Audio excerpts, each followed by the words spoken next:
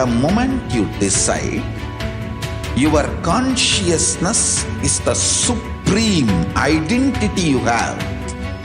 You will not empower your Nithyanandam Paramasukadam Kevalam Jnanamurtim Dvandvatitam Gaganasadrisham Tattvamasyaadilaksham Ekam Nityam Vimalamachalam Sarvadi Sakshibhutam Bhavatitam Trigunarahitam Satguruntam Namami. Nithyanam, everybody. We welcome each and every one of you for today's Parashakti Akashic readings, manifesting through the supreme pontiff of Hinduism, Jagat Guru Mahasannidhanam, His Divine Holiness, Bhagavan Nithyananda Paramashivam. A few security measures from Kailasa'S National Security Agency. Photography, video and audio recording of any kind is strictly prohibited. Please be on mute and be on camera. And if you need to step out due to some unavoidable situation, please inform the digital security officer.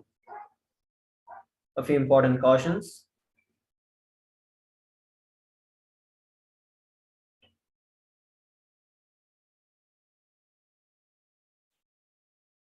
We welcome all the Kailasa'S attending from Kailasa'S monasteries, gurukuls, temples, ashrams and centers from around the world.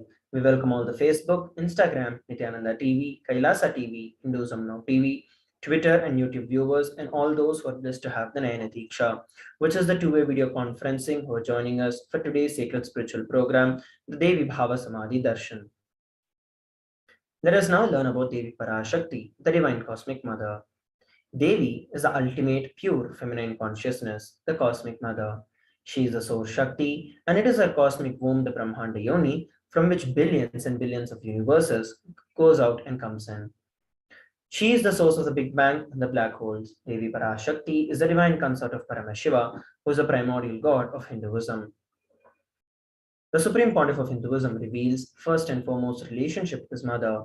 Ability to learn, even the idea to relate, starts with mother. Mother is an important way to connect with what you think as life. In the Vedic tradition, our rishis were aware your ability to connect with mother should be directed to the cosmos. It should inspire, it should awaken your higher consciousness.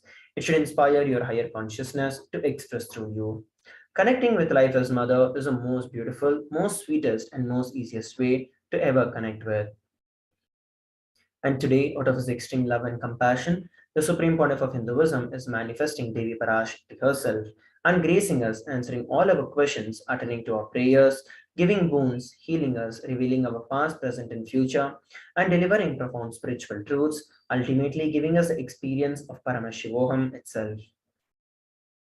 Let us now learn about the Bhava Samadhi Darshan. What is Bhava Samadhi Darshan? Sama is oneness and Adi means source. So Samadhi means one with the source. Bhava means attitude or aspect. Bhava Samadhi means being one with the source through this aspect. Darshan means to have a glimpse of. In the Vedic tradition, it is used to describe the moment we behold a deity, an avatar, a saint, or an enlightened being, as just seeing such a being can cleanse the karmas of lifetimes and create a deep, lasting transformation in the receiver. Darshan is a powerful superconscious vibration that is present around an avatar at all times. He simply radiates darshan just as the sun continuously radiates light. The auspicious moment when you are able to catch it becomes a moment of darshan for you, raising you to the next level of superconscious breakthrough, like hitting the reset button on your being. Divine cosmic beings are real and they manifest from Kailasa, the enlightened time-space zone, through deities and incarnations. Divine cosmic beings manifest through Archavatara, which are the deities in temples, through Bhava Samadhi Darshans in Nija avatars as incarnations. Bhava Samadhi Darshan is the science of Nija avatar manifesting Paramashiva, the supreme consciousness. Devi Parashakti expresses through being of Rajarajeshwari and manifests as Nija avatar in physical form as Devi Meenakshi. The Archavatar, which is the deity, reflects the consciousness and manifestation, which is the being of the superconscious energy. But human beings are not mature enough to receive the higher level experiences from the Archavatar directly. So the avatar physical embodied form has to come down to bridge the gap and create an experience of the superconscious energy in all of us. Bhava Samadhi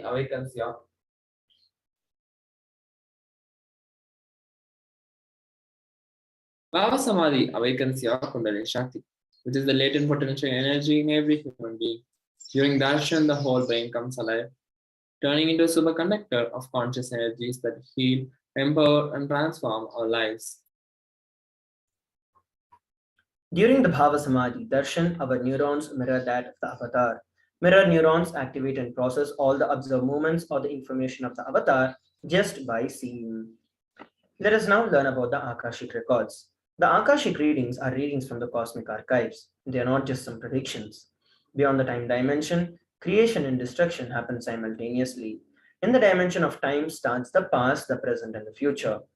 But because the Akashic records are stored in the space dimension, there is no past, present, or future. That is why whatever you call as happened, happening, and yet to happen is clearly recorded in the Akashic records. So till now we have learned about a basic introduction to Devi Parashakti and what is Bhava Samadhi Darshan. Next, we're going to be learning about the supreme point of Hinduism after a short break. Please stay tuned. Just be alive for next 3 years. Don't die within next 3 years. I guarantee you, I will reach you wherever you are.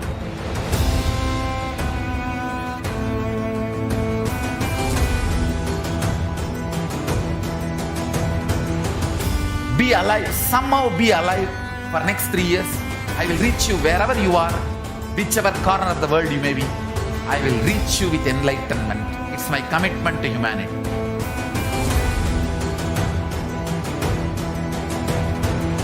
I'm going to empower, enlighten each and every one of you with the fuel and energy of the parallel universe.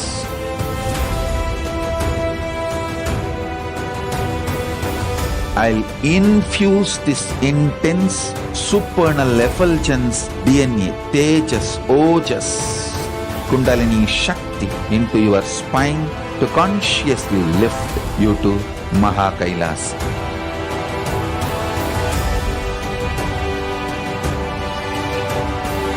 It is irreversible permanent enlightenment, irreversible power manifestation, irreversible permanent empowerment.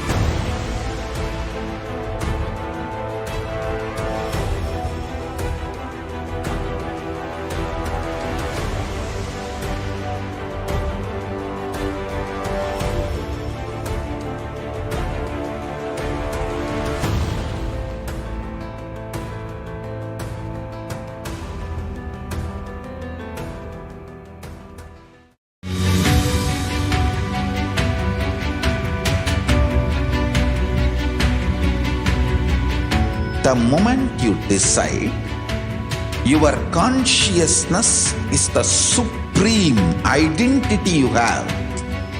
You will not empower your depression, your frustration,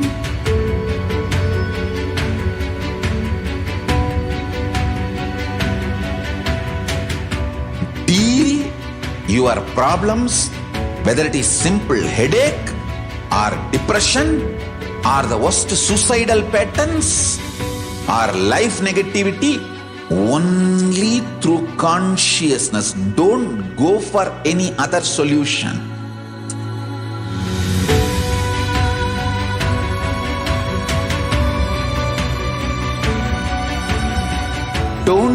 keep stupid, toxic, life negative struggles inside.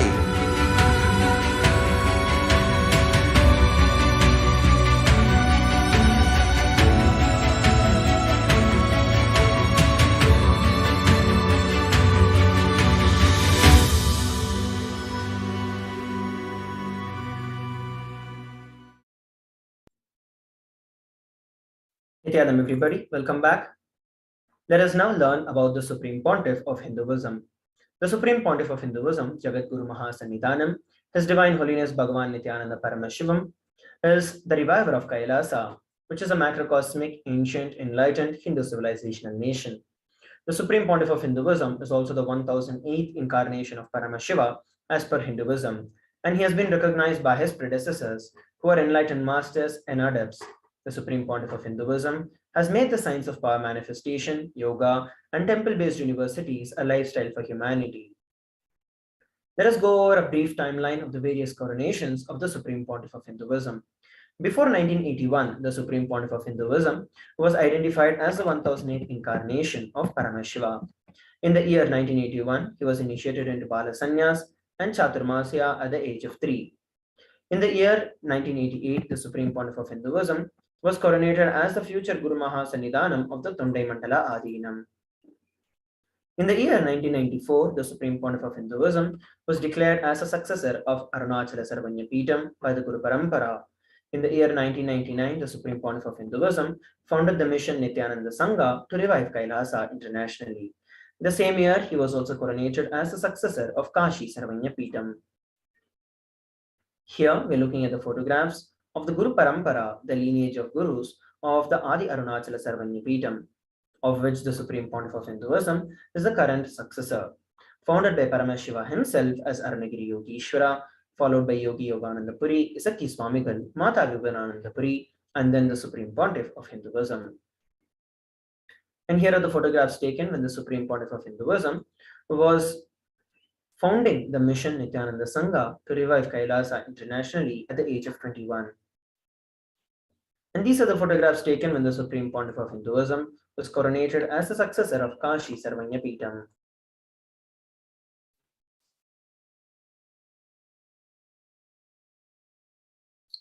On 4th November 2002, Supreme Pontiff of Hinduism founded the Adi Kailasa'S Peetham.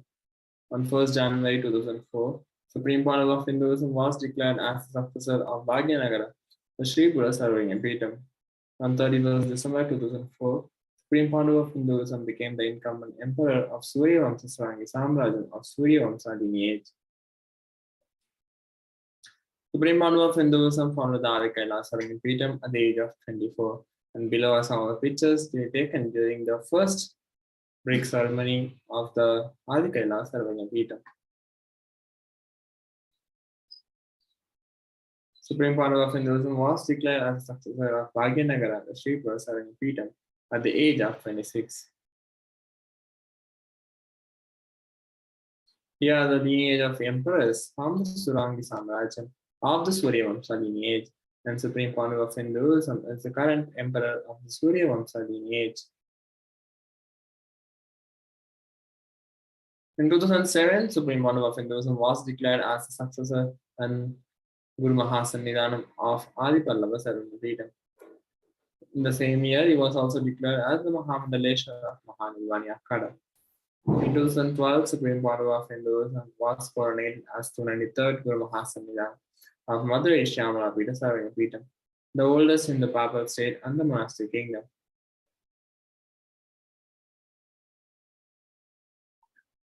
Here are some of the pictures taken during the coronation as the successor and the reviver of the Adi Pallava Sarvanya Peetham.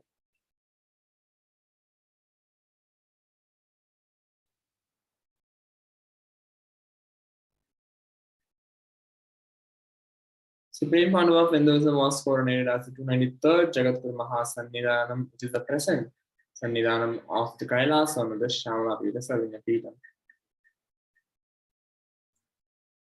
In the year 2013, the Supreme Pontiff of Hinduism was officially coronated as the Mahamandaleshwar, the supreme spiritual head of the Mahanirvani Akhada, which is the largest apex monastic order and the youngest Mahamandaleshwar.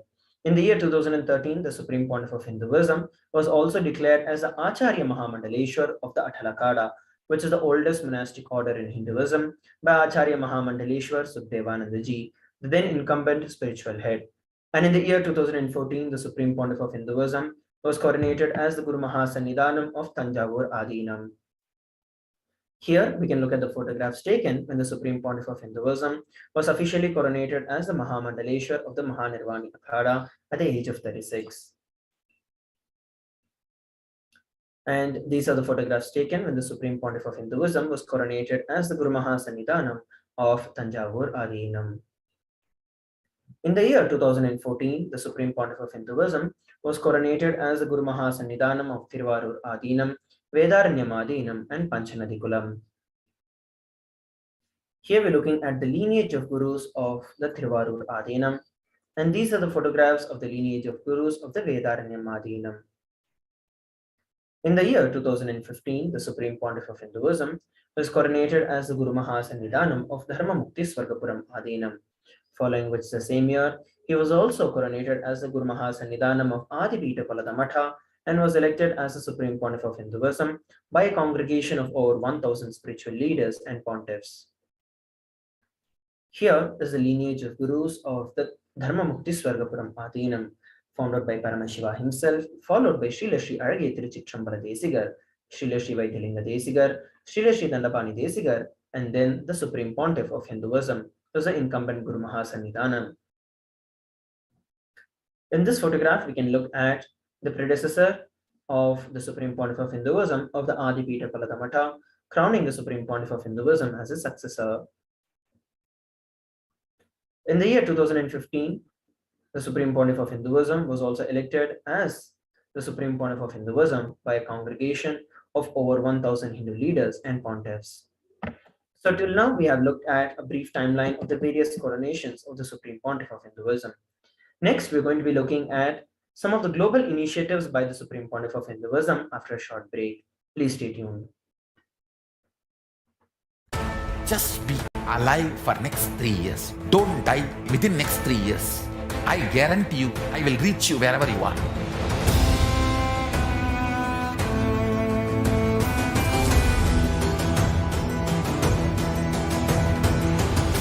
Be alive, somehow be alive for next 3 years.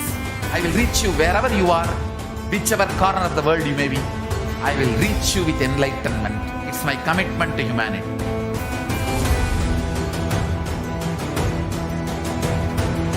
I'm going to empower, enlighten each and every one of you with the fuel and energy of the parallel universe.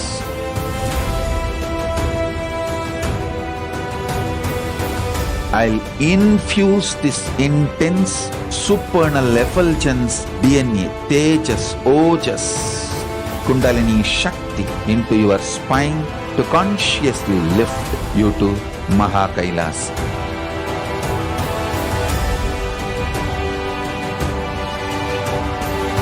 It is irreversible permanent enlightenment, irreversible power manifestation, irreversible permanent empowerment.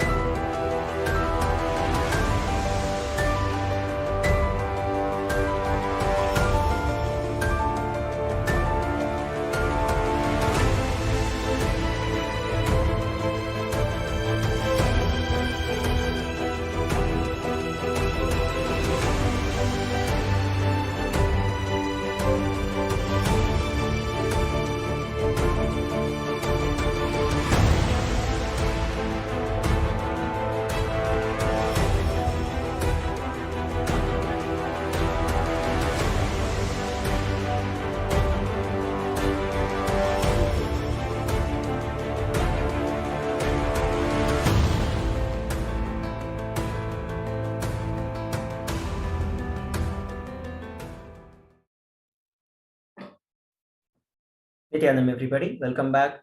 Let us now look at the global initiatives by the Supreme Pontiff of Hinduism. Over 26 years of relentless humanitarian services and initiatives, including free vegetarian food, medical services, natural disaster relief, women empowerment initiatives, conflict resolution and peace initiatives, sustainable Hindu practices through various international agencies and bodies. The Supreme Pontiff of Hinduism has authored over 300 books and 10,000 articles in 3 languages: English, Tamil, and Sanskrit. And these have also been translated into 50 languages with over 1,000 titles. Over 20 million copies of books and articles have been sold, read, and downloaded. The Supreme Pontiff of Hinduism has also established the world's largest Hindu library with over 1 million books, million palm leaf scriptures, and over 20 million digital books. The Supreme Pontiff of Hinduism has been revered as the most prolific and most viewed guru in the digital world, read and watched by 1 billion plus followers in Hinduism. The Supreme Pontiff of Hinduism has delivered over 10,000 hours of discourses, which has enriched over 1 billion views on social media. The Supreme Pontiff of Hinduism has also been respected as the commentator of all the sacred scriptures, such as the Upanishads, the Bhagavad Gita, Shiva Sutras, Yoga Sutras, Ashtavakra Gita, Jain Sutras, etc.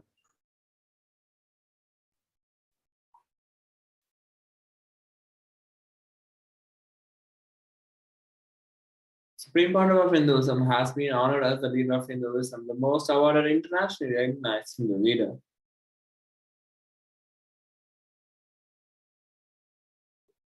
Supreme Pontiff of Hinduism has been acclaimed as one of the top and the spiritually influential living personalities by Watkins Mind Body Spirit magazine.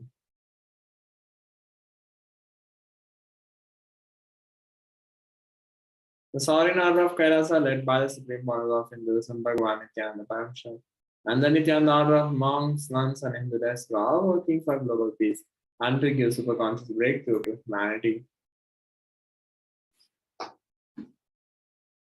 Supreme Pontiff of Hinduism is the establisher of the largest Hindu university in the world, with satellite campuses in around 150 plus countries. He is also the establisher of 1,000 plus Kailasa Enlightenment ecosystems. He is also the founder and reviver of over 100 serving epitomes. Next, we're going to be learning about manifesting the extraordinary Shaktis of Paramashiva. The Balasans, Nithyananda Yogis, and the initiated disciples of the Supreme Pontiff of Hinduism will now be demonstrating the powers of third eye and sharing with all the experiences and the results of these extraordinary power manifestations awakened in us through the Diksha or the initiation by the Supreme Pontiff of Hinduism. In today's Bhava Samadhi Darshan, all of us will be receiving the initiation into third eye awakening and various other powers with the grace and the blessings of the Supreme Pontiff of Hinduism. And we will be manifesting the powers of third eye, which is seeing with our eyes blindfolded. Third eye is a cosmic browsing center, which is located between your brow center, and which upon initiation, one can effortlessly express the powers and see through the third eye just as you would with your two eyes. Let us now learn about the Shaktis. What exactly are Shaktis? In the Vedagamas, which are the source scriptures of Hinduism, Paramashiva reveals in elaborate detail that every human being is hardwired to manifest 463 plus extraordinary Shaktis, which are the divine powers. Manifesting powers or Shaktis are described as a system, a method, and a science for human beings to explore the various possibilities and powers and have access to various states of consciousness. Shaktis manifest from the fundamental cognition that you are a divine and that you need to manifest divine, not that you are a man and that you need to reach divine.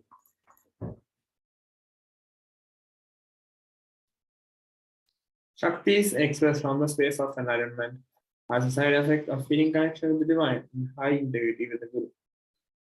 Shaktis are the source of enlightenment, whereas siddhis are powers that manifest from tapas or penance for enlightenment, and siddhis are on path of enlightenment. The Shaktis of Paramashiva manifest through ordinary human beings in an extraordinary way after the initiation from the avatar, and Shaktis are permanent, whereas siddhis are not permanent, and siddhis may divert you from enlightenment. Let us now understand about Paramashiva, the source of Shaktis. Paramashiva is the primordial divinity in Hinduism. the ultimate reality and cause, which is self-effulgent. Swayam Prakasha, all-pervading, unchanging beyond time, space, form, and causality. As the fundamental base of Avyakta, the unmanifest and Vyakta, the manifest existence, he performs the Panchakritya, or five cosmic acts of Srishti, which is creation, Sthiti, sovereign rulership and maintenance, Samhara, rejuvenation, Tirubhava, bring out of delusion, Anugraha, liberating grace for all living entities. The Supreme Pontiff of Hinduism, Jagat Guru Mahasannidhanam, His Divine Holiness Bhagavan Nithyananda Paramashivam, is the 1008th incarnation of Paramashiva and the representative of Paramashiva. He is also the reviver of Kailasa, which is the ancient, enlightened Hindu civilizational nation. And ever since the beginning of this civilization, the Sanatana Hindu Dharma has been a cradle of enlightened beings and highly advanced sciences. It was where the science of power manifestation was lived and taught as a lifestyle. And for the very first time in the modern day, the Supreme Pontiff of Hinduism is reviving these yogic sciences and transmitting it to the world at a record-breaking pace never accomplished before. The knowledge and the science of manifesting these Shaktis are passed down from one generation to the next through the Diksha or the initiations by the enlightened gurus. The Supreme Pontiff of Hinduism, being recognized as an incarnation at a very young age, was trained and taught these sciences to revive the knowledge repositories for billions to manifest the science of power manifestation from the disciplines of Vedanta, Tantra, Sri Vidya, Yoga and Yogic powers, Mantra Shastra, Siddha Vidya, science of Aushta, Advaita and Bhakti Yoga, Paramashiva Jnana and Paramashiva Vijnana. So now that we've had a beautiful introduction to the power manifestation, how are we going to awaken these Shaktis? We're going to be looking at it after a short break. In today's segment, we're going to be manifesting the power of body scanning.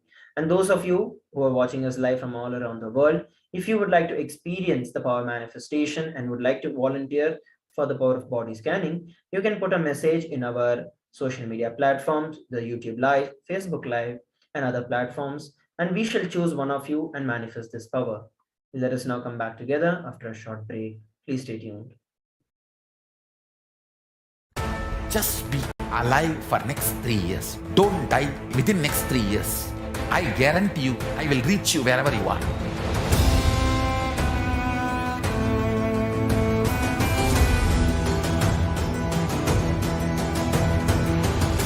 Be alive, somehow be alive for next 3 years. I will reach you wherever you are, whichever corner of the world you may be. I will reach you with enlightenment. It's my commitment to humanity.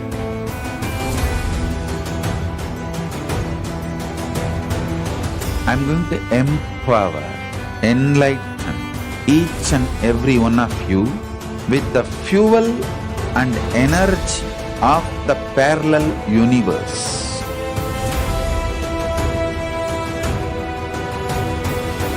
I'll infuse this intense supernal effulgence DNA, Tejas, Ojas, Kundalini Shakti into your spine to consciously lift you to Mahakailasa.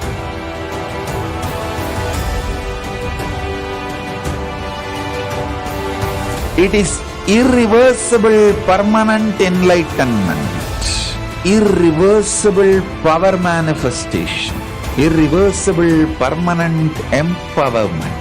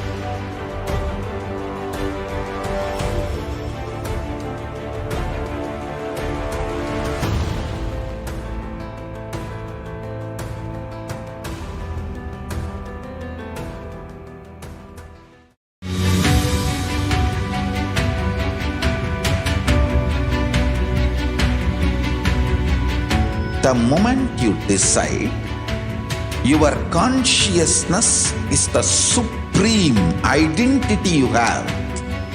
You will not empower your depression, your frustration,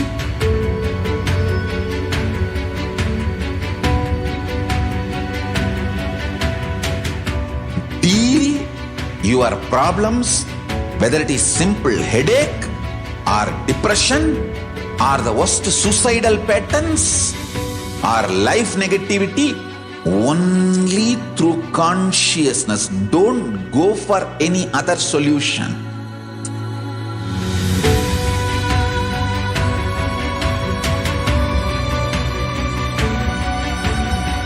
Don't keep stupid, toxic, life negative struggles inside.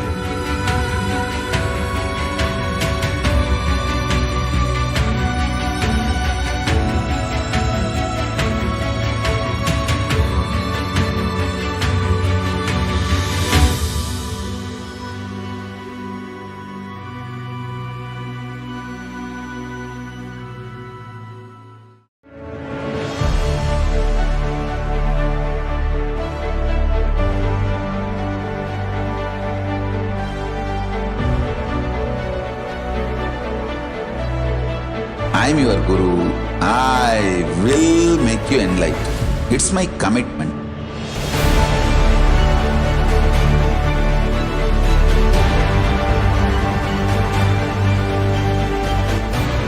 Till you become Paramashiva, I won't rest. Don't worry at all.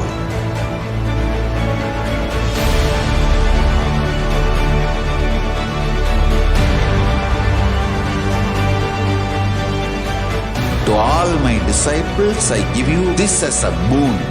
I'll swallow everything with which you are stuck and liberate you all.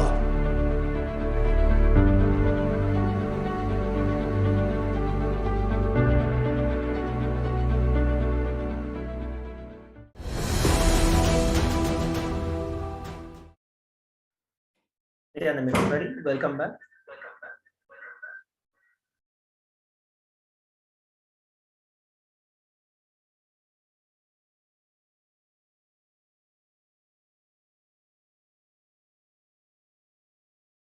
Let us now understand how do we awaken these divine Shaktis in us. So let us now watch a very beautiful video, a short clip of the understanding about the initiation. Every ultimate truth, which is the jnana, when it is mapped into our consciousness, which is the prajna, manifests as the power and the possibility of every being. Diksha is the direct transfer of spiritual energy by an enlightened being through look, word, or touch.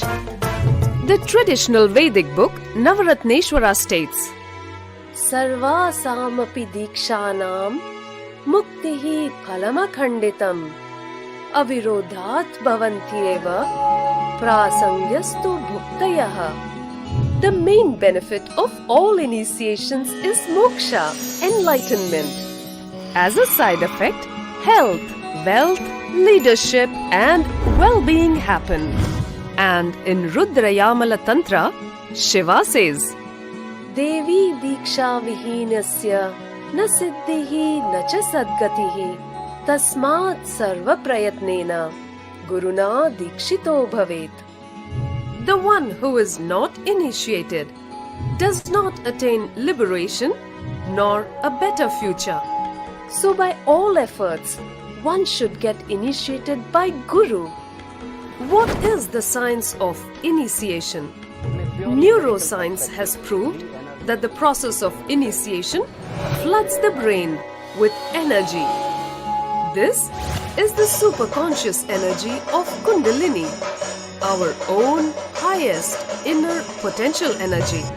As the Kundalini flows from the thalamus to the cortex, it sets up a powerful energy loop within the brain, which awakens the latent non-mechanical parts which we have never used before.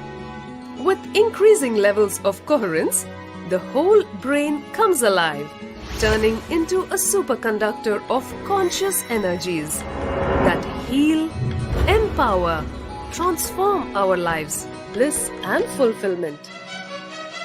Initiation creates high awareness, visualization, creativity. It also slows the aging process and improves the immune system. Kundalini awakening, healing experience, levitation, teleportation, materialization. Experience the power of initiation. Yes, we saw a beautiful video on the science of initiation. Now, let us look at how this science of power manifestation is authenticated through the four aspects of evidences or the pramanas. The first is the Shastra Pramana, which is the eternal and unchangeable truths that are revealed in the source scriptures. The next is the Apta Pramana, which is the experiences and the results of Aptas or authorities of Hinduism, the Vedic rishis and scientists who have time tested and verified the science. The next is the Atma Pramana, which is the personal experience of the Supreme Pontiff of Hinduism. And the fourth is the Pratyaksha Pramana, which is the empirical evidence from observation and scientific experimentation.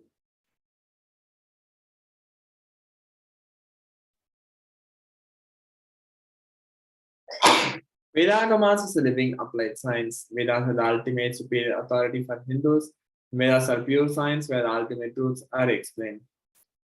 Agamas are the scriptures where applied technology, the applied science is expanded. And Vedas and Agamas, Vedagamas are given the status of Shruti as they are directly revealed by Paramashiva. They are the ultimate, eternal, unchangeable truths. And a reference cited from these Shastras or scriptures is called the Shastra Pramana.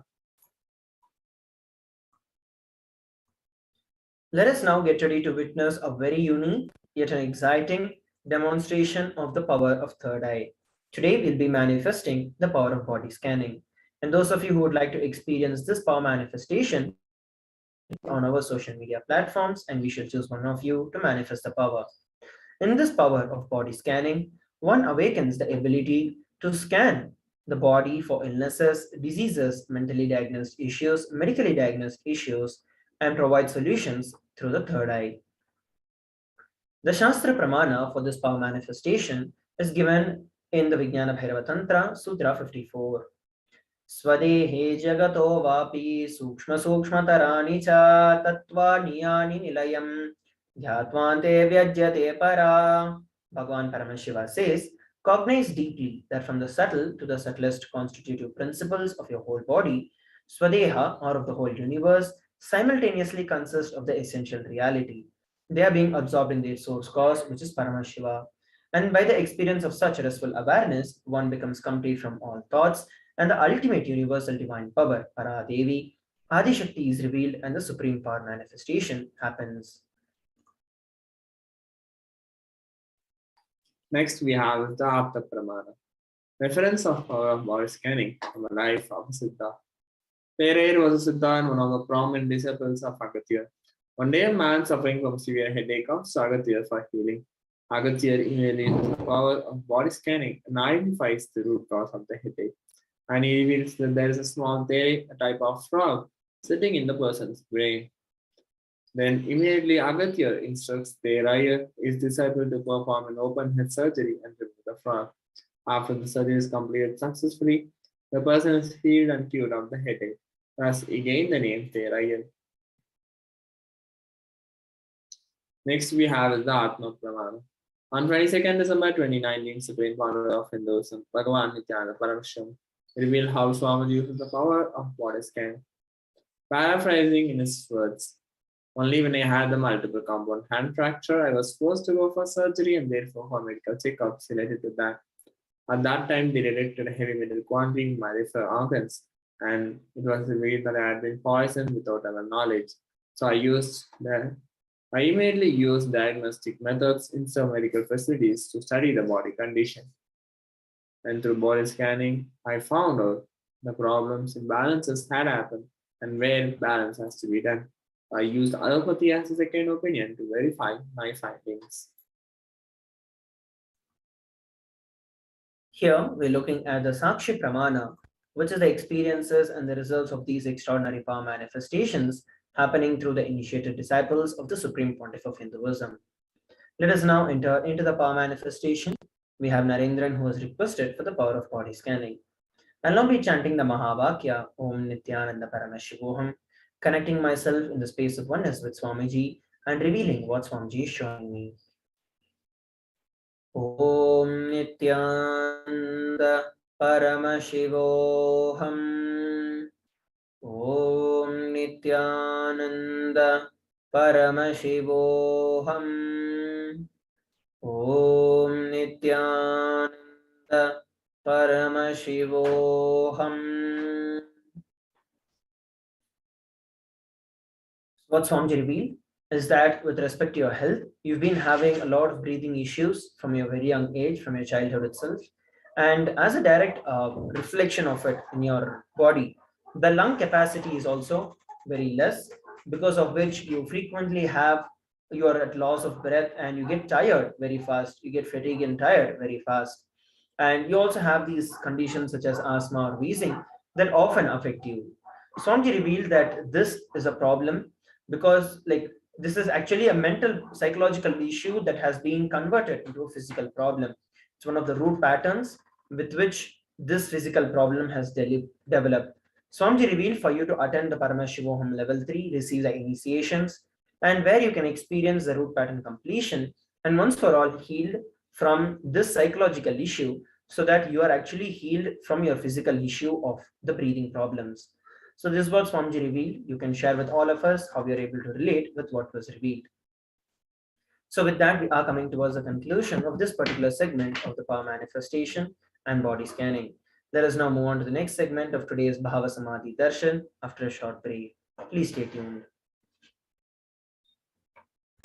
Just be alive for next 3 years. Don't die within next 3 years.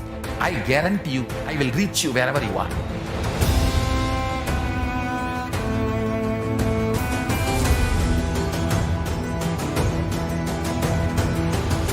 Be alive, somehow be alive for next 3 years. I will reach you wherever you are, whichever corner of the world you may be. I will reach you with enlightenment. It's my commitment to humanity.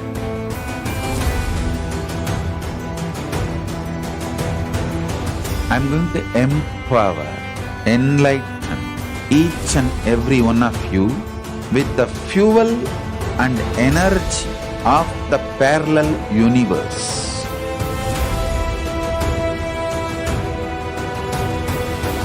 I'll infuse this intense supernal effulgence DNA, Tejas, Ojas, Kundalini Shakti into your spine to consciously lift you to Kailas.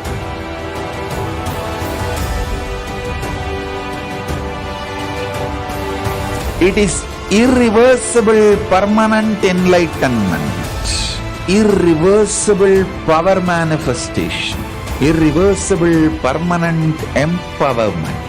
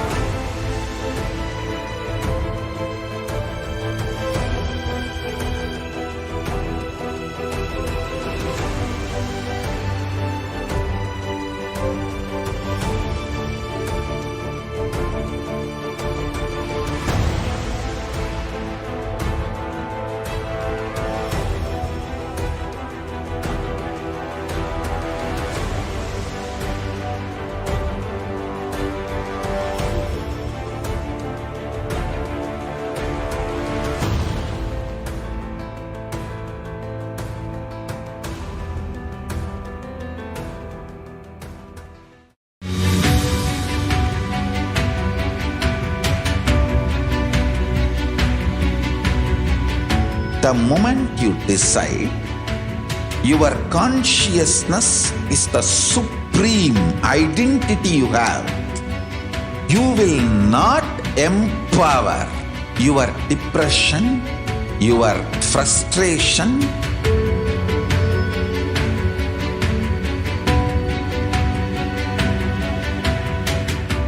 deal your problems, whether it is simple headache or depression or the worst suicidal patterns or life negativity, only through consciousness. Don't go for any other solution.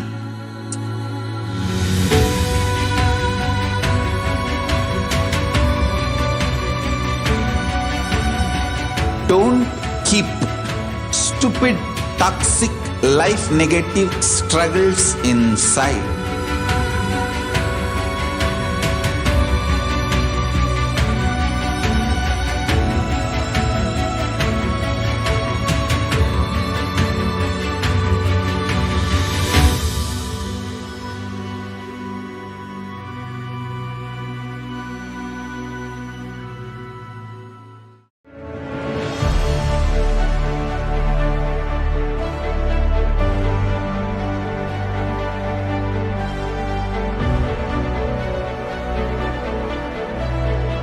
I am your Guru. I will make you enlightened. It's my commitment.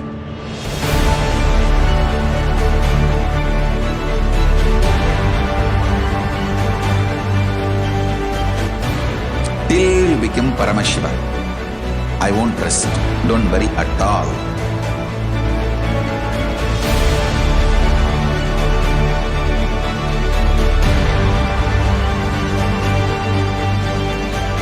To all my disciples, I give you this as a boon.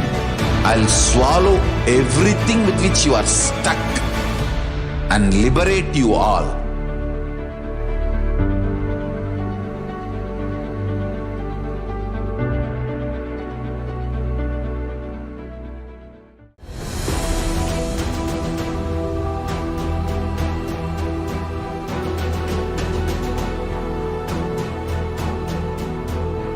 Your consciousness has power at this moment to swallow, digest, clean up all negativity and all toxins.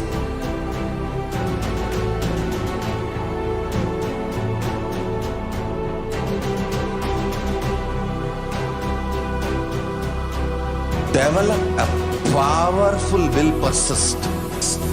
That's the most important asset for life.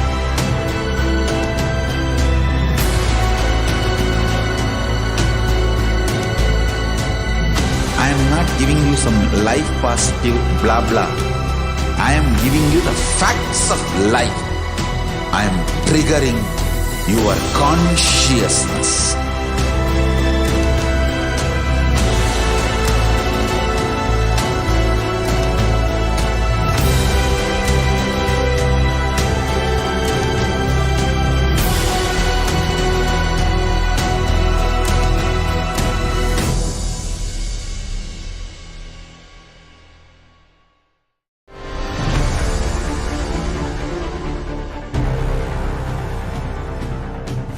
Time itself is nothing but your decision to struggle with the same rut.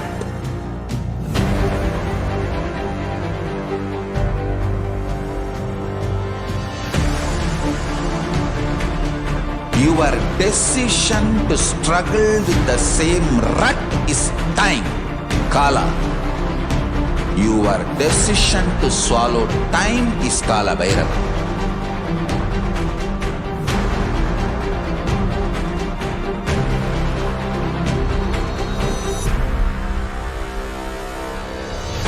Stand.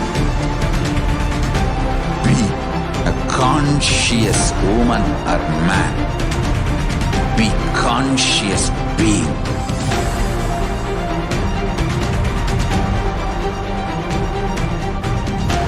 Shrink the time through conscious will persistence.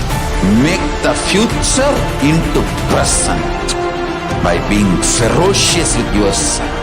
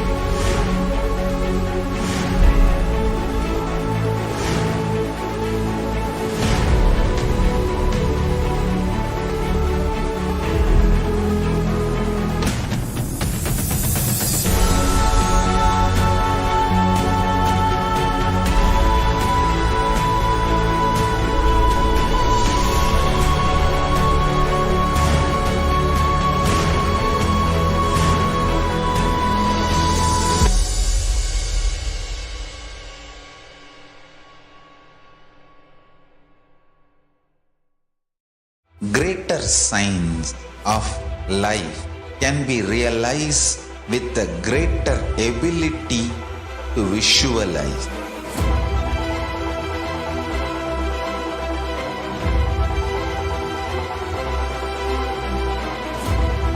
Greater science is the equivalent word for Hinduism.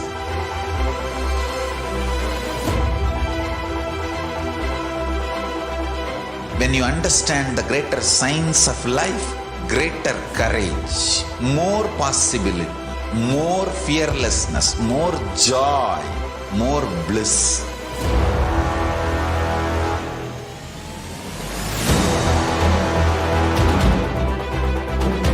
When you visualize Paramashiva with 25 heads, 75 eyes, 50 hands, your consciousness becomes ferocious, and that ability to visualize, you will get involved in everything deeply.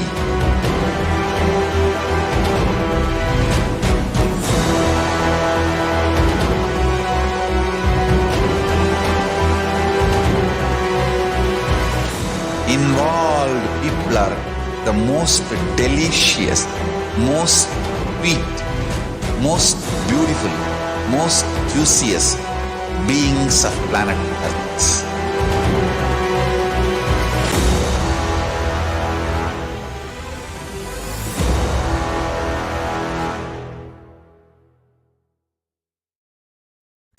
Just be alive for next 3 years. Don't die within next 3 years. I guarantee you, I will reach you wherever you are.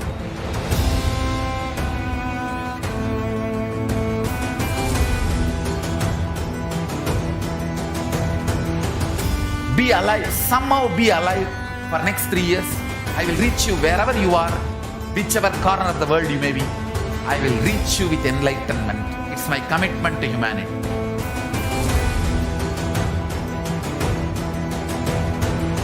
I'm going to empower, enlighten each and every one of you with the fuel and energy of the parallel universe.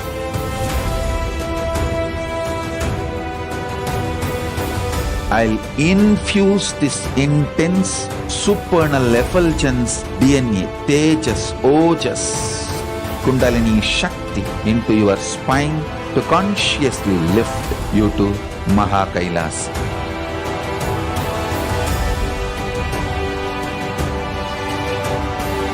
It is irreversible permanent enlightenment, irreversible power manifestation, irreversible permanent empowerment.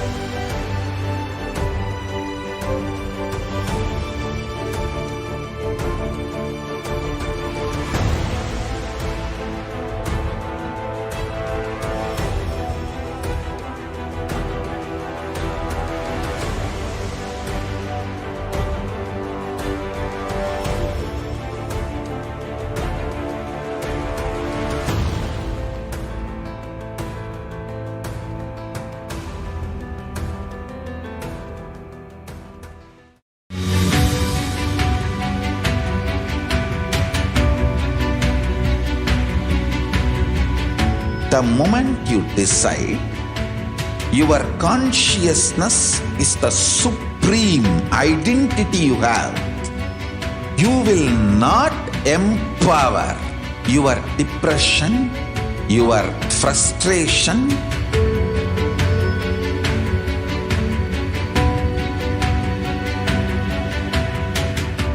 deal your problems, whether it is simple headache or depression or the worst suicidal patterns or life negativity, only through consciousness. Don't go for any other solution.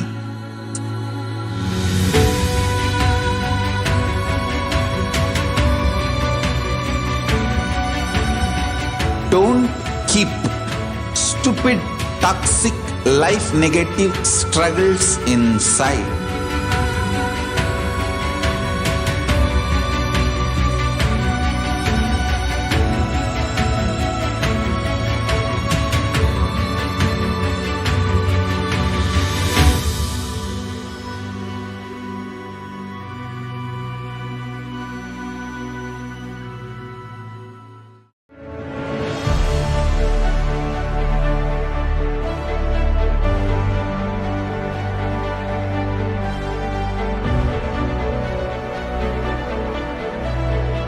I am your Guru. I will make you enlightened. It's my commitment.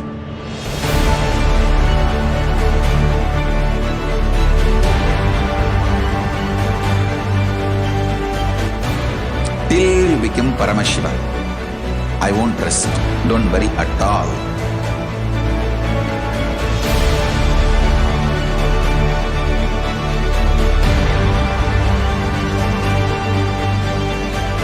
To all my disciples, I give you this as a boon.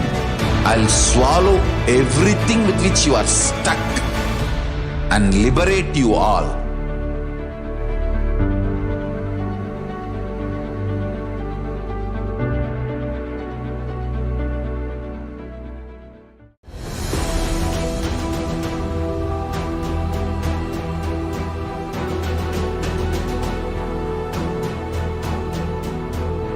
Your consciousness has power at this moment to swallow, digest, clean up all negativity and all toxins.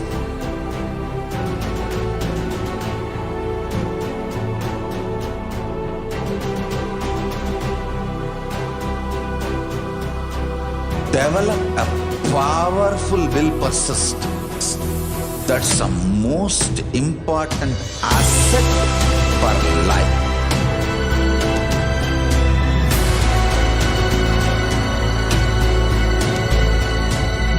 I am not giving you some life positive blah blah. I am giving you the facts of life. I am triggering your consciousness.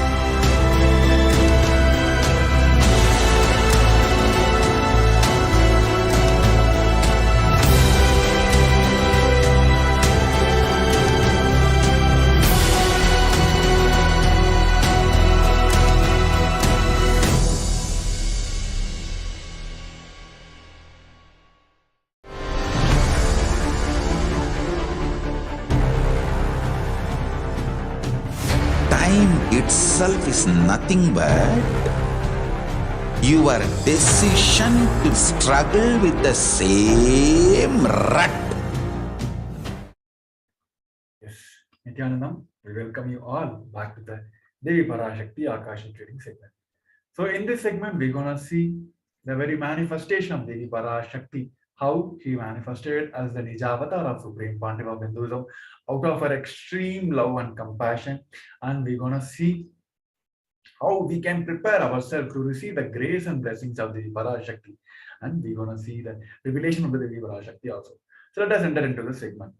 First, let us understand how this worshipping divine as a sacred feminine is so much centered in Sanatana Hindu Dharma, and it is being considered as a very unique contribution to the Sanatana Hindu Dharma.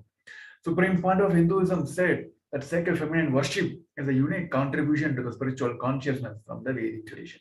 Because even if from what Vedic tradition gave is lost. Everything, whatever Vedic tradition gave to the humanity, even if we lost everything, then just as the sacred feminine tradition is there, then the whole thing can be revived because that is the seed. As we all know, Hinduism has at least 10,000 sampradayas, the subsets. For some reason, we may have lost many sampradayas. Even now, we are continuously losing some sampradayas. Even if we lose all the sampradayas, we just keep this one sampradaya, the Devi worship, the mother worship alive, we can bring back everything back because everything is centered on this one, the mother worship. Mother worship carries the blueprint of the whole Sanatana Hindu Dharma. Supreme Pandu of Hinduism said, there is no enlightened being on the planet Earth without worshipping the sacred feminine, including me. He said, I am basically a Shakta. I myself follow Devi worship. From the beginning, if you see the autobiography of the Supreme Pandu of Hinduism, the darshan he had, the yantras he have carved, the deities he have carved, all are mother-based, Devi-based. And also from the life story of Sri Ramakrishna Paramashivam, a great avatar who lived in 1836 to 1886. Supreme Pandu of Hinduism, from his life story, he said how Sanatana Hindu Dharma is centered on the sacred feminine, where it is being considered as the most feminist religion. So let us hear it from the Supreme Pandu of Hinduism.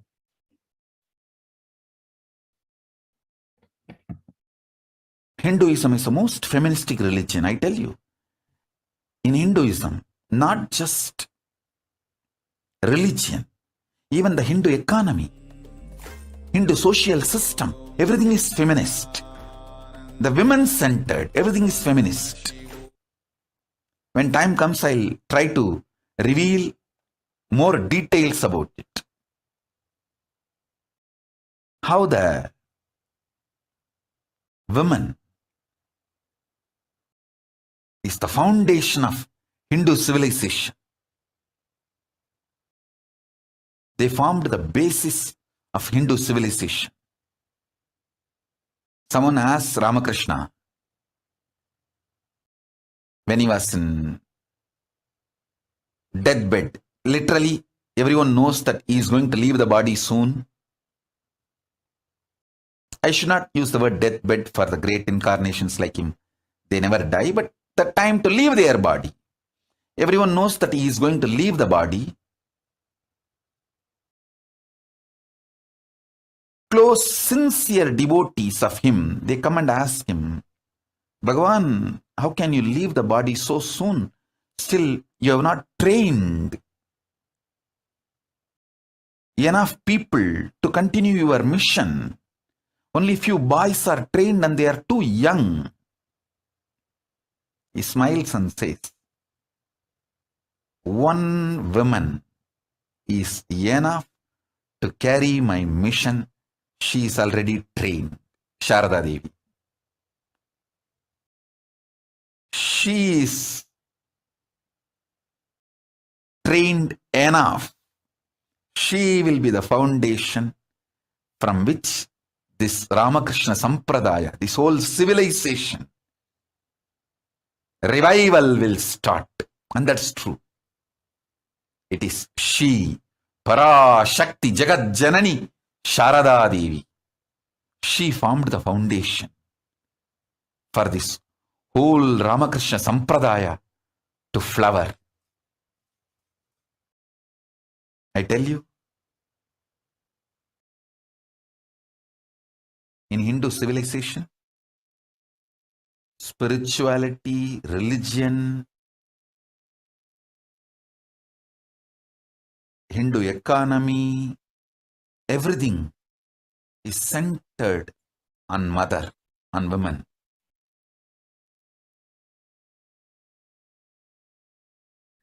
Yes, it was a wonderful. The life story of Ramakrishna Paramashivam itself proved how Sanatana Hindu Dharma is centered on the mother worship. And he also said Shiva is the Brahman, but Devi has the key to reach the Brahman. Unless she opens, nobody can reach. He added with a beautiful description of the house scene from an Indian village, saying, even though the husband is the owner of the house, the key to the house will be on the hip of the mother. So either you have to fall at the feet of the mother or the small sons of the mother. Only they can touch that place, the hip of the mother, and remove the key. Nobody else can touch. So either we have to surrender to the mother, or people who are closer to the mother, only they can reach and access to the key and achieve that ultimate. Here the Shastra Pramana from the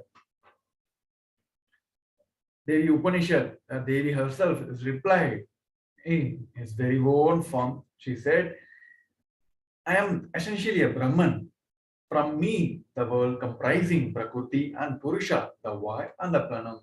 I am the bliss and non-bliss. Knowledge and ignorance are myself. Brahman and non-Brahman are to be saved, the scripture of other ones. In the verse number 3, she has said, I am the 5 elements as also what is different from them. I am the entire world. I am the Veda as well as what is different from it. I am the unborn. I am the born, below and above and around. Devi herself is explained her very own manifestation. So who is Devi Parashakti? Let us understand from the cosmic language. Devi Parashakti is the ultimate pure feminine consciousness. She is the cosmic mother. It is her cosmic womb from which billions and billions of universe comes out and goes in. She is the source where the Big Bang and the black hole goes on. Parashakti is the source Shakti, source energy, source power from which all of us are came, in which all of us are now, in which all of us are going to merge.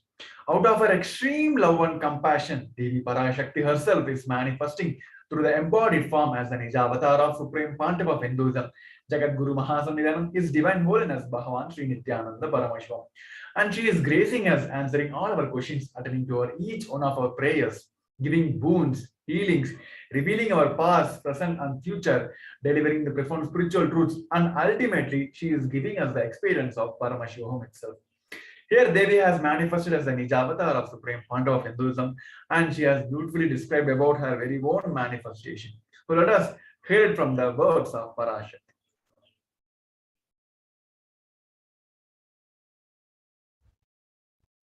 Om, Om, Om.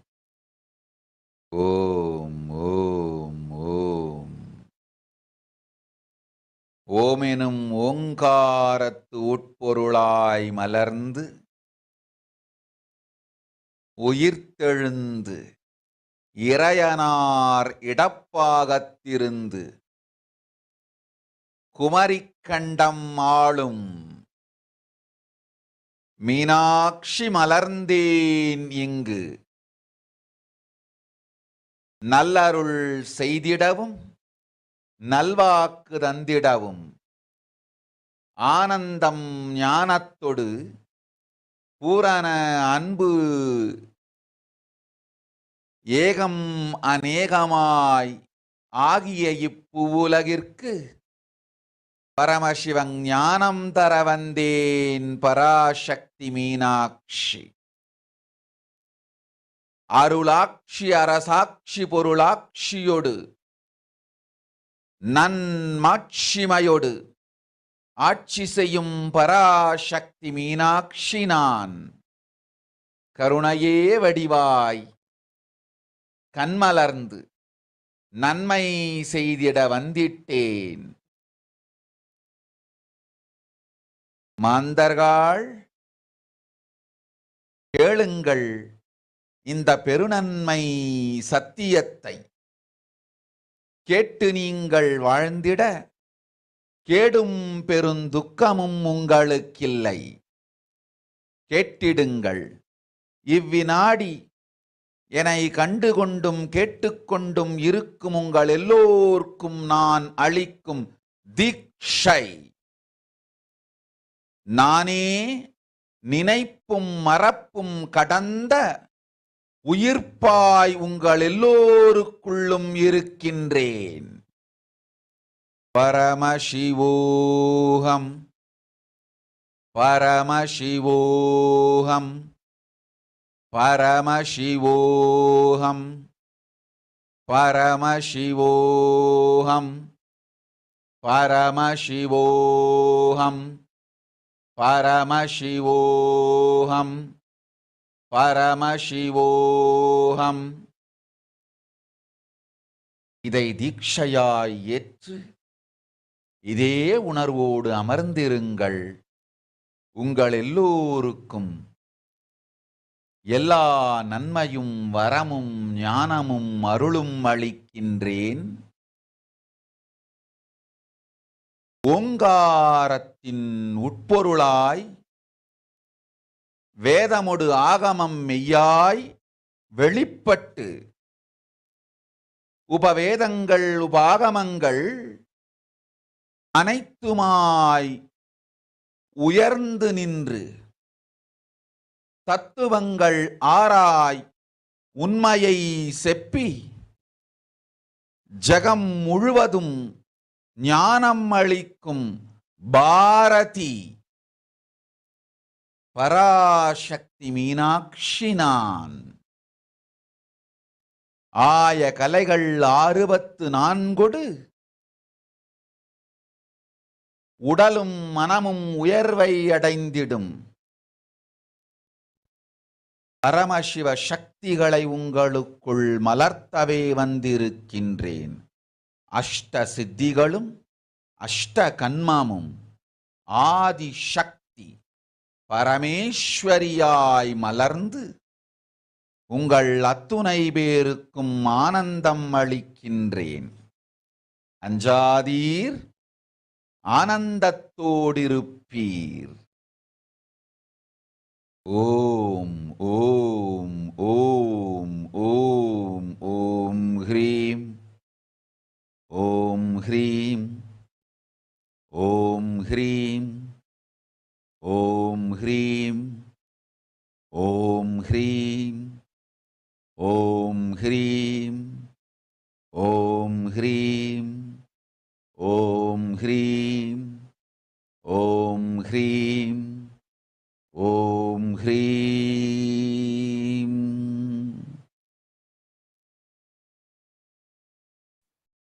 Yes.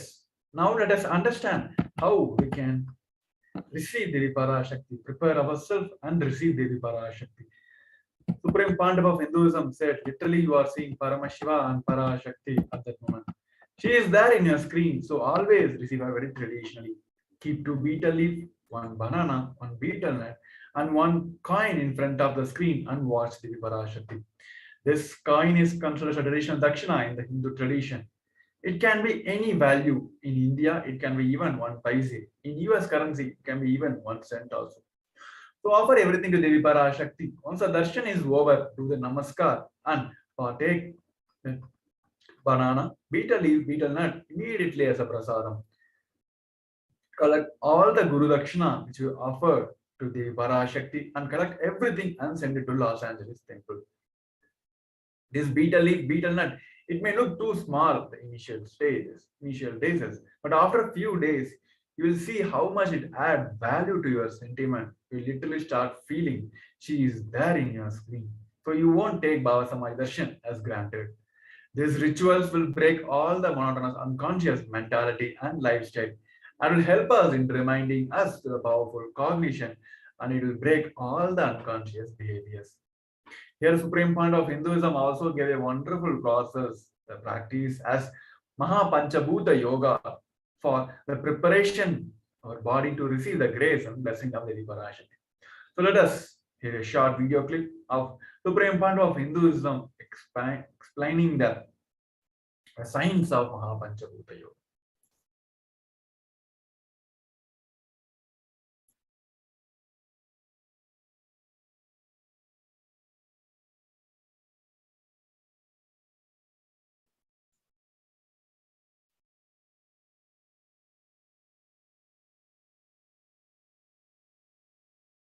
I wanted to give you one sacred secret to all of you.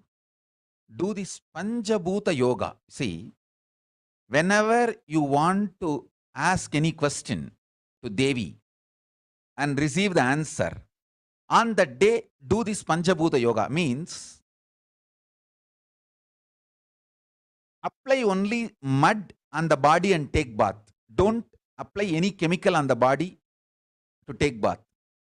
Just that Puttuman means that anthill mud only that apply on the body and take bath. Don't apply anything else. That is mud, earth part, earth component. Second, water. Drink only water that day. Don't eat, drink, don't do anything other than drinking water. When you come for the Parashakti's Akashic reading, at least for a few hours, prepare yourself. Maybe 10 hours ahead. Just drink only water and keep yourself active. Third, the fire in your stomach should be allowed to burn without any food dumped on it. Just the pure fire. You can chant Omkara to intensify it, or Mahavagya, Ajapa Japa, but pure fire. No food, nothing. That pure fire should be encouraged. And just be in the free air, open space, breathing the whole sky at least few hours before. And intensely unclutch to get the power of the space, Akasha. See, listen. Akasha is an intense energy.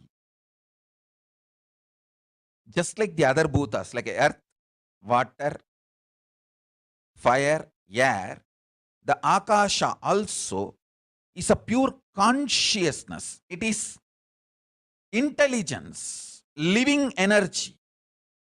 Once you start unclutching, you manifest Akasha's energy in you, consciousness in you. So do this Panchabhuta Yoga. Your questions will be surely answered immediately by Parashakti.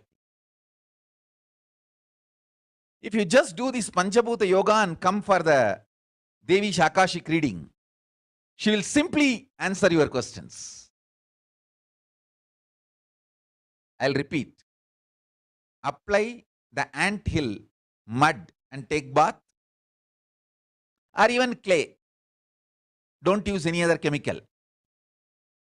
Take bath just with the mud. Second, drink only water. No other food or juice at least for 10 hours ahead. If possible, that whole day. Third, intensify the Agni in your stomach without dumping any food on it. Just through the Omkara, Ajapa Ajapa, ignite it, intensify it. Fourth, walk around and breathe in an open space at least for a few hours before. Fifth, try to unclutch as intensely as possible to receive the Akasha energy, Chitambara, Chitambara, that energy of cosmic space. With this Panchabhuta Yoga, come to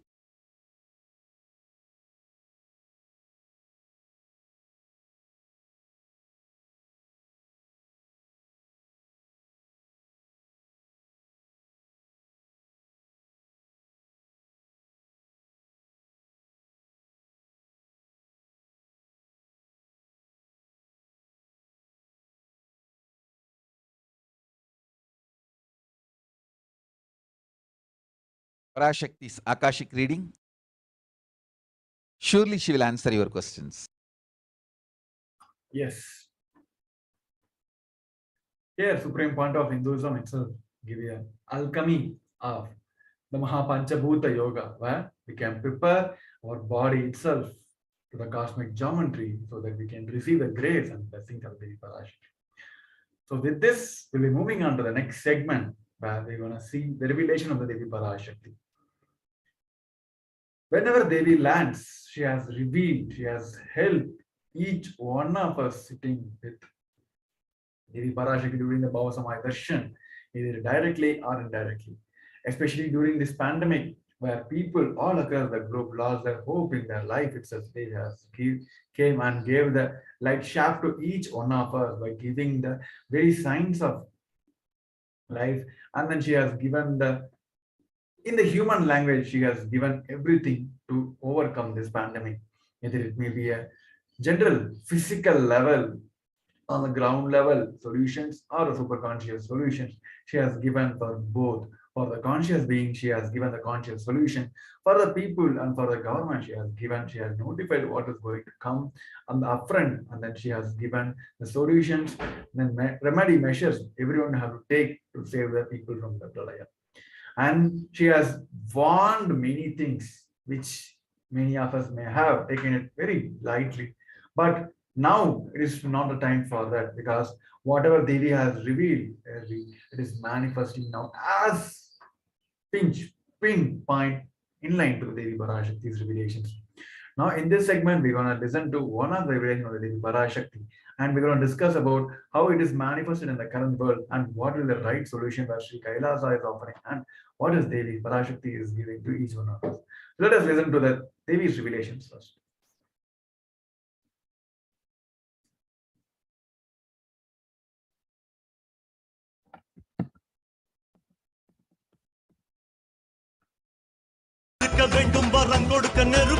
ஓம் ஓம் ஓம் ஓம் ஓம் ஓம் ஓங்காரத்துயர்ந்து பாங்காய் வேதமொடு ஆகமமாய் வெளிப்பட்டு ரீங்காரமாய் மலர்ந்து பரஷோடசியாய் நிறைந்து 40 முக்கோணம் வாழும் கையிலை ஸ்ரீபுரச் சிந்தாமணி கிருகத்தில் இருக்கும் கைலாச சுவாமினி பரஷோடசி பரமசிவன் பாகம் அமர்ந்து பாராளும் பரமேஸ்வரி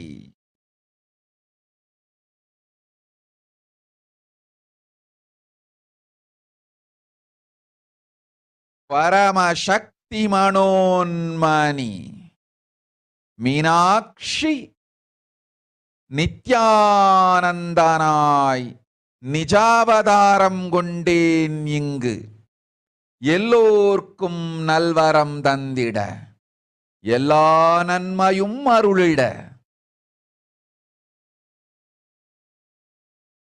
ஹிரண்ய கர்ப்பஸ்வரூபிணி பிரம்மாண்டயோனி சாம்பவி சந்திரமௌலி ரபலா அபர்ணா உமா பார்வதி சாவித்ரி நவயவனா சாம்ராஜ்யலக்ஷ்மி பரமேஸ்வரி பரஷோடசி மீனாட்சி நித்யானந்தனாய் உருக்கொண்டு இங்கு நிஜாவதாரமாய் வந்தேன். அருட்பெருங்கருணையினால் அருளுகின்றேன் கேளுங்கள். மக்களே, உங்கள் எல்லோருக்கும் நன்மை செய்யவே நாம் இங்கு நித்யானந்தன் வடிவு கொண்டு நிஜாவதாரமாய் இறங்கி வந்தோம். இந்திய நாட்டு மக்களே, கேட்டுக்கொள்ளுங்கள், நன்றாய் கேளுங்கள். காலம் காலமாய் அவதார புருஷர்கள் வந்து மலர்ந்து உலகிற்கு நன்மை செய்யும் மிக பெரும் ஞான பூமி பாரதம். இருக்கின்ற ஒரு பாரதத்தை இழக்க இயலாது மக்களே. ஞான கர்ப்பத்தை மலடாக்க இயலாது. வாழையடி வாழையென ஞானிகளும் அவதார புருஷர்களும் வந்தே தீர வேண்டும், வாழ்ந்தே தீர வேண்டும், மலர்ந்தே தீர வேண்டும். உலகிற்கு அதுவே உத்தம நன்மை. ஒரு சில கயவர்கள் மாயையில் சிக்கி செய்திட்ட சதிகளால் உலகை பலி கொடுக்க ஆகாது. சிருஷ்டி நஷ்டமடைய கூடாது. பிரபஞ்சம் அழிந்துவிடக் கூடாது. பிரளயத்து இருந்து இந்த பிரபஞ்சத்தை காக்கவே பெரும் கப்பல் நானொன்று செய்தேன். அதன் பெயரே ஆதி கைலாசம். ஆதி கைலாசம் இந்த பிரபஞ்சத்தில் இருக்கும் ஞான சக்திகளை ஒன்றாய் திரட்டி பிரளயத்திலிருந்து மக்களை காத்திடவே நாம் செய்த கப்பல். துரோகிகள் சூழ்ச்சியாலும் விரோதிகள் ஆட்சியாலும் வழியின்றி கப்பலை விட்டு மாலுமியே ஒதுங்க வேண்டிய காலம் வந்ததையா. அதனால்தான் ககனம் கொந்தளித்து பேரழிவை நோக்கி சென்று கொண்டிருக்கின்றது. மக்களே, அறியாத தனத்தினால் மாயையில் சிக்கி குழந்தைகள் தவறு செய்தாலும் பிரபஞ்சம் அழியாது காக்க வேண்டியது பராசக்தி. பரமசக்தி பரஷோடசி மனோன்மணியன் பொறுப்பென்பதால் சத்தியங்கள் சிலவற்றை சொல்லுகின்றேன், நன்றாய் கேட்டுக் கொள்ளுங்கள். அடுத்த சில மாதங்களில் 1000 அல்ல, லட்சம் அல்ல, கோடியில் உயிர்கள் பலியாகும். இந்திய நாட்டினில் கோடியில் உயிர்கள் பலியாகும். உண்மையை சொல்லுகின்றேன், நன்மையை சொல்லுகின்றேன். தேடிக்கொள்ளுங்கள் உங்கள் வாழ்க்கைக்கு பாதுகாப்பை. ஆதி கைலாசத்தை நிர்வகிக்கும் அன்பர்களே, நன்றாய் கேளுங்கள். 12 ஆண்டுகளுக்கு முன்பாக வரப்போகும் இந்த மாபெரும் பிரளயத்தை தெரிந்து கொண்டு உலகில் இருக்கும் எல்லா ஔஷத சக்திகளையும் ஒன்றாய் திரட்டி நவபாஷாணத்து நிறுத்தி ஆனந்த லிங்கமாய் வைத்திய சரோவரத்தில் ஸ்தாபித்து வைத்தேன். வருகின்ற குரு பூர்ணிமையோடு 12 ஆண்டுகள் அந்த ஞான ரசவாதம் பழுத்து முதிர்ந்து முழுமையான நவபாஷாண லிங்கமாய் மலர்ந்து விடுகின்றது. வருகின்ற குரு பௌர்ணமியில் இருந்து வருகின்ற எல்லோரும் அங்கு வந்து நவபாஷாண தீர்த்தத்தில் தீர்த்தமாடிச் செல்ல அனுமதியுங்கள்.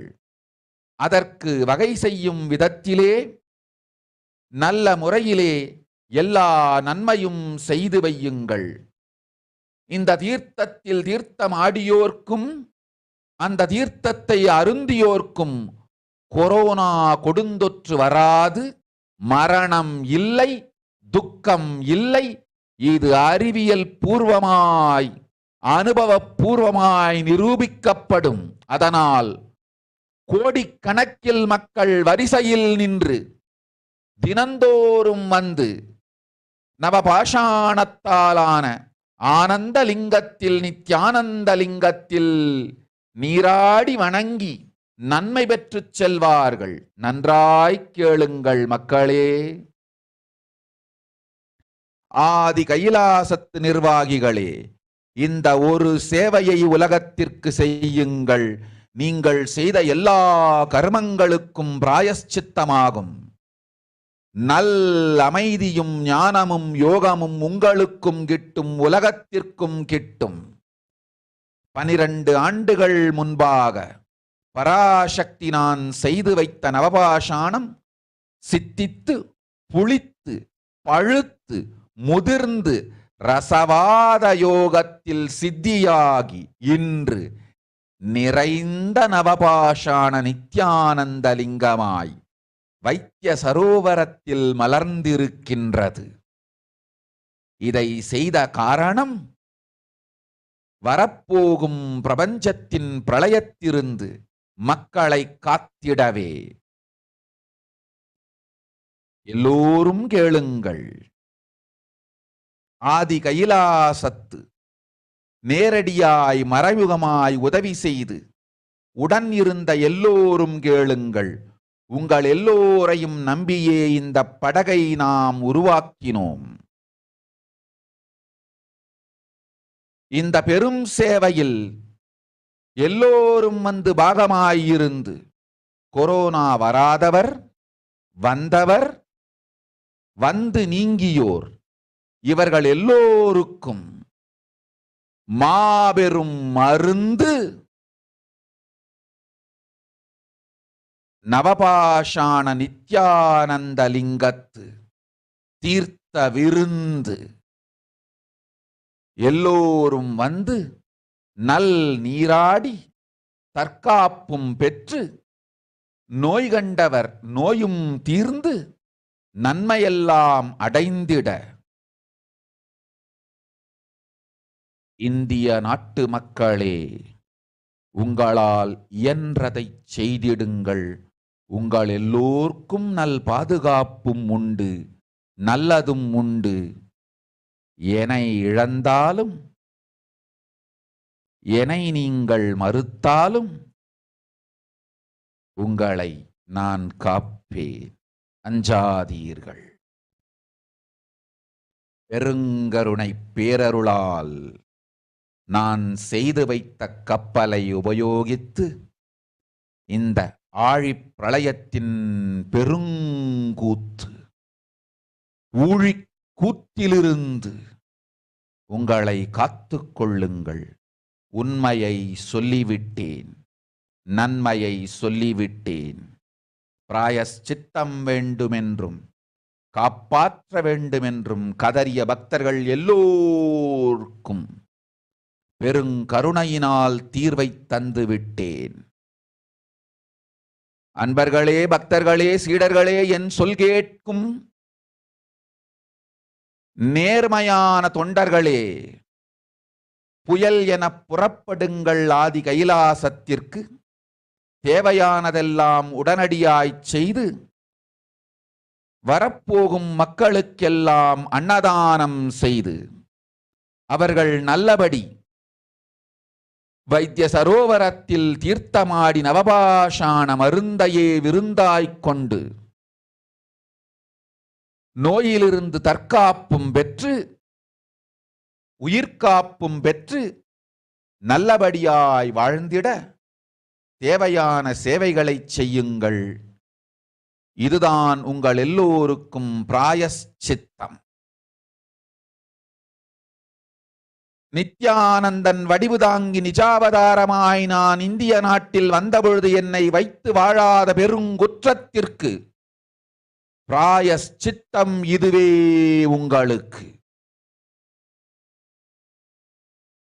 இதை யாவது செய்து, இது ஒன்றையாவது செய்து உங்களையும் காத்துக்கொள்ளுங்கள், நாட்டையும் காத்திடுங்கள். கோடிகளில் உயிர்கள் போகப் போகின்றது என்பதை நேரில் காண்பீர்கள். கண்ட பிறகுதான் நான் சொல்லும் வார்த்தையின் சத்தியமும் உண்மையும் உங்களுக்கு புரியப் போகின்றது. அழிவதற்கு முன் வந்து நவபாஷாண மருந்தை விருந்தாய்ப் பெற்று மரணத்திலிருந்து உங்களை காத்துக் கொள்ளுங்கள். மக்களே, இது ஒன்றே வழி. ஓம் ஓம் ஓம். பெருங்கருணை பேரருளால் அன்னை பராசக்தி அருளினேன் சத்தியத்தை. இந்த ஒரு சத்தியத்தை உடனடியாய் புரிந்து கொண்டு உங்களுக்கும் உலகத்துக்கும் நன்மை செய்து கொள்ளுங்கள். ஆதி கைலாசத்து நித்யானந்த லிங்கத்தின் எல்லைக்குள் ஆருக்கும் கொரோனா கொடுந்தொற்று தீண்டாது. இந்த சத்தியத்தை அனுபவபூர்வமாகவும் அறிவியற்பூர்வமாகவும் முழுமையாக நீங்கள் புரிந்து கொள்வீர்கள். இது நிரூபணமாகும்.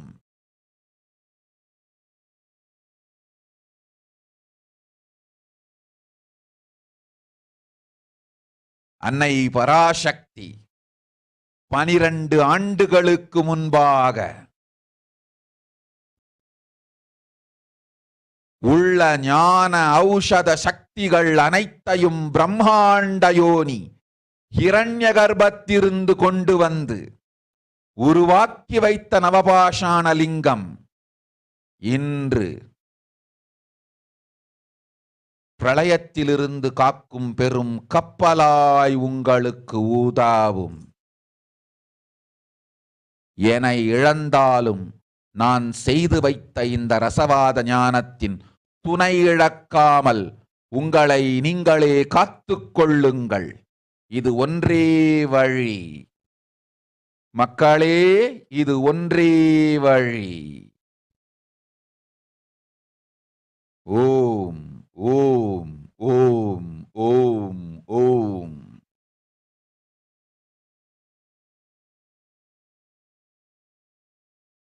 Yes. Let us see what Devi has revealed in the English translation. Devi has said, world cannot be sacrificed for the conquests done by some ignorant thief who got struck in Maya. She should not have lost, cosmos should not have destruction. To save the cosmos from the Pralaya, I made a huge ship. Her name is Adi Kailasa. Sri Kailasa is the ship that will gather all the enlightened powers of this cosmos and save the people from the Pralaya. Through the tricks of the traitors, rules of the enemies, without any other way, the time has come for the city itself to leave. That is why the sky is boiling and moving towards the destruction. As if Parashakti, Paramashakti, Paramashivoham, Manon Mani, it's my responsibility to save the cosmos from the huge destruction. I am telling some of the truths. Listen properly. Within next few months, not in thousands or lakhs, lives will be lost in crores. Crores of lives will be lost in India. I am telling you the truth. I am telling you the good. Search for protection for your life. Here Devi has revealed this to save each one of us from the Pralaya, especially for the Indians. As we all know, this COVID is taking a new form altogether and literally vanishing the whole world. It's in the multiple waves. So here, next segment, we want to see that what is happening in the current world. So before we head into the next segment, we would like to have a short break. We request each one of you to stay tuned. Nithyananda.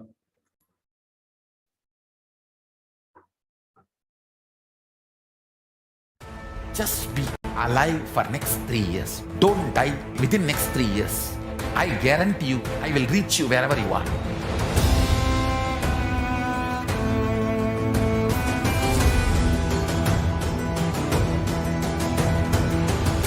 Be alive, somehow be alive for next 3 years.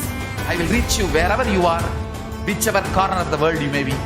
I will reach you with enlightenment. It's my commitment to humanity.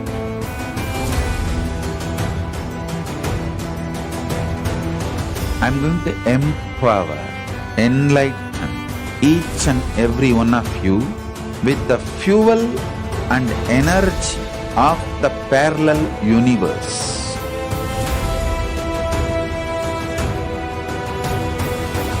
I'll infuse this intense supernal effulgence DNA, Tejas, Ojas, Kundalini Shakti into your spine to consciously lift you to Kailasa.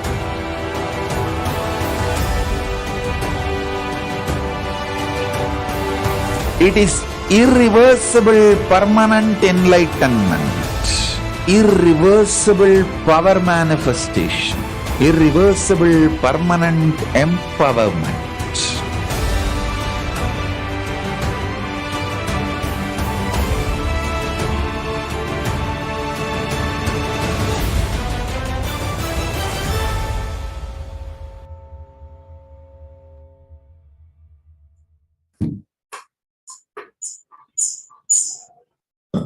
Nithyananda, everyone. We welcome you back to this segment of Bhavasmadhi Darshan. So in this segment, we will present you the reports that are happening in the outside world, specifically related to the pandemic. So what's going on with the pandemic, how the world is facing the various challenges and struggling to get the solution, specifically to get out of this pandemic. So here we will present data of the current situation And also at the end, we are going to be presenting you the solution given by Devi Parashakti. So this is the overall report. In few slides, we are going to be presenting the overall report of last 2.5 years, a summary of 2.5 years of COVID pandemic situation. So from around the world, almost 410 million, more than 410 million of COVID-19 cases and around 6 million death has been reported from the time the COVID started. Actually, it started in the December of 2019. So from that time to till now, almost 6 million registered death has been reported. Also, people who have been treated with the COVID-19 still continue to have the risk of developing heart conditions even up to a year later. So it does not give a permanent solution. If someone gets COVID-19, even if he gets cured, it's not a permanent healing that he goes through, but he continue to have some sort of health conditions. Also, because of the prolonged lockdown that is going on around the world, almost all the countries are having continuous lockdown. And because of this continuous lockdown and continuous work pressure of the health workers, the many children have not got the routine immunizations, drugs, or the injections or the vaccinations. And that is also causing the various health issues among the adolescents. Also, many doctors believe that because of the Omicron could have a long-term effect on the health. So in the case of COVID, it was found around up to a year, there is a risk of the developing heart conditions. But in the case of Omicron, it could be much longer. The next, we are going to be looking into the various variant that has come till date. So as we all are aware that from the time COVID-19 started, it has been continuously mutating itself, evolving itself, generating new variant. And some of those variants have been very deadly. Some has no special effect. So some of the major variant that we have seen, starting with the Alpha variant, then Delta became more dominant, and then Omicron is becoming more dominant. And the reason why some other variant is becoming more dominant is the transmissible rate. Because Delta has higher transmissible rate, it became dominant in the summer of 2021. Omicron, which has more higher transmissible rate, it's becoming dominant. And also the Omicron, another variant, BA2, which has much higher transmissible rate, that is becoming more dominant in the many parts of the world. And also WHO has reported that almost almost 70 countries have got the Omicron variant BA2. Next, one of the hope that humanity had on the vaccine. So as soon as the vaccine came, the world started hoping that the pandemic is going to be ending soon. But that's not the case. There are many people who decided not to have the vaccine. They avoided to get vaccinated. And even if the people who got vaccinated, scientists are not yet sure that they cannot be a potential carrier of the virus. Means they could be a potential carrier of the virus. They can spread it to other people. They themselves may not get sick because they have the antibodies to the virus. So overall report in last 2.5 years, the finding or the trend that we are seeing is that virus is getting more and more strong and it's getting more virulent. So now we look into the report by World Health Organization, according to which it says that the impact of COVID will be felt for decades. And that's the report from World Health Organization chief. So as we are seeing, even though the vaccine came, we started expecting that we could get back to the normal state, but that's not the case. So even if the COVID stops now, the pandemic stops now, its impact is going to be felt for decades, not just for 5 years or 10 years. It could be like 20, 30 years also. Also, the impacts will be felt more strongly into the vulnerable groups. There are many developing countries and the poor country which have already started seeing a lot of deaths happening because of the starvations, malnutritions, and the various other diseases that is just spreading out. WHO had warned that the virus evolves. The vaccines also may need to evolve as the viruses are developing more and more immunity to evade the present antibodies. So that also points that even though the vaccines have come, we may need to continuously upgrade the vaccine and continue to take the vaccines to protect ourselves from the COVID-19. So it's a serious issue for all of us. Also, there are two-thirds with the Omicron say that they had COVID before. So this finding came from the large continuing study. The react swab testing revealed that the people more likely to catch COVID again. So that's the another report, which is more worrisome, as even though we get cured from the Omicron, you can still catch it. So this includes the healthcare worker and households with the children, or lots of members under one roof. The latest finding for the first 2 weeks of 2022, based on about 100,000 polymerase chain reaction, about 4,000 were positive, by far the highest rate seen since the pandemic began. So that's the report which has been coming. The next, we are going to be looking into the solution given by Devi Parashakti. So the world has already tried multiple solutions to protect itself, and it continues to try to develop various solutions to protect itself from the deadly impact of corona. But it seems that we are not having any permanent solution or even the temporary solution which can protect human being from the deaths being caused by the starvations or the death caused by the COVID itself and the various other side diseases that which is spreading. As we mentioned, because the healthcare workers are continuously engaged in taking care of people impacted by COVID, they are not able to attend to any other kind of diseases, and specifically routine immunization that happens in almost all parts of the world. So now we are going to be looking into some of the very simple but very powerful solution given by the Cosmic Mother herself from the cosmic intelligence. It's going to be very simple and very powerful. If once implemented in our life, we will be able to protect ourselves and will be able to help others to protect themselves from the deadly impact of corona. So let us listen to this video.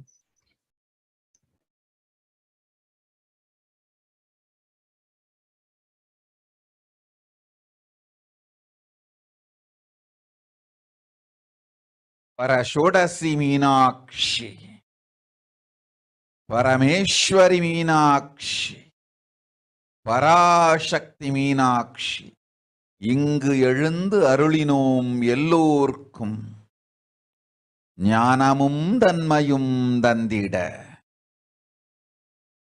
நன்மையெல்லாம் அளித்திட நாமே வந்தோம் இங்கு கைலாசத்தின் சுவாமினியாய் பரமசிவன் கிரகத்திருந்து நம் அனுக்கிரகத்தினால் நித்யானந்தன் விக்கிரகமாய் மலர்ந்தோம். உங்கள் எல்லோருக்கும் நல்லதை செய்திட, நன்மையை சொல்லிட, தர்மார்த்த காம மோக்ஷம் எனும் புருஷார்த்தங்கள் நாளும் பொங்கி மலர்ந்திட வந்தேன் இங்கு. மாந்தர்கள் கொடுந்தொற்று கொரோனா கண்டு அஞ்ச வேண்டாம். 8 வழியின் மூலமாகவும் எண்ணத்தில் தியானித்து என்னை பிரார்த்தித்தல் 1, சமூக வலைதளங்கள் மூலமாய் என்னை சரணடைதல் 2, எங்கெல்லாம் என் மகமாரி வடிவத்தில் நான் குடிகொண்டிருக்கின்றேனோ அங்கெல்லாம் பூமிதித்து என்னை வழிபடுவது 3, நெஞ்சில் மஞ்சள் தடவி வேப்பம் சாரருந்தி தினந்தோறும் என்னை தியானிப்பது 4, நிர்விகல்ப நிலையிருந்து நித்யானந்தத்தை நிறைத்து உயிர்வது 5, சிவ சிவ சிவ எனும் பிரபஞ்ச பெரும் நாதத்தை அஜபா ஜபமாய் நிகழ்த்தல் 6 நிறைவான பூரண மனத்தோடு வாழைப்பழத்தோலும் வெங்காயமும் குதிகாலில் வைத்து பத்திட்டு நித்திரையில் அடங்குவது 7 பூரணமாய் பரிபூரணமாய் அருணாச்சல ஸ்மரணையில் நினைப்பும் மறப்பும் அருந்த உணர்வு ஸ்மரணையில் அகம் அகம் என ஸ்புரிக்கும் அருணாச்சல ஸ்மரணையில் ஆனந்த ஸ்புரணத்தில் இருப்பது 8 எனும் 8 முறையிலும் என எண்ணியோர் அத்துணை பேருக்கும் இல்லை கொரோனா கொடுந்தொற்றின் தாக்கமும் கொரோனா கொடுந்தொற்றின் பயமும் கொரோனா கொடுந்தொற்றின் மயக்கமும் வாழ்வீர்கள் வளத்தொடு நல் ஞானம் யோகத்தொடு நாமே நிம்மோடு நானே நீயாய் நீயே நானாய் நல்வாழ்வு வாழ்வீர்கள் 8 1 செய்தாலும் கொரோனா உங்களை எட்டவிடாது காப்பு.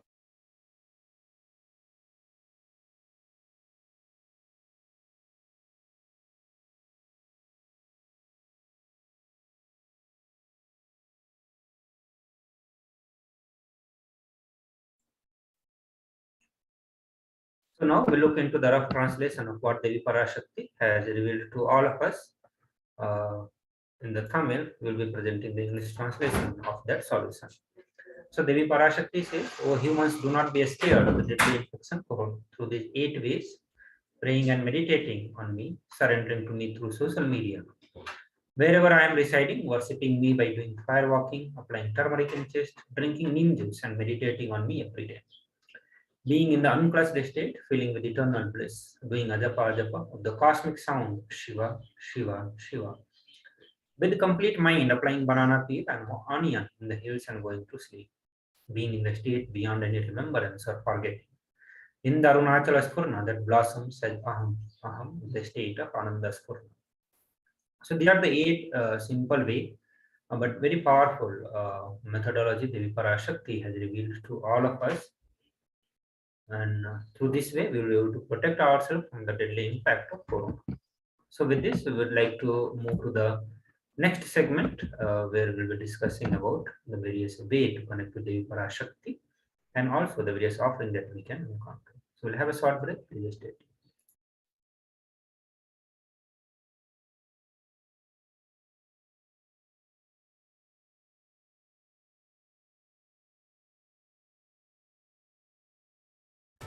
Just be alive for next 3 years. Don't die within next 3 years. I guarantee you, I will reach you wherever you are.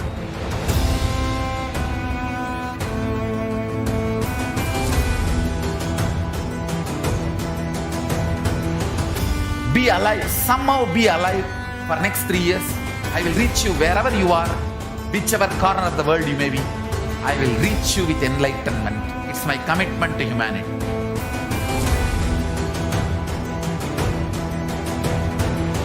I'm going to empower, enlighten each and every one of you with the fuel and energy of the parallel universe.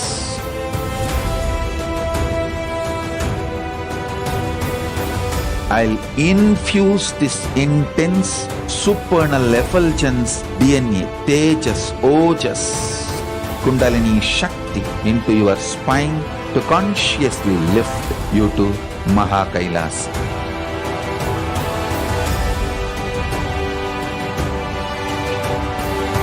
It is irreversible permanent enlightenment, irreversible power manifestation, irreversible permanent empowerment.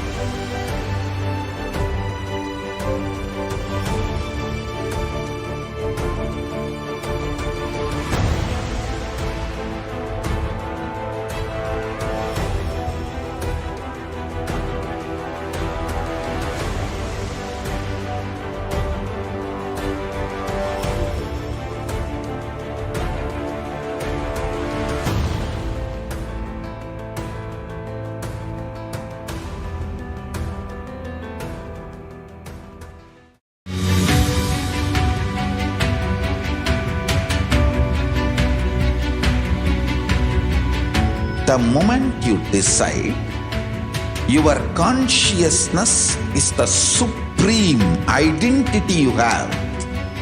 You will not empower your depression, your frustration,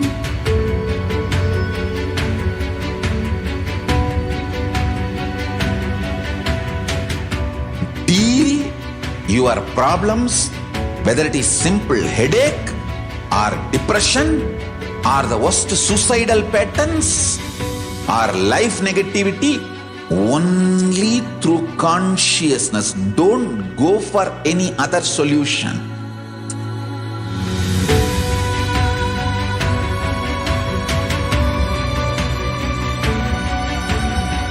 Don't keep stupid, toxic, life negative struggles inside.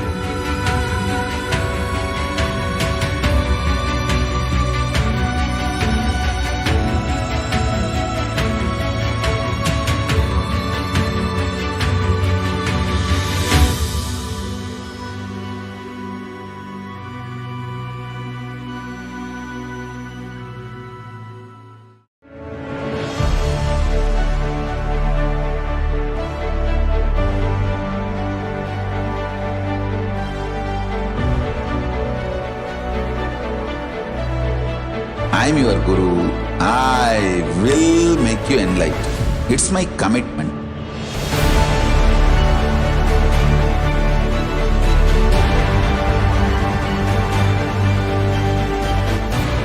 Till you become Paramashiva, I won't rest.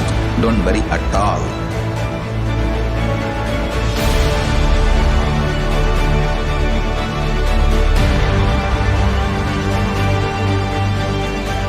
To all my disciples, I give you this as a boon.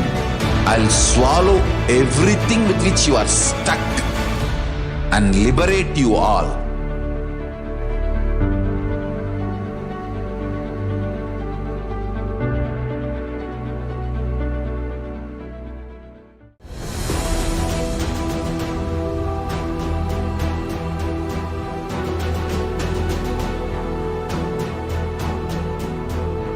Your consciousness has power at this moment to swallow, digest, clean up all negativity and all toxins.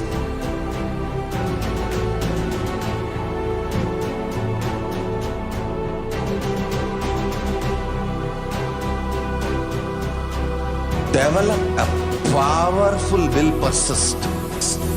That's the most important asset for life.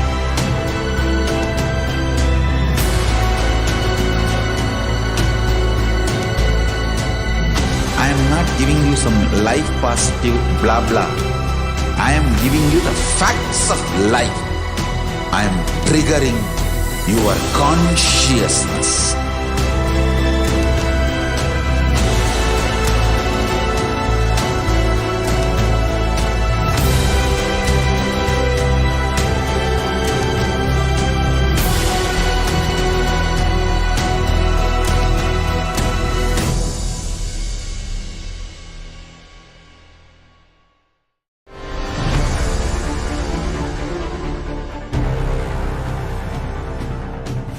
Time itself is nothing but your decision to struggle with the same rut.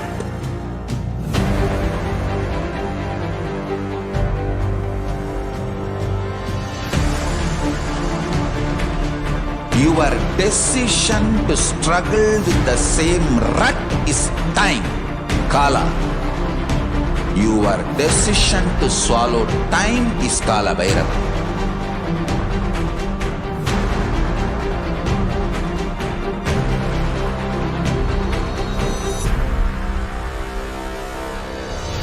Stand. Be a conscious woman or man. Be conscious being.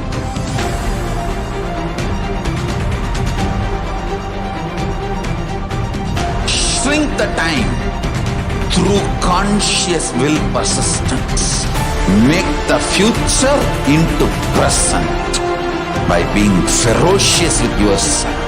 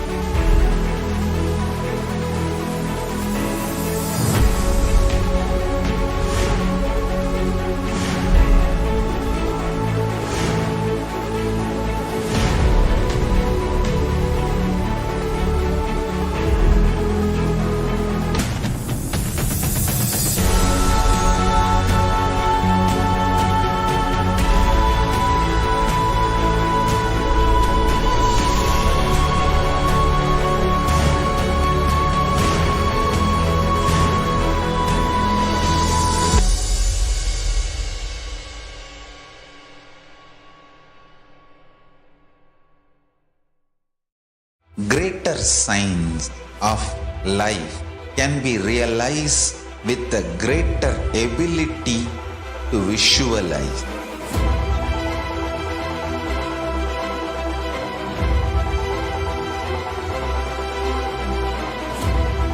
Greater science is the equivalent word for Hinduism.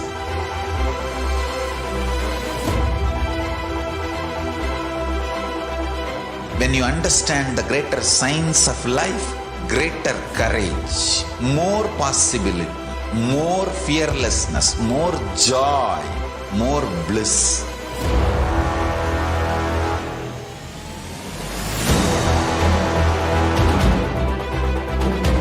When you visualize Paramashiva with 25 heads, 75 eyes, 50 hands, your consciousness becomes ferocious, and that ability to visualize, you will get involved in everything deeply.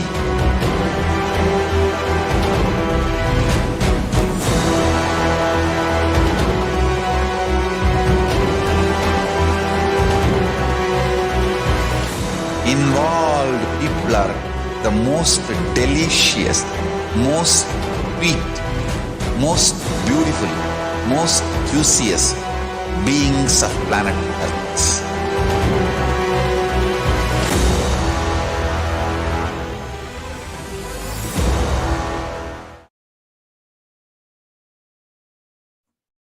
Nithyananda, welcome to this section of social media enriching and enriching. So here we are going to show you multiple ways of how to connect with Devi Parashakti and how to put your request to Devi Parashakti, your boon requests, your whatever your wishes are, your gratitude, all these things you can connect with Devi Parashakti for through different social media channels. Also, we'll walk you through the Paramashivoham level 3, which is happening, and how to register, how to put your intention for that. So let's enter into this section of connecting with Devi Parashakti and Supreme Pontiff of Hinduism through the social media enriching. So the first easiest method of connecting with Devi Parashakti is the live YouTube video. So you go on YouTube and you click on Kailasa'S HDH Nithyananda. So this is the official channel of Supreme Pontiff of Hinduism, and you click on the join button. So when you click on join, you'll be presented with multiple membership options, and you select the right one. And once that is done, you can ask your questions, comments, boon requests right here. So this is one easier way of connecting with Devi Parashakti on the YouTube video. And then you can share this video also. Here you can click on the subscribe and bell icon. So whenever Devi Parashakti, Supreme Pontiff of Hinduism, or the Akashic readings, or Bhav Samadhi Darshan, the powerful 108 initiations which are going on right now for preparing us for Paramashivoham level 3, So all that can be experienced right here on the YouTube channel, Kailasa'S HDH Nithyananda. With this, we move to the next section of connecting to Devi Parashakti, Facebook. You will see Supreme Pontiff of Hinduism has a lot of posts guiding the, this is the official channel, Kailasa'S SPA JGM Nithyananda Paramashivam. So you can see all the live Facebook events and these recordings, these videos of Parashakti. You can see them on Kailasa'S HDH Nithyananda JGM Nithyananda Paramashivoham Facebook page. So as soon as you open this channel, first thing you need to do is click on the following.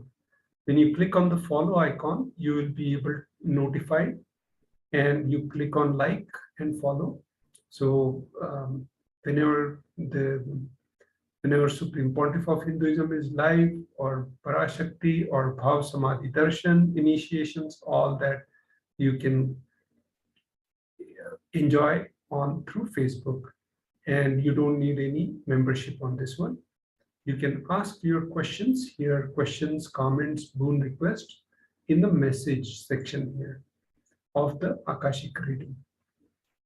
So with this, we move to the next way of connecting with Devi Parashakti. But before that, we'll look into Paramashivoham level 3. So you can put your intention for Paramashivoham through Facebook. So you can download this particular image from kailasa.org/Paramashivoham and scroll down to end of the page, download this Facebook cover image and upload that Facebook cover image in your Facebook. Automatically, your intention for Paramashivoham 3 will be communicated through the and blessed by Supreme Pontiff of Hinduism. So take a short break and we'll be okay. So this is how you can put your intention. Now we'll look at the next way of connecting with Devi Parashakti through Twitter. So the official handle of the Twitter channel is @Shri Nithyananda.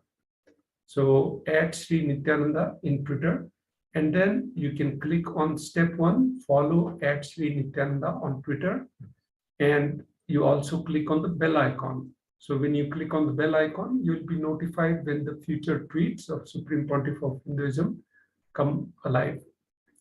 You can, when the Devi Parashakti Akashic reading is live, you can ask your questions in the reply section of the tweet in #AskTheAvatar with #AskTheAvatar. So with this, you can also connect with Supreme Pontiff of Hinduism and Devi Parashakti through Twitter. After this, we'll look at the Instagram. So with Instagram, you can click on the @Shri Nithyananda channel. And once you click on @Shri Nithyananda, you can click on the icon to follow, the like button, and follow Shri Nithyananda on Instagram. So once you do that, you'll be notified of the future posts, feeds, and you can ask the questions in the comment section when Devi Parashakti is live in this section here in the bottom right. And this way you'll be notified. You can connect with Devi Parashakti. Please share all these different social media channels to your friends and families also. And when you enrich, you get breakthrough also. When you make others' reality happen, your reality will also happen. With this, now we enter into the final method of connecting with Devi Parashakti, which is WhatsApp chat. So you open kailasa.org, which is the official website of Kailasa. And here you'll see all the all the announcements which are made by Kailasa, the only Hindu nation. Here you can ask your questions in the WhatsApp chat. So you see on the left bottom, there's a button called chat on WhatsApp. You click on that and a pop-up window will come up. Once this pop-up window comes, you can enter all your information here. Whatever questions you have or requests you have, or you seek blessings, all that you can share on this icon here through chat on WhatsApp. With this, we conclude this section of connecting with Devi Parashakti through Enrich and Enriching section, where we went through the 5 different ways of connecting with Devi Parashakti: the YouTube, Facebook, Twitter, and Instagram, and WhatsApp. So now we'll take a short break and we'll be back.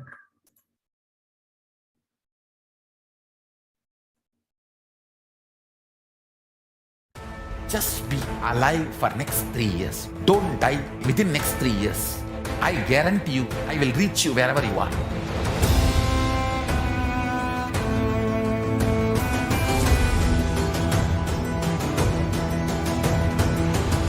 Be alive, somehow be alive for next 3 years. I will reach you wherever you are, whichever corner of the world you may be. I will reach you with enlightenment. It's my commitment to humanity.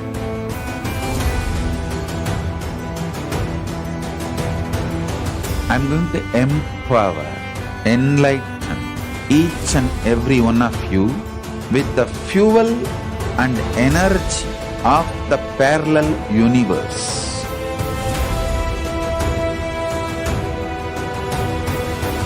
I'll infuse this intense supernal effulgence DNA, Tejas, Ojas, Kundalini Shakti into your spine to consciously lift you to Kailasa.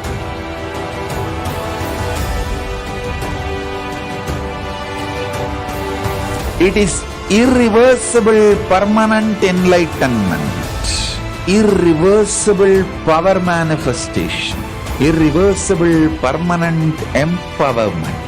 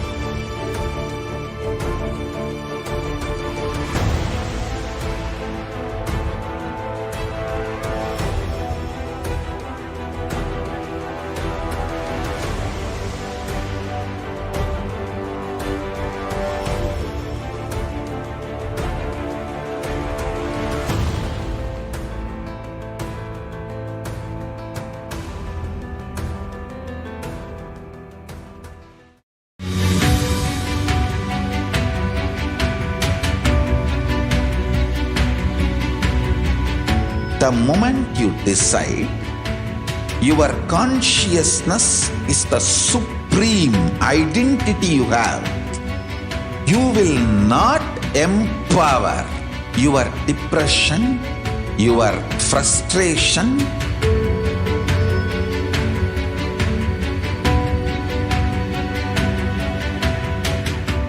deal your problems, whether it is simple headache or depression or the worst suicidal patterns or life negativity, only through consciousness. Don't go for any other solution.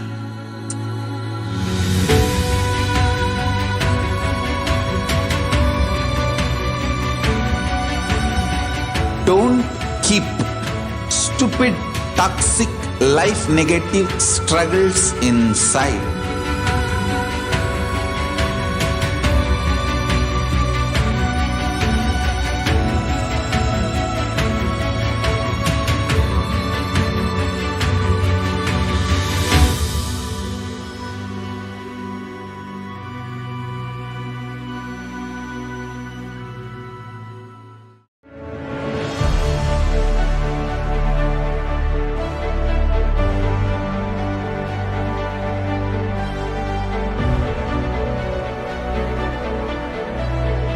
I'm your Guru.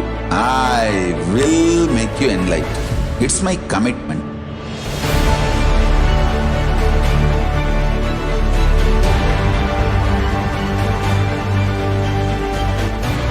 Till you become Paramashiva, I won't rest. Don't worry at all.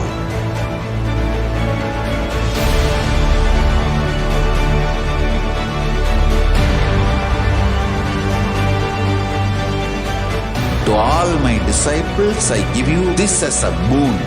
I'll swallow everything with which you are stuck and liberate you all.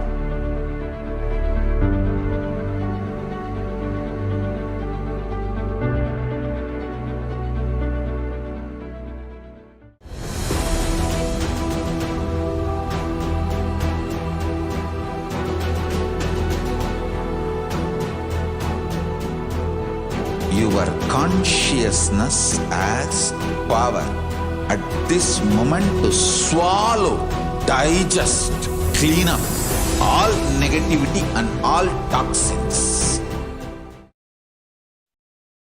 Nithyanandam, welcome to this section of offerings to Devi Parashakti.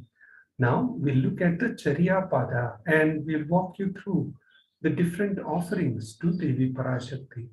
First 3 slides will discuss about the context of why we should do the offerings to Devi Parashakti, and then we'll walk you through the actual offerings as well. So with this, we enter into the first offering context to Devi Parashakti of offering.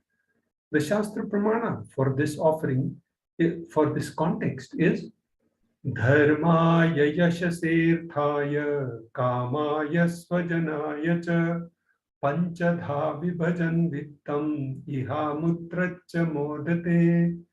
So this Shastra Pramana is from Srimad Bhagavatam and the verse number is 8.19.37. The meaning of this verse is as follows. One part should be used for dharma, dana, etc. Second, for yasha, public works which bring fame to oneself. Third, should be reinvested to generate more wealth.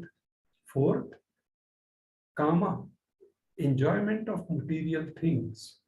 And fifth, for one's family and friends. So 20% should be donated for the dharma purpose, which is 1/5 of the earnings. Now we'll look at the place from where you should give the dana to get the most benefits. The first context which we saw was telling about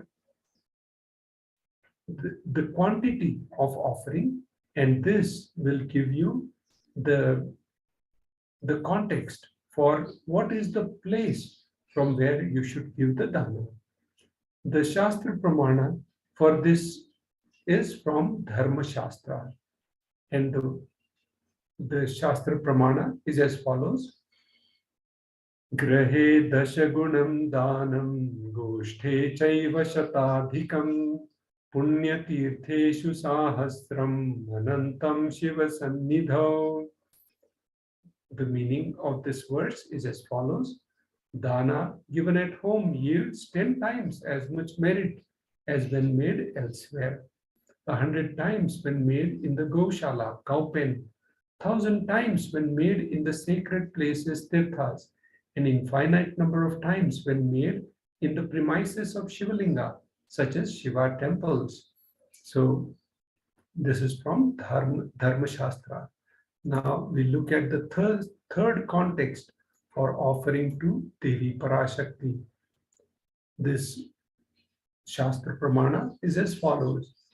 Danam trividamitetam kanishtham jeshtamadhyamam tatra naishreyasam jeshtham kanishtham swartha siddhaye karunyat sarvabhuteshu samvibhagastu madhyamaha.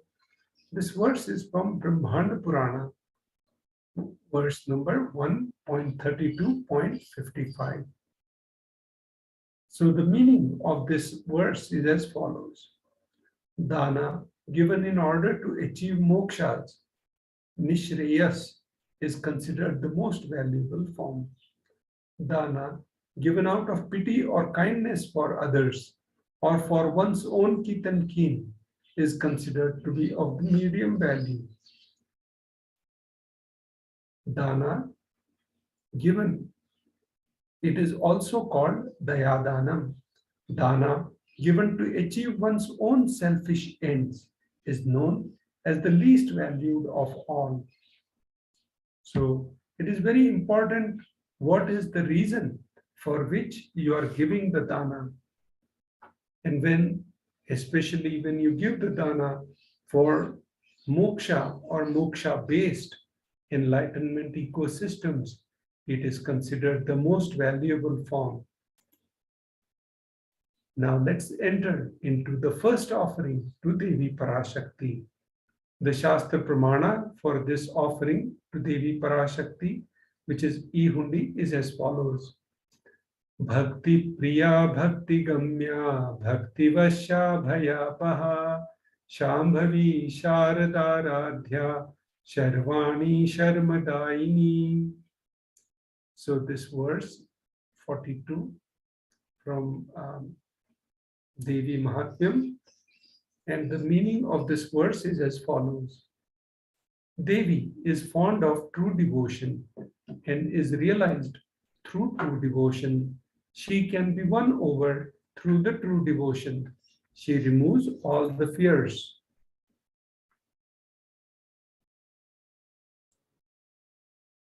So as per the Shastra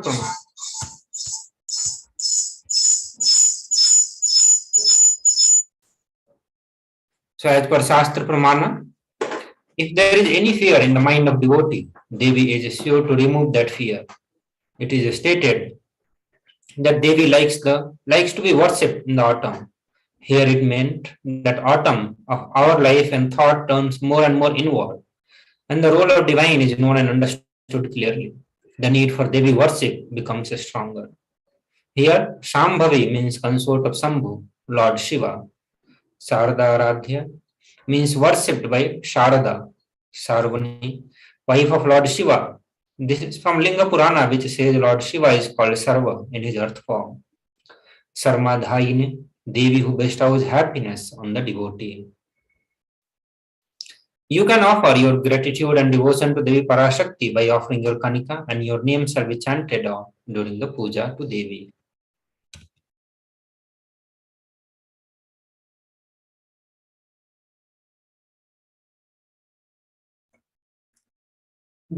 Now we'll look at the next offering of Sankalpa chanting. The donation for nominal donation is $1 United States dollar.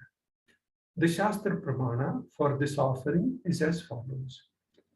Tayye tan moyate vishvam shaiva vishvam prasuyate saya chitta cha vijjanam tushtaruddhim prayashyati. The goddess enchants this universe. She herself gives the birth to this universe. The goddess, being prayed without interest in anything, gives that knowledge that leads to salvation and gives wealth in the materialistic sense. So this shloka is from Devi Mahatmya, chapter 12, verse 34. So it's very important to understand that this God, the universe, is created by Devi Parashakti, and she is the one who herself gives the birth to universe. That God is being prayed without interest in anything, gives that knowledge. that leads to the salvation and gives wealth in materialistic sense. So when you do the offering to Sankalpa chanting, your resolution will be read in Adi Kailash and in front of Devi Parashakti, in front of the Mahameru, and your desires, your Sankalpa will become Shiva Sankalpa, and your bless the person offering with all fruition of the desires and wishes he is yearning for. Now we'll look at the importance of the divine element gold, and then we'll walk you through the Shastra Pramanas, why gold offerings is important, and then we'll go into the actual offerings of the golden offerings for Devi Parashakti. So let's enter into the significance of the divine element gold. Gold is present in all scriptures, Agamas, Vedas, Shrutis, Smritis, Itihasas, and Puranas. In all Hindu scriptures, it is abundantly displayed that gold is the most auspicious and purest metal which purifies our being. In the Hindu civilization, everything was built in gold, exchanged in gold. Rituals, fees were offered in gold bricks. When one was to be saved from life-threatening illness, gold was offered as a ritual fee. Gold was in abundance and used for weighing equivalent amounts of commodities, including cows. Kingdoms were built with huge doors of gold. The street would have huge columns and huge archways made of gold. Horses, cows were dressed in gold. Hindu civilization thrived on the banks of rivers of gold. Indus River, which is the Sapta Sindhu River, was called Hiranyamaya, the river of gold. In Rig Veda, verse 10.75.8, the river Saraswati was called Hiranyavartini in the Atharva Veda, verse 6.61.7. Gold is a supreme element for offering gifts to the ones you love and revere. Temples are constructed and paved in gold. Deities are made in gold and decked and paved in gold. Deities are made in gold and decked and adorned in gold because it preserves the enlightenment energy for thousands of years. It lasts forever. Now let's look at the Shastra Pramana, the first offering to Devi Parashakti and the Shastra Pramana for that. So the first offering is Sahasranama Swarna Kasu. You see the beautiful gold coin, Swarna Mudra, and that will be offered to Devi Parashakti. The nominal donation for that is 75 USD, 151 USD, and 251 USD. The Shastra Pramana is as follows. Nama Parayana Prita. She who likes the repetition of the various names. Lalita Sahasranama, verse 731. This is the offering of 1008 names of Devi Parashakti. It is very special and unique archana offered to the Mahameru of Devi Parashakti. Offer the gold coin to Devi Parashakti to manifest any dimension or attribute of hers that you always imbibe within you. Now we'll look at the next offering to Devi Parashakti, the Mukta Anguti, finger ring with pearl. The donation for this offering is 251 USD, 501 USD, and 750 USD. The Shastra Pramana for this offering is as follows. Muktahar lasat kirita ruchiram purnendu vaktra prabham shinjannu purukim kinim manidharam padma prabham bhasuram. सर्वाभीष्टफलप्रदं गिरिसुतां वाणीरमा सेवितां मीनाक्षीं प्रणतोऽस्मि सन्ततमहं कारुण्यवारां निधिम्.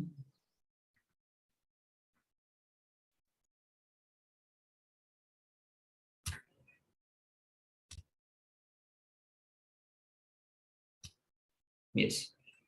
So the Shastra says, I bow to the goddess Meenakshi, whose crown has garland of pearls and the face shining like a full moon, who wears anklet that are studded with a gemstone and has a small bells, which is shining like the splendor of lotus, who grants all the wishes, the daughter of mountain, who is worshipped by goddess Vani and Rama. I remain ever bowing to the goddess Meenakshi, the ocean of compassion. So you can offer the finger ring with the pearl to Cosmic Mother and experience blessings and healing with your mother. You can make this offering by paying $251, $501, and $750.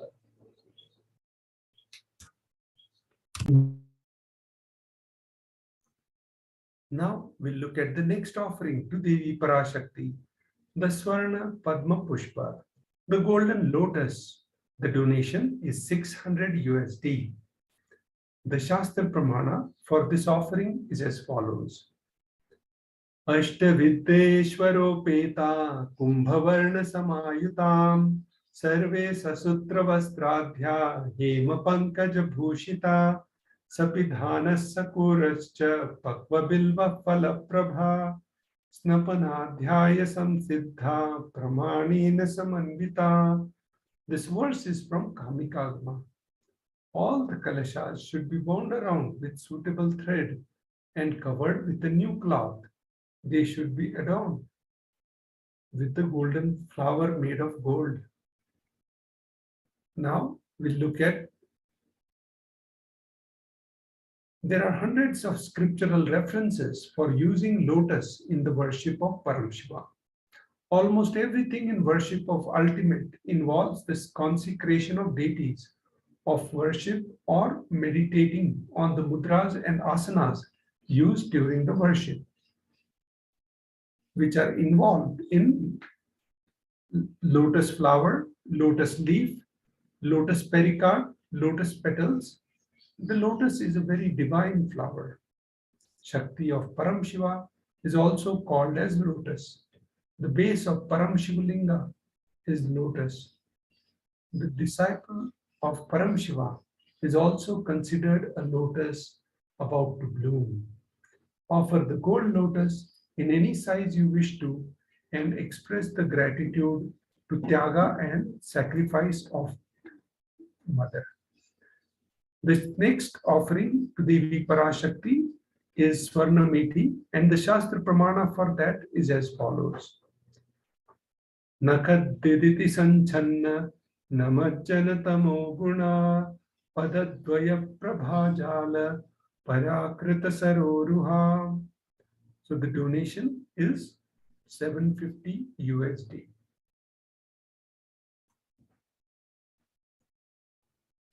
So the Shastra says, you whose brightness from the two nails destroyed the darkness of ignorance from the minds of your devotees, who prostrate at your feet, you whose brightness from your 2 feet overpowers that of the lotus flower. So sloka, the verse number 83 of Saundarya Lahari, which states that the nails have been sharpened by constantly being touched by the crowns of celestial beings who always prostrate before Devi. Tamoguna is the darkness. In this astotram, tamas is indicative of ignorance in the mind of devotee, and by constantly prostrating before Devi, their ignorance is removed and they remain not attain knowledge.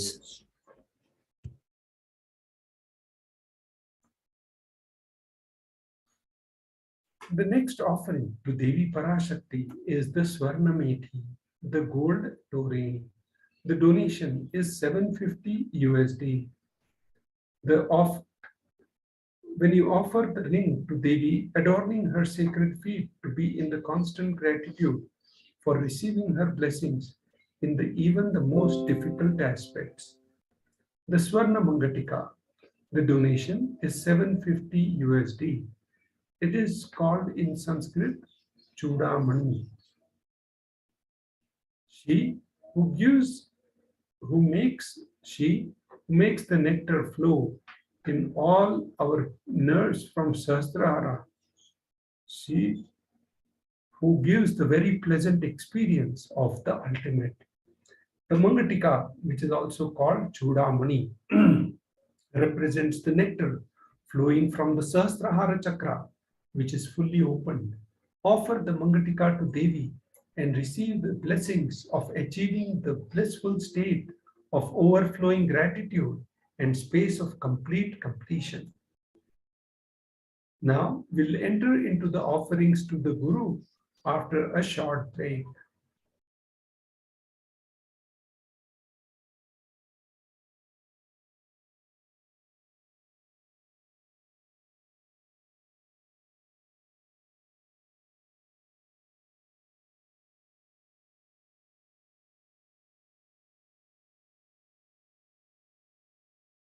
Connecting with the divine with your eyes closed.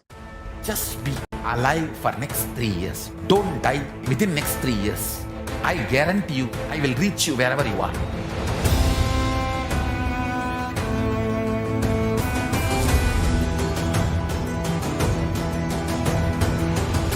Be alive, somehow be alive for next 3 years. I will reach you wherever you are, whichever corner of the world you may be. I will reach you with enlightenment. It's my commitment to humanity.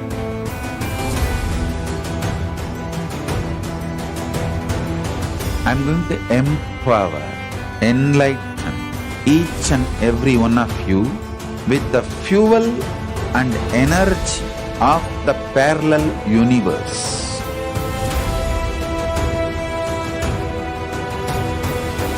I'll infuse this intense supernal effulgence DNA, Tejas, Ojas, Kundalini Shakti into your spine to consciously lift you to Kailasa.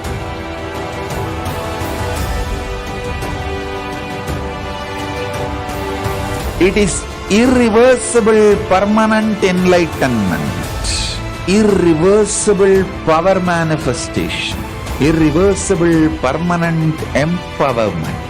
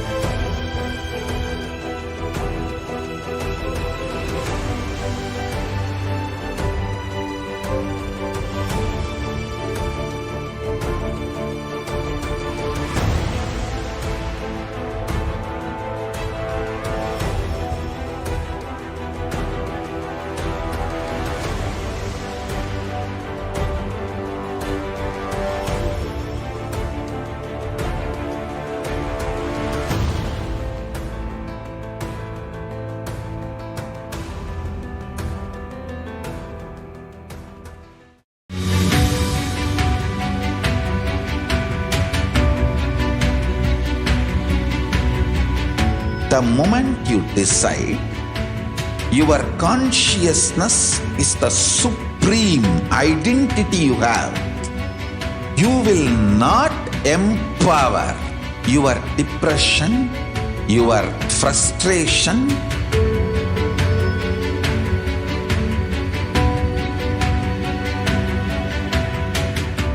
deal your problems, whether it is simple headache or depression or the worst suicidal patterns or life negativity, only through consciousness. Don't go for any other solution.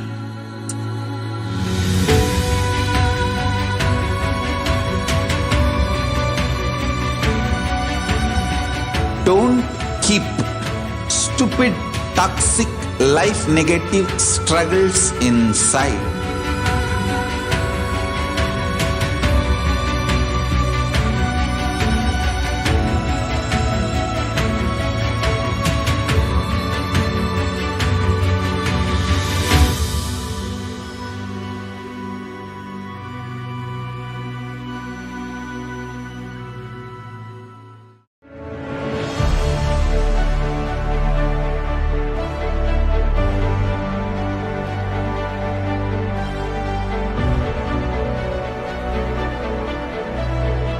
I'm your Guru. I will make you enlightened. It's my commitment.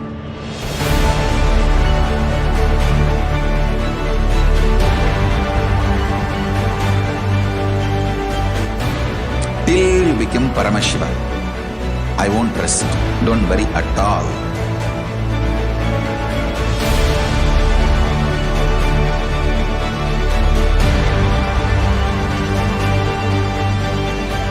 To all my disciples, I give you this as a boon.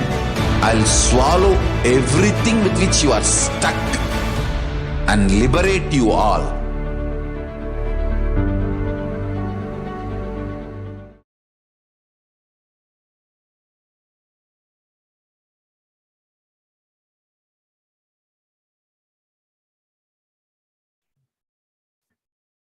Nithyananda, welcome to this section of offerings to the Guru.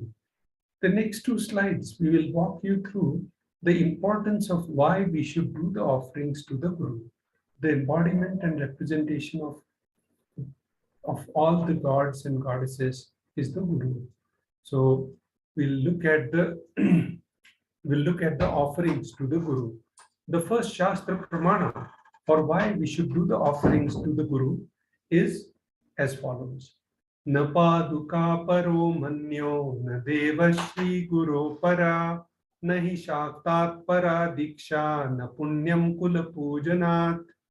There is no mantra higher than the paduka, no god higher than the Guru, no initiation higher than the Shakti, and no merit higher than the Kula worship. This Shastra Pramana is from Kularna Tantra, chapter 12, verse 12, telling it. So we are so fortunate that we are,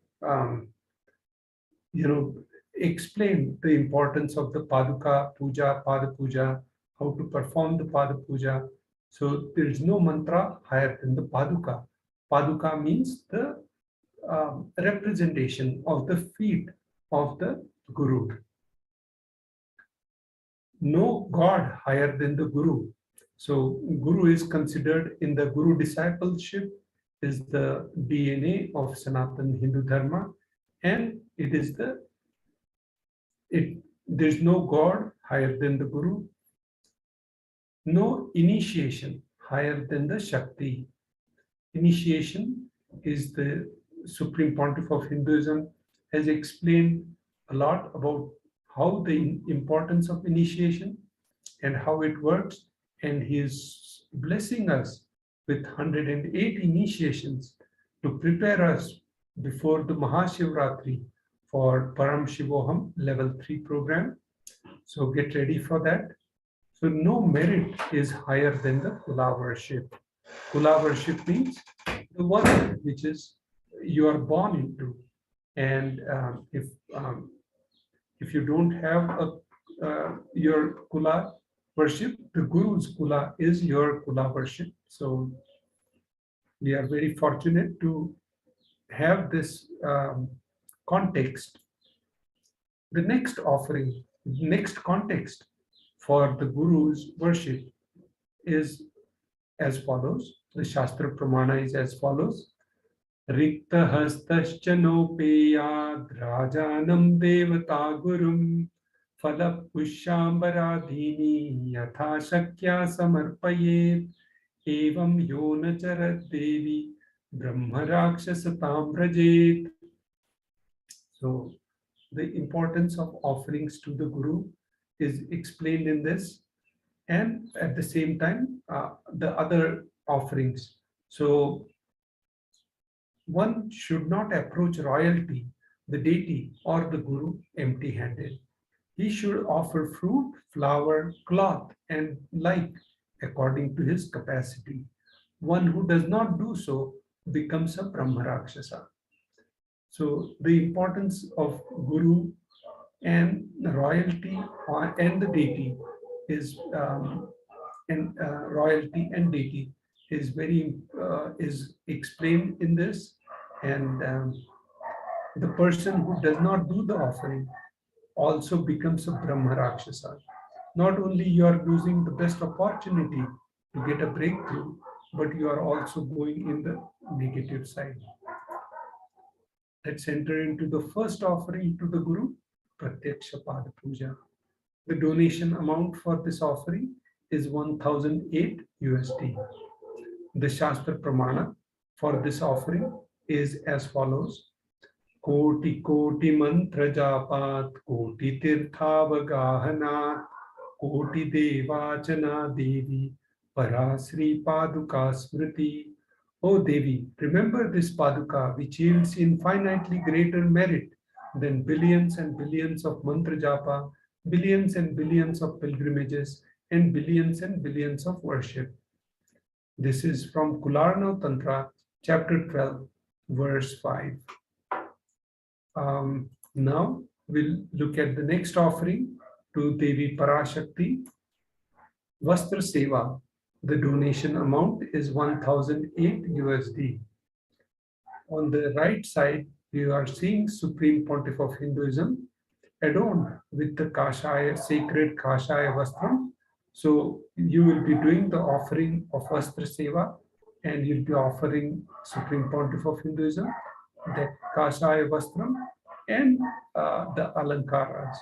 So the meaning of this verse is as follows. The illuminating splendor of Devi's toenails dispel the darkness of ignorance in the devotees prostrating at her feet. Her feet defeat the lotus in the beauty. So it's important that to understand this, when you offer the offerings to the Guru, it will remove all your ignorance and it will give a breakthrough, darkness of ignorance, and it will give illuminating splendor. So, which is like the enlightenment. So, with this, now we'll enter into the next section of Paramashivoham level 3. Yes. So there's a new program which Supreme Pontiff of Hinduism is going to be conducting, which is starting from March 1 to March 21st. Paramashivoham level 3. So this is the program which Supreme Pontiff of Hinduism is conducting after 3 years. And this is an immersive 21-day awakening event to teach you the science of manifesting the ultimate consciousness in you. This Paramashivoham, you will get to manifest the deeper experiences of 25 states of consciousness, vertical time zone, power manifestations. So the deeper experiences you are going to be having, to have the glimpse of what you are going to get into Paramashivoham level 3, do join into the live satsangs, which goes almost every day, morning and night, and also you can join the webinar. So you will get to see the various powers, the various gifts that Supreme Pontiff of Hinduism has brought from Sri Kailasa, had been sharing with all of us, from the various initiations, from the Sodasi initiations to the Samahavidya initiation, or various other initiation that he is sharing. You can enjoy all that by going to our official YouTube channel and get the experience of what you are going to get in Paramashivoham. Supreme Pontiff of Hinduism said that in this Paramashivoham, he has brought 108 best gift from the Sri Kailasa, which he is going to be sharing in this program. And also, before the program, he will give the glimpses of all those 108 initiations. So do join us. To file your intention for Paramashivoham level 3. You can go to kailasa.org/Paramashivoham. Here you will get the complete information about Paramashivoham, and also Paramashivoham/webinar. If you go, you will get the all informations related with the webinar. Yes.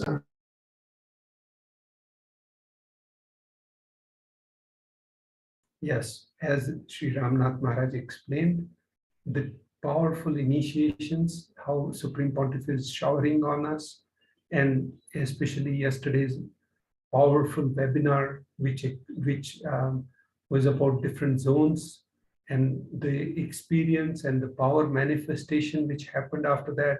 So you cannot miss that.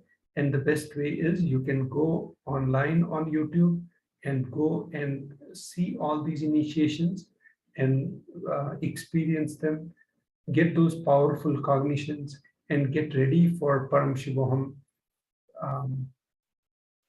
on March 1st, which is the Mahashivratri day, not too far from now. So next, we'll go through the offerings of Devi Parashakti. We'll walk you through in this short video how to go and register for Bhav Samadhi Darshan, and then how to do the online payment.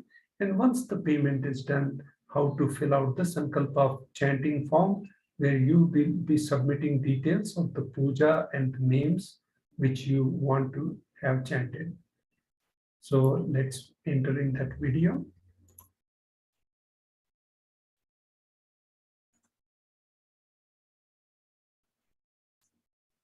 So in this video, the first thing you need to do is put your intention. It may be Paramashivoham or it may be anything. First, you need to put your intention, and you do the intention for Parashakti Sevas. On intentions for offering, you go on tiny.cc/Bhav Samadhi, and you put all your contact information. And once you submit that, you select the Devi Parashakti Darshan in this drop-down list here. Once you select that, you will get all the list of the sevas for Parashakti Bhav Samadhi Darshan, and you can select which seva you like. And once that is selected, you can modify the quantities. Once you are satisfied with the quantity and the amount, you can add it to the cart, the shopping cart. And once that is done, you check it out for the payment. So here, proceed to checkout, and now you can enter all the billing details. Once you submit your order along with the billing details,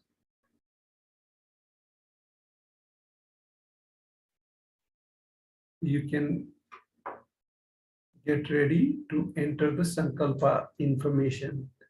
So go to tiny.cc/Sankalpa 2021. And once you open that page, you can fill out the names of your family who will be taking part in this Sankalpa and the seva which you paid for, and some more details about the participants, like the Gotra and the Rashi. Here, once all that is done, your Sankalpa, your selection will be, whatever seva will be offered in Adi Kailash, you'll be notified when it will be offered, and you can enjoy the whole process. Now let's get ready for the next section of the glimpses of the glorious past.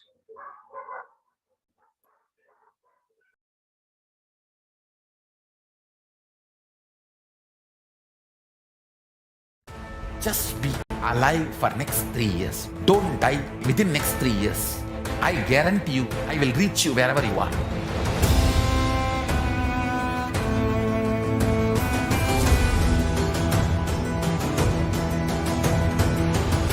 Be alive, somehow be alive for next 3 years. I will reach you wherever you are, whichever corner of the world you may be. I will reach you with enlightenment. It's my commitment to humanity.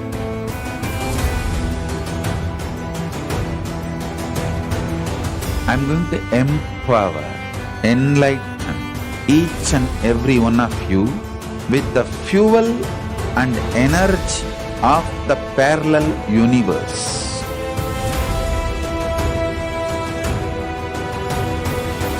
I'll infuse this intense supernal effulgence DNA, Tejas, Ojas, Kundalini Shakti into your spine to consciously lift you to Mahakailasa.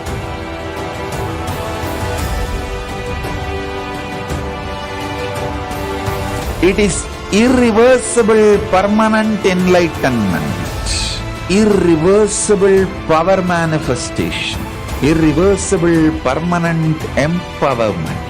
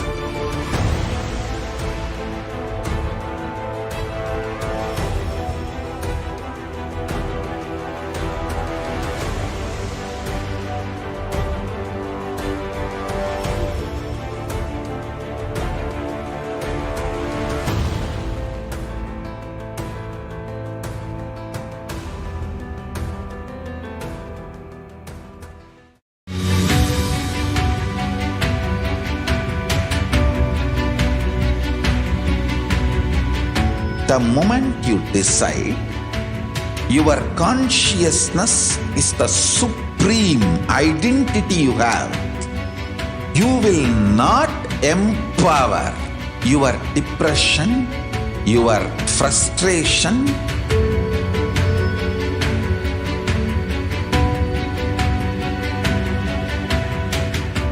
deal your problems, whether it is simple headache or depression or the worst suicidal patterns or life negativity, only through consciousness. Don't go for any other solution.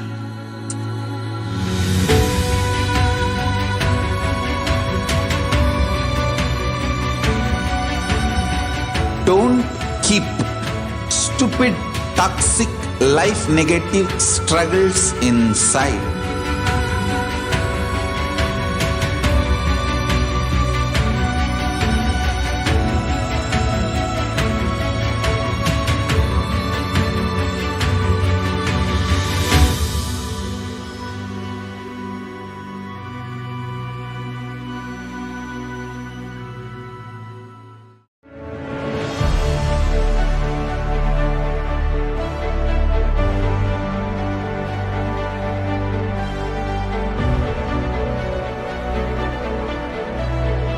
I am your Guru. I will make you enlightened. It's my commitment.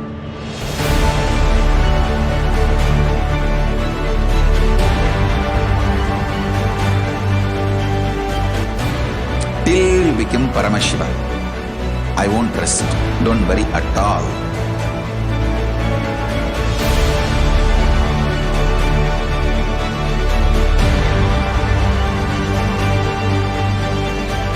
To all my disciples, I give you this as a boon. I'll swallow everything with which you are stuck and liberate you all.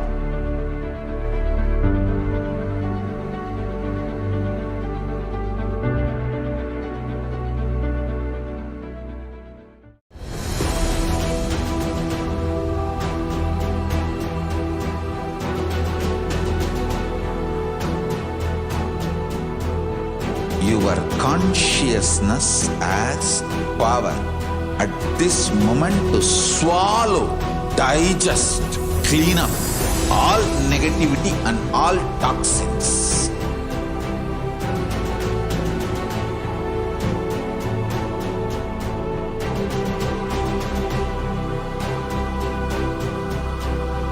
develop a powerful will persistence. That's the most important asset for life.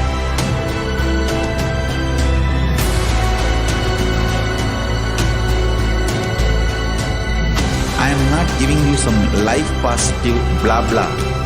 I am giving you the facts of life. I am triggering your consciousness.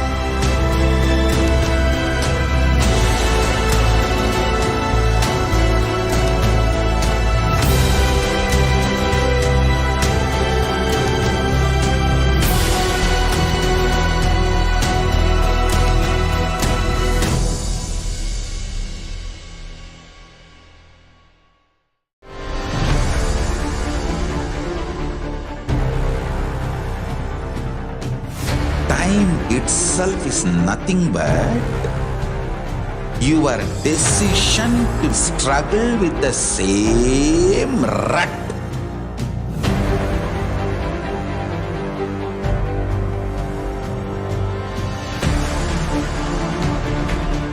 Your decision to struggle with the same rut is time, Kala.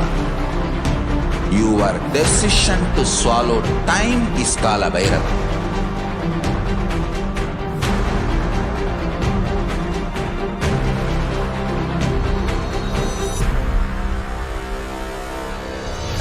Stand.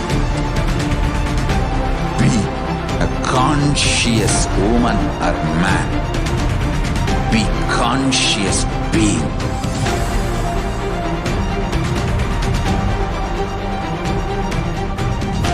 Shrink the time through conscious will persistence.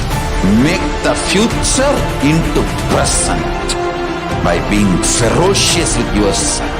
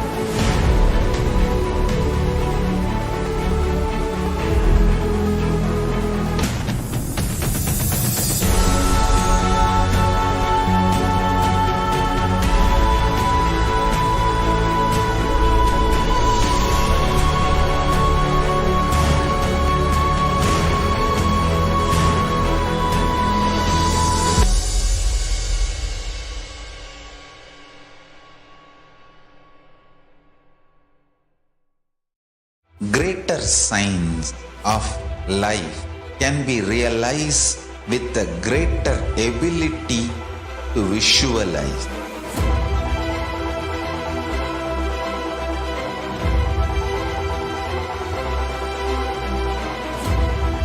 Greater science is the equivalent word for Hinduism.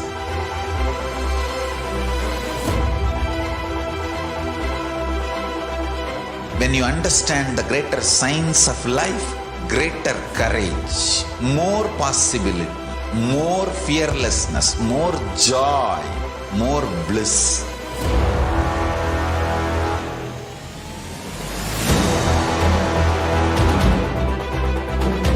When you visualize Paramashiva with 25 heads, 75 eyes, 50 hands, your consciousness becomes ferocious, and that ability to visualize, you will get involved in everything deeply.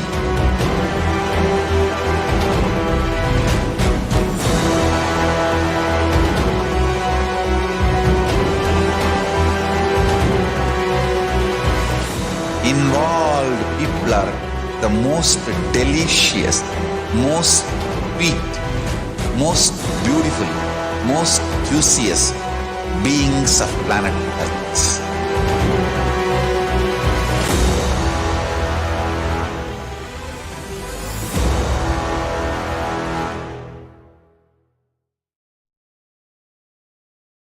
Yes, welcoming each and everyone into this next segment of the Glimpses of the Glorious Past.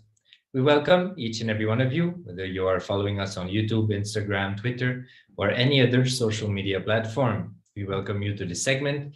In this segment, if you do not already know, we go through the years on the 20th of February, that will be for today, and we see the various activities and contributions performed by the Supreme Pontiff of Hinduism to enrich and to reach out to humanity about Hinduism and the various dimensions of it, and how Hinduism has so much to contribute to each and every dimension of our individual lives. So we'll be jumping into that first year of today's segment.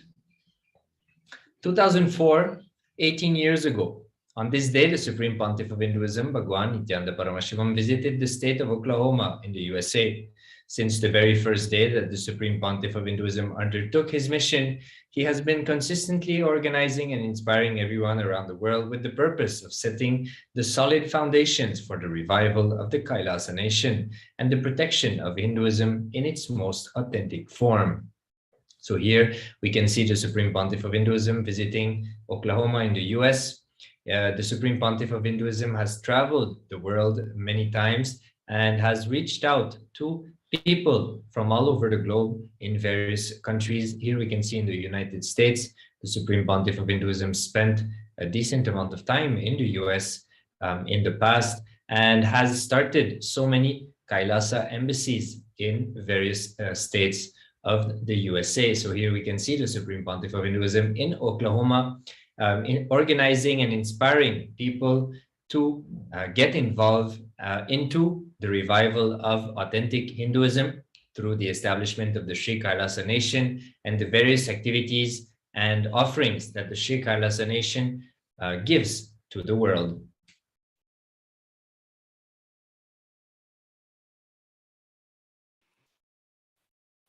We are now moving on to the 20th of February 2005. On that day, the Supreme Pontiff of Hinduism presided over the intensive spiritual convention named Ananda Spurna Program. During the convention, the Supreme Pontiff of Hinduism initiated the delegates attending the convention into the ancient Hindu science of chakras and how to remove the blocks created in them, and then let the delegates to experience the higher states of consciousness.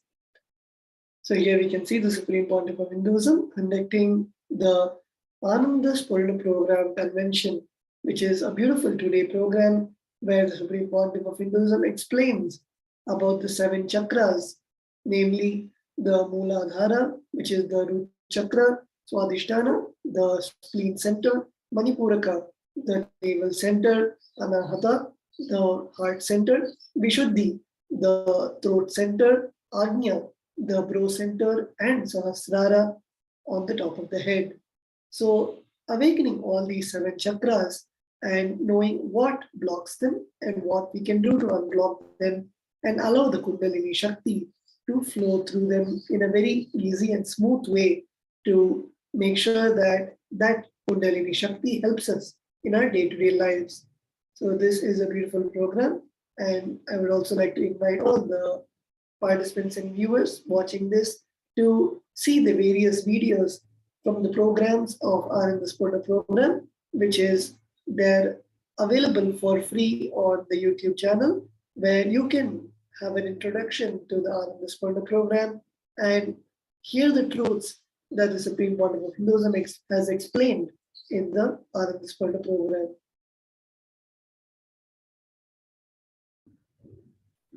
Entering now into the year 2006. On this day, the Supreme Pontiff of Hinduism, Bhagwan Nithyananda Paramashivam, arrived in the Adinam in Los Angeles, USA, on the 20th of February to commence the first world tour of that year. The Paramavatara of Paramashiva, the Supreme Pontiff of Hinduism, has toured around the globe many times, establishing various Adinams and centers in various cities worldwide, successfully building the foundations for the Kailasa nation.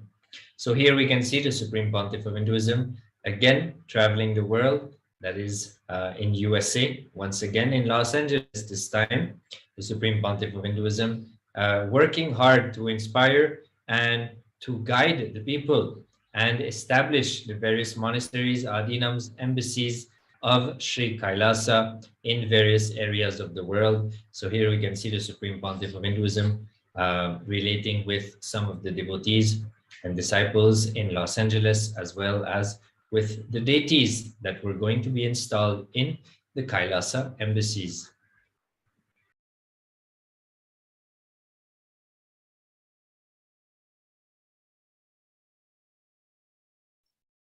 We are now moving into the year 2007.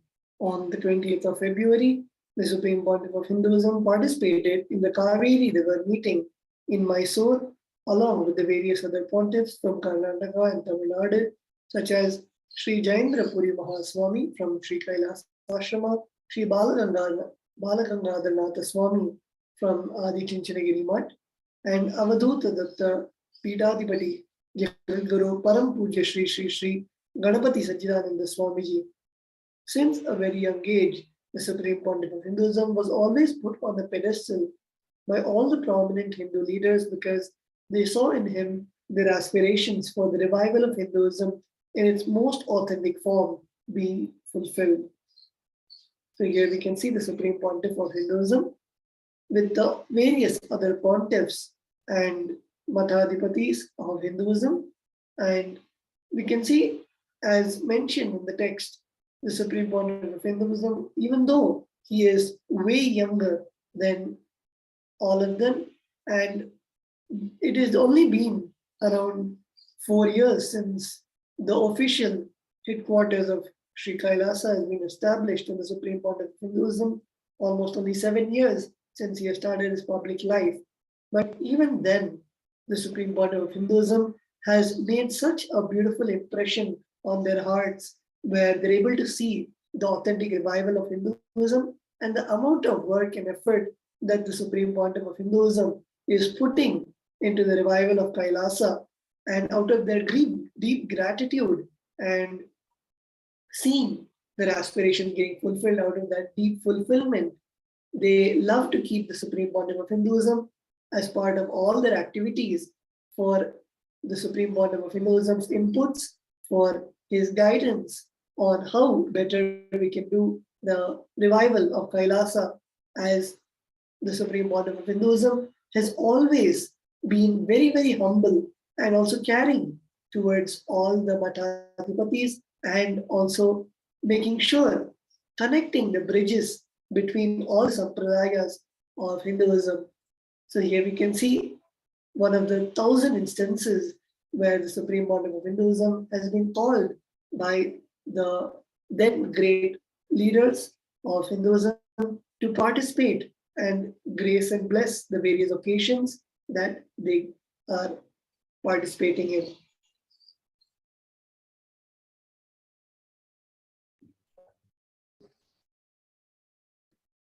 Entering now into the year 2010. On this day, the Supreme Pontiff of Hinduism, Bhagwan Nithyananda Paramashivam, presided over the Nithyananda's Purana program and gave the darshan to the thousands who came to attend the convention. During the darshan, he personally healed and blessed each and every one, imparting them with the biggest gift a disciple can have, which is Guru Bhakti. So here we have few pictures of the crowd that came to attend the Nithyananda's Purana program conducted by the Supreme Pontiff of Hinduism.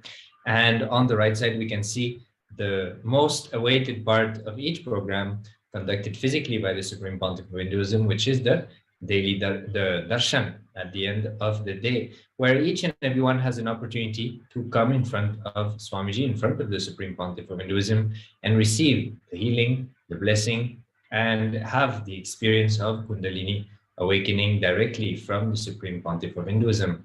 Like that, the Supreme Pontiff of Hinduism has always made himself extremely available to people, reaching out to each individual, one person at a time, building the enriching and the causing dimension in each of the participants, attending to their needs, listening to what they are seeking, what they wish, and whatever prayers they have, whatever boon they wish to receive.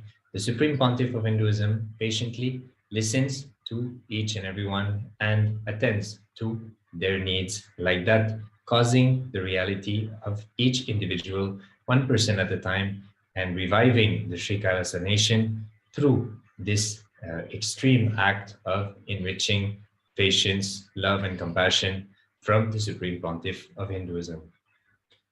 So before moving on to the next years, we'll be taking a short break. We'll be right back in a few moments. Stay tuned for the further years of this segment.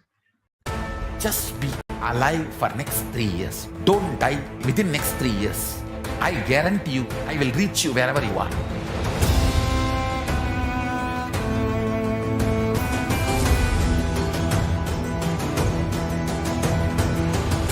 Be alive, somehow be alive for next 3 years. I will reach you wherever you are, whichever corner of the world you may be. I will reach you with enlightenment. It's my commitment to humanity.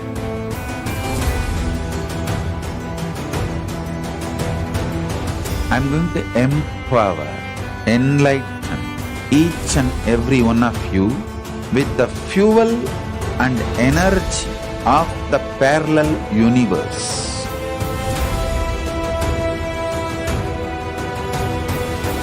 I'll infuse this intense supernal effulgence DNA, Tejas, Ojas, Kundalini Shakti into your spine to consciously lift you to Maha Kailasa.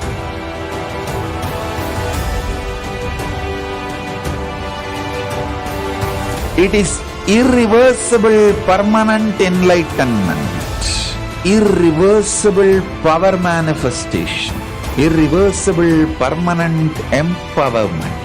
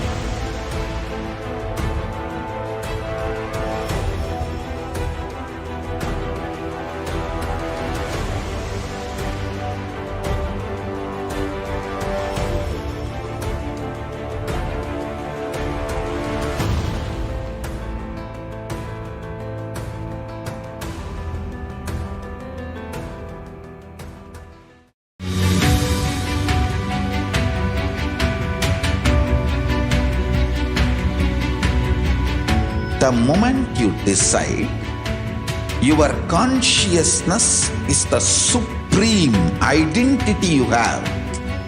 You will not empower your depression, your frustration,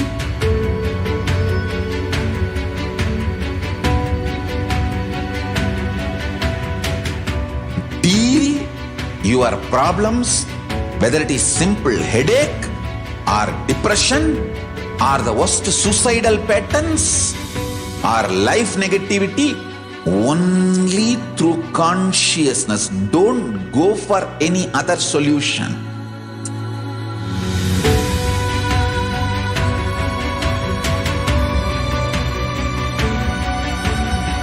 Don't keep stupid, toxic, life negative struggles inside.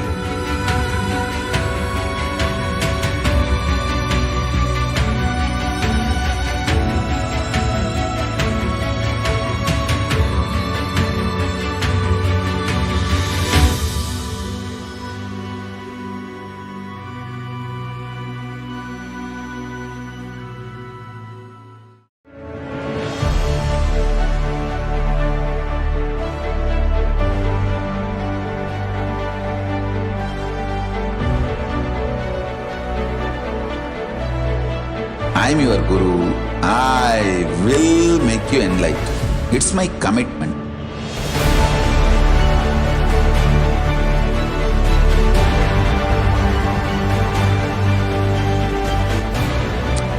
you become Paramashiva. I won't rest. Don't worry at all.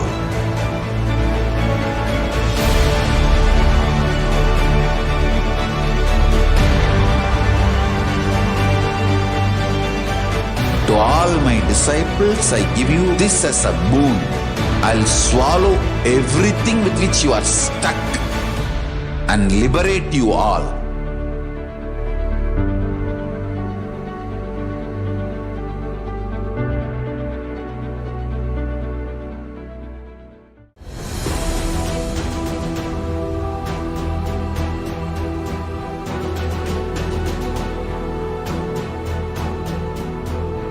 Your consciousness as power at this moment to swallow, digest, clean up all negativity and all toxins.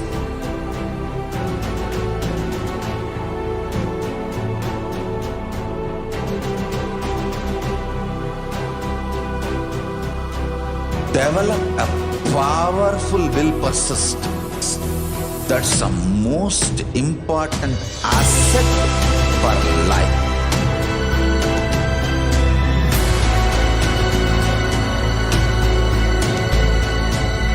I am not giving you some life positive blah blah.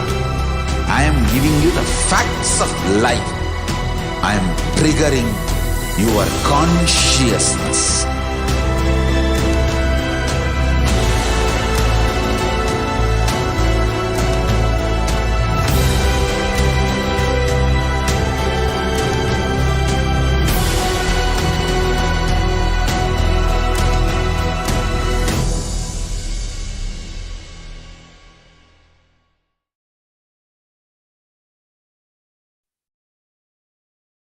Yes, Nithyananda, welcoming back all the participants and viewers watching us live.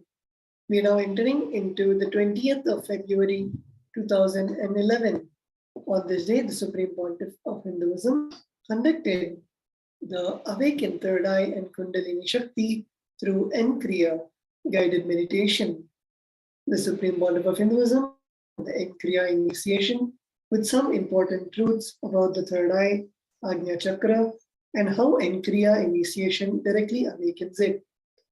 So here we can see the Supreme Pontiff of Hinduism from the early years, even from 2011, focusing on awakening the third eye, the Ajna Chakra, to begin the signs of our manifestation.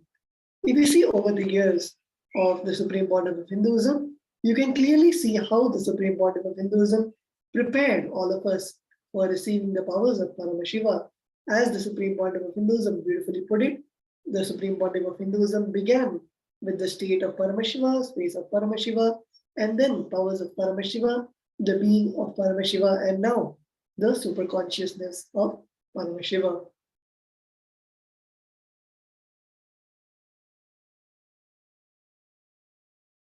Let us now see an excerpt from that satsang where the Supreme Pontiff of Hinduism initiates on Enkriya.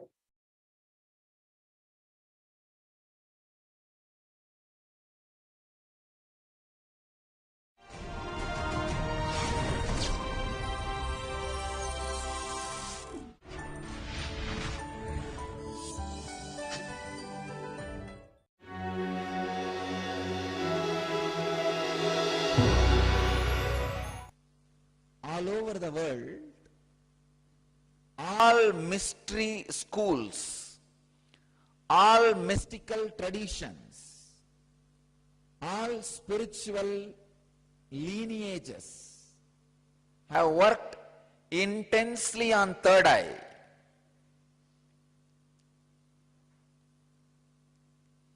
The brow center is cosmic browsing center. Third eye is the cosmic browsing center through which you can send and receive cosmic informations about the past, present and future. Your body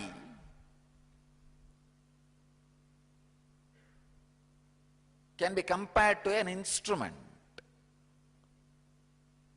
See, your Mooladhara is like a bowl filled with mercury, which is the mercury can be equated to reproduction energy.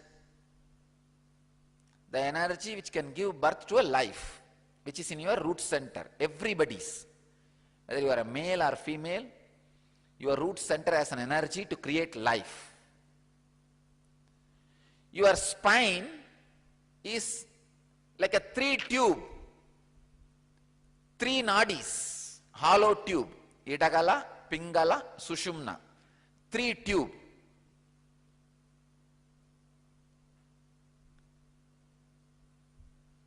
The root of the spine is on the Mercury bowl, which is reproductive energy. The top of the tube is third eye, the Agnya chakra.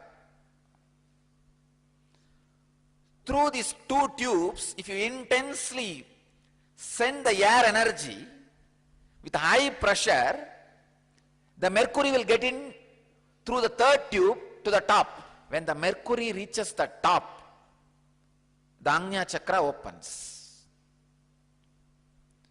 That is what exactly I am doing through the N-Kriya. Through both the nostrils, Idagala and Pingala, I am intensely infusing life breath inside.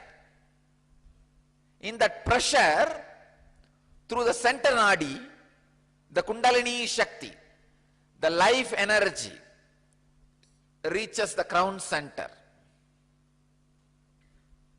And it blossoms. The Agnya chakra opens. The extraordinary leadership qualities expresses.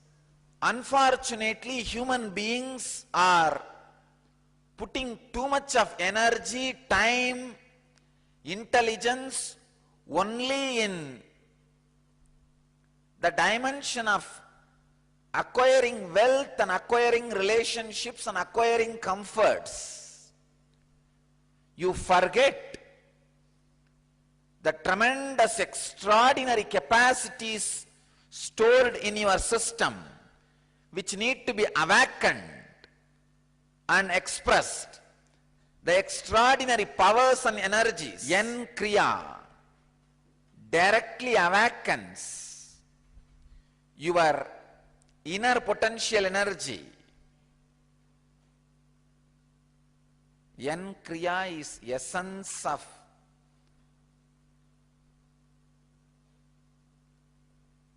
the whole levitation process. So do this N-Kriya at least 21 days. I can guarantee your mitochondria cell energy will improve at least 500%.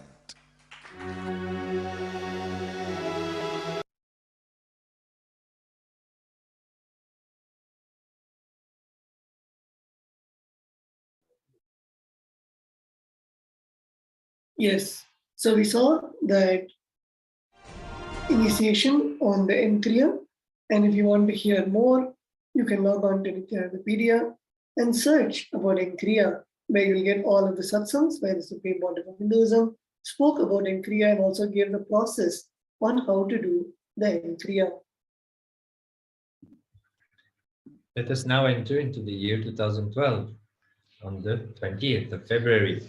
On this day, the Supreme Pontiff of Hinduism presided over the various celebrations that took place in Tiruvannamalai on this auspicious day of Paramashivaratri.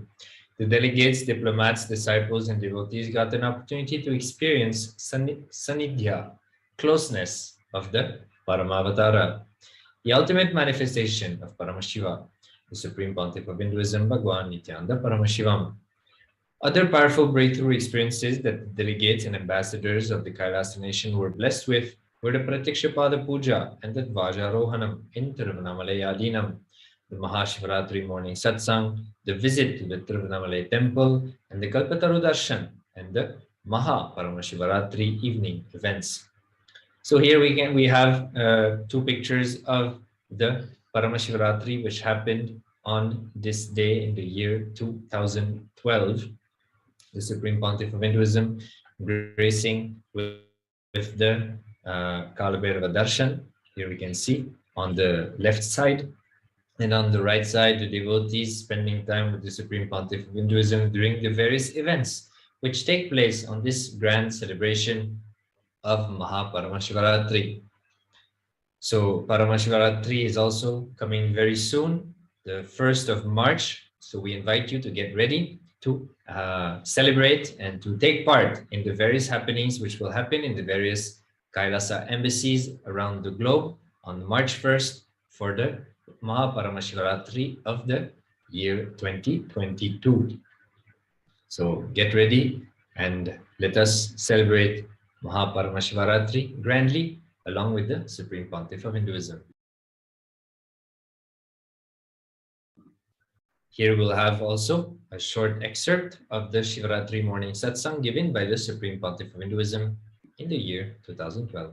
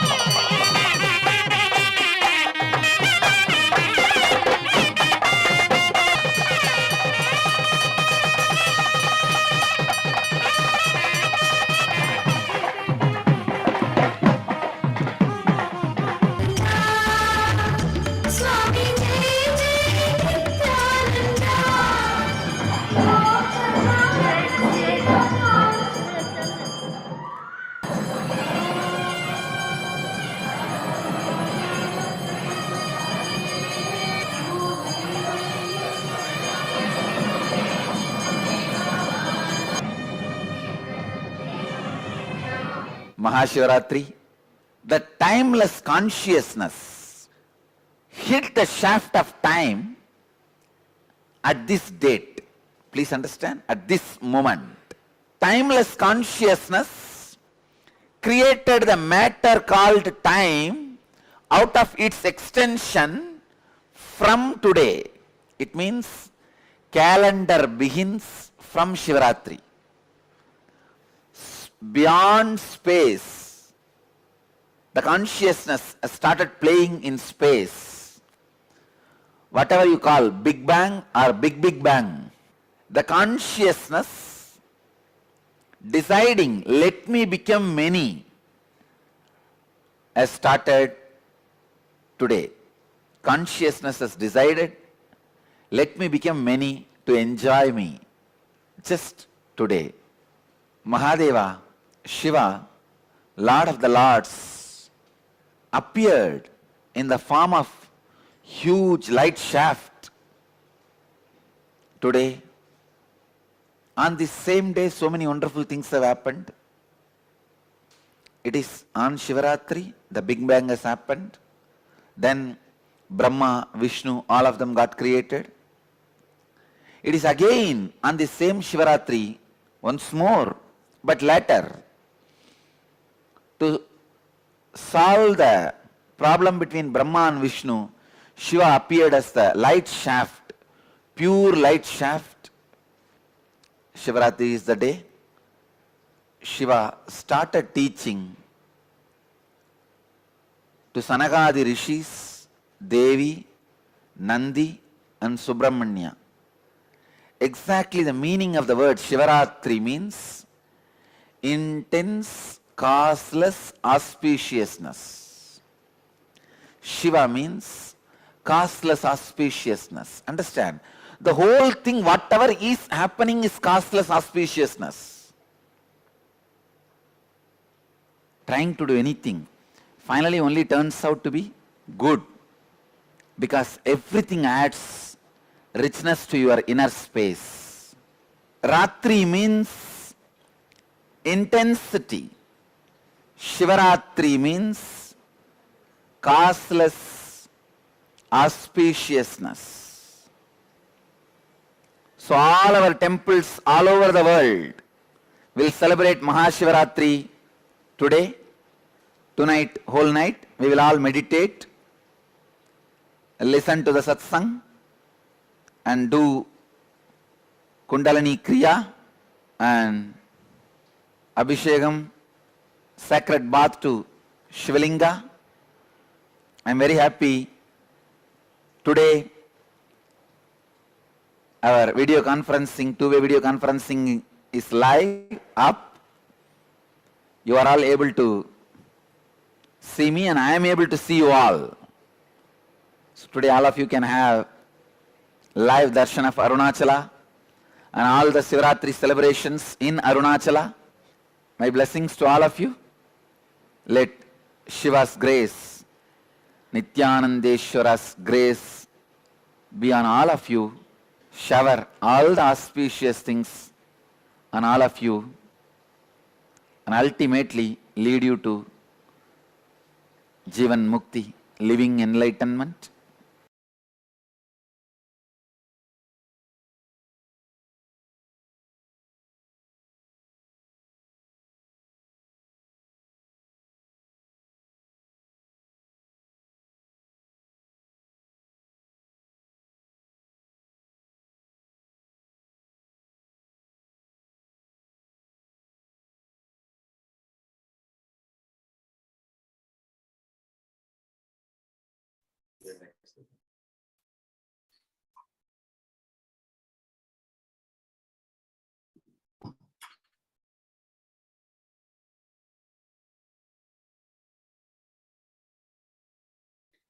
Yes, we are now entering into the 20th of February 2013.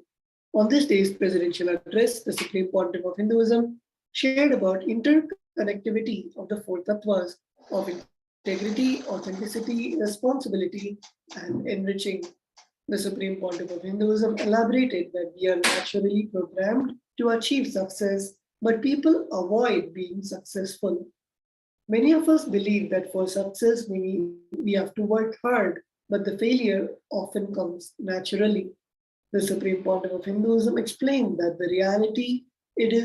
in reality, it is the exact opposite, and that whenever we bring integrity, then the success is the natural flow of life.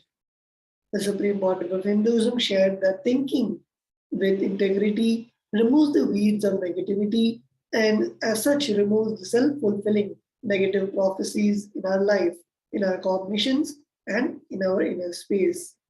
So here we can see the Supreme Pontiff of Hinduism expanding about how whenever we bring integrity to our lives, or whenever we even bring the four tattvas in our life, it removes the negativity in our lives, and also it makes us successful in our lives.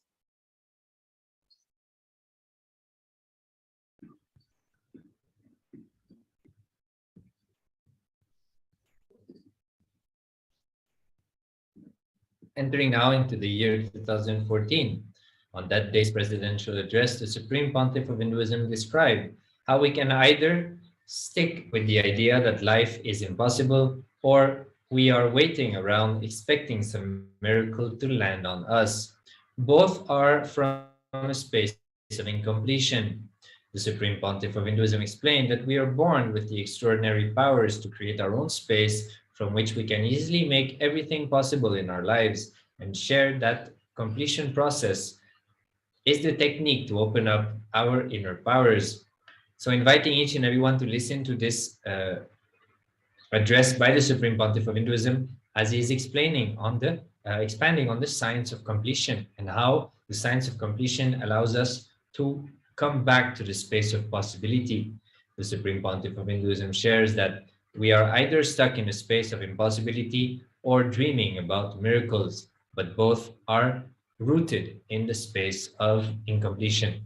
So completing with those incompletions and coming back to the space of possibility, awakening the powers which are within us, is the path the Supreme Pontiff of Hinduism has opened for each and every one of us. So inviting each and every one of you to go on the Nithyanandapedia on the 20th February 2014 and listen to this very important satsang addressed by the Supreme Pontiff of Hinduism on that science of completion.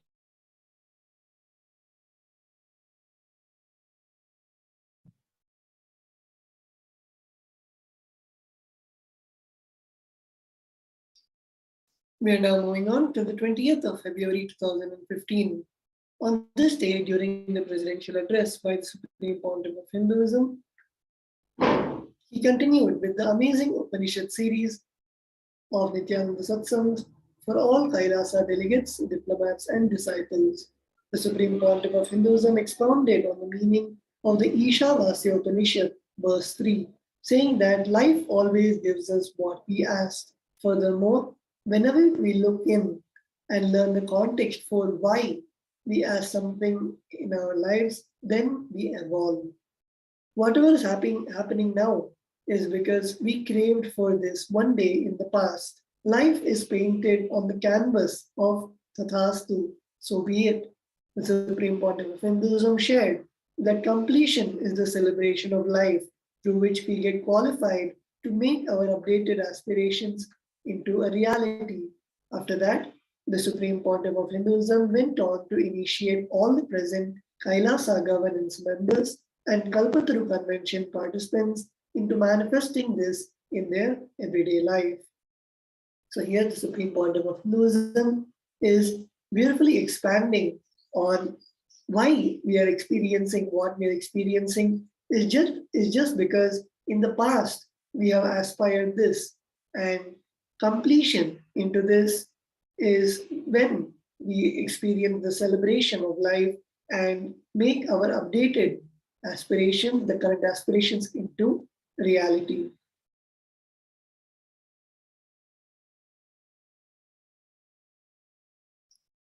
Let us now see the beautiful happenings on the day of the 20th February 2015.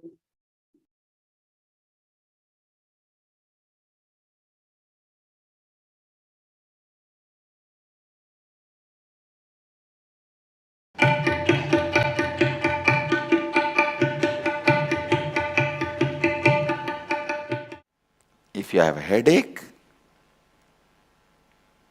look into it and see what it is. Why? What it is.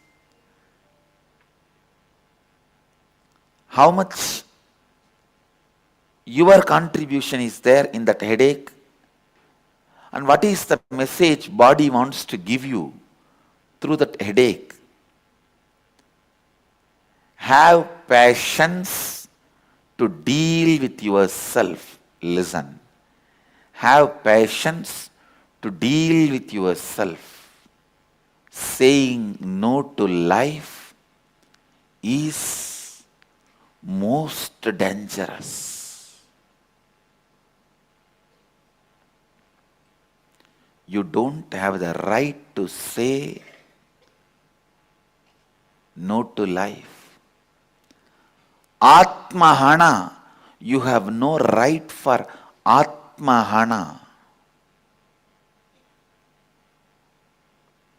Because you are Atmagana, means you are embodiment of Atma.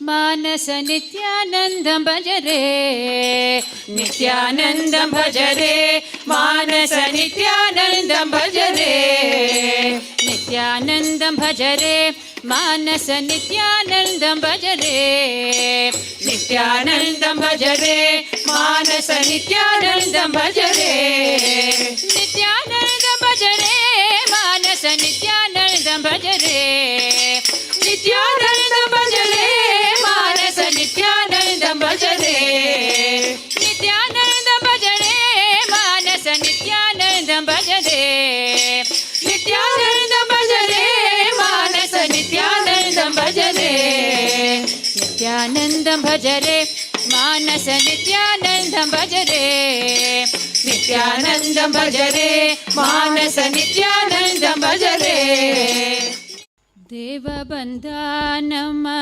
Swami बन्धानो देवबन्धानम Swami Bandhano Deva Bandhanam Swami Bandhano Deva Bandhanam Swami Bandhano Devara Deva Shikhamani Bandhano Devara Deva Shikhamani Bandhano Devara Deva Shikhamani Bandhano Devara Deva Shikhamani Bandhano Deva Bandhanam Swami Bandhano Deva Bandhanam Swami Bandhano Devara Deva Shikhamani Bandhano Devara Deva Shikhamani Bandhano Trishula Dari Bandha Trishula Dari Bandha Rishabha Vahana Bandha Rishabha Vahana.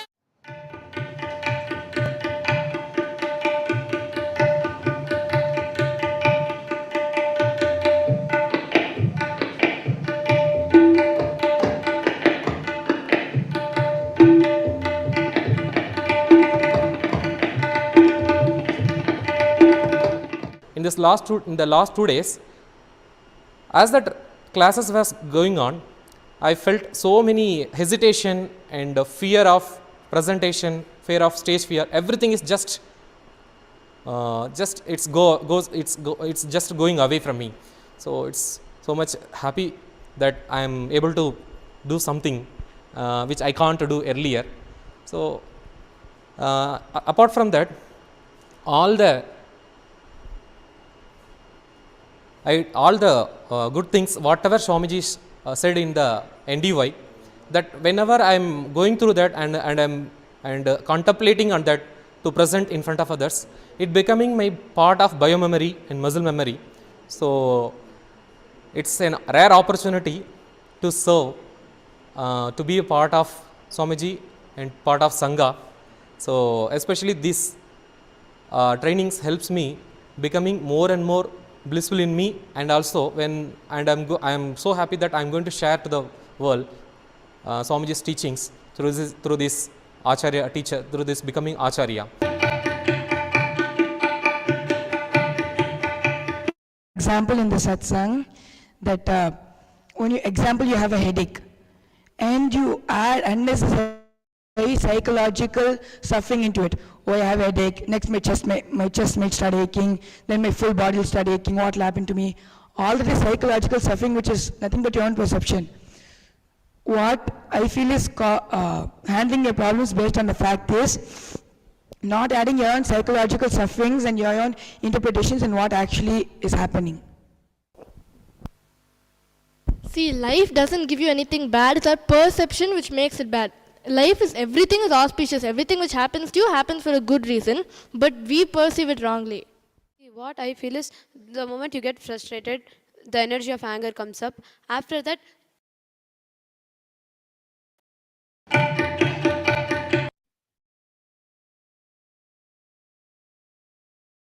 Entering now into the year 2016, 6 years ago. On this day, during the presidential address by the Supreme Pontiff of Hinduism, Bhagwan Nithyananda Paramashivam revealed the secrets of meditation for higher consciousness during the Inner Awakening Convention and initiated all of the present delegates, diplomats, and disciples with the sacred Shivariksha initiation. On this day, the Kailasa nation also celebrated the Raja Rajeshwari Brahmotsavam, Shani Pradosham. Over 1,000 Kailasa members participated in various ritualistic celebrations, including receiving a power darshan and a sacred mandala process with the Supreme Pontiff of Hinduism. So here we can see the Supreme Pontiff of Hinduism actively reviving Shaivism through giving the Shiva Diksha initiation to each and everyone who is interested and feels connected and wants to receive this Diksha, receive the initiation, and start their journey towards the experience of oneness with Paramashiva. There was also celebrations for the various festivities around the Raja Rajeshwari Brahmotsavam, as well as the Shani Pradosham, which was celebrated in various Kailasas around the world by thousands and thousands of devotees, disciples, and Kailasa'S across the globe.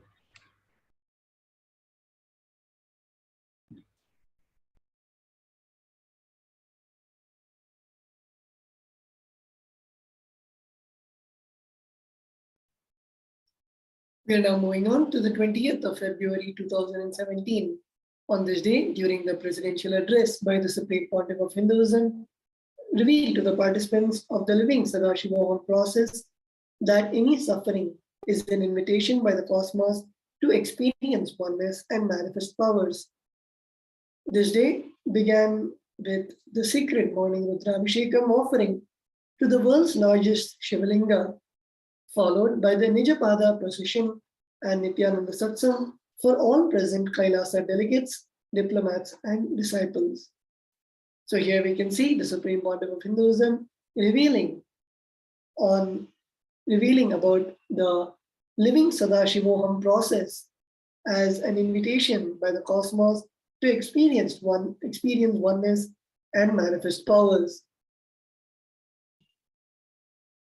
This day began with the Rudrabhishekam, as we can see in the pictures, offered to the 21-foot Navapashana Linga in the Vaidya Sarovar in Adi Kailasa'S and Vajrapita.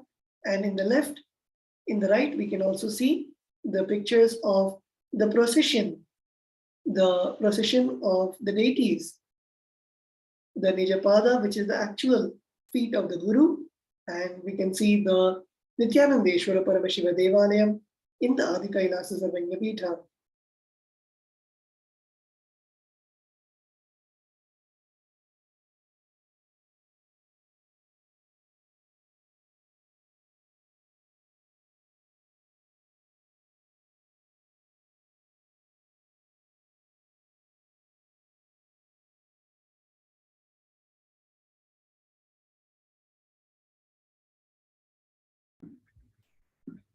Entering now into the year 2019 on the 20th of February, 3 years ago.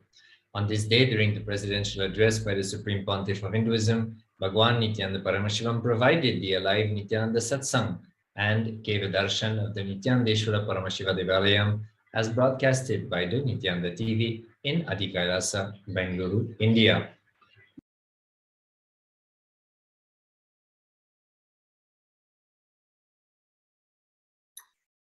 We are now moving on to the 20th of February 2020. On this day, the Supreme Pontiff of Hinduism explained that Tyaga is a power and provided the insight on how to become Nandi, the sacred vehicle of Paramashiva. Celebrations also continued on the 4th day of the Mahashivaratri Brahmotsava with a special Atmalinga initiation into Tyaga for all Kailasa delegates, diplomats, and disciples in order to help them achieve the ultimate realization. Furthermore, on that day's presidential address titled Life Has No Full Stop, the Supreme Pontiff of Hinduism revealed that Tyaga is ferociously asserting Paramasatya, one's highest identity, and presented Tyaga as the strategy for a long life and for generating and attracting resources. So if you want to hear the beautiful satsang titled Life Has No Full Stop, you can log on to the official YouTube channel of the Supreme Pontiff of Hinduism and type in that title where you will receive the live satsang.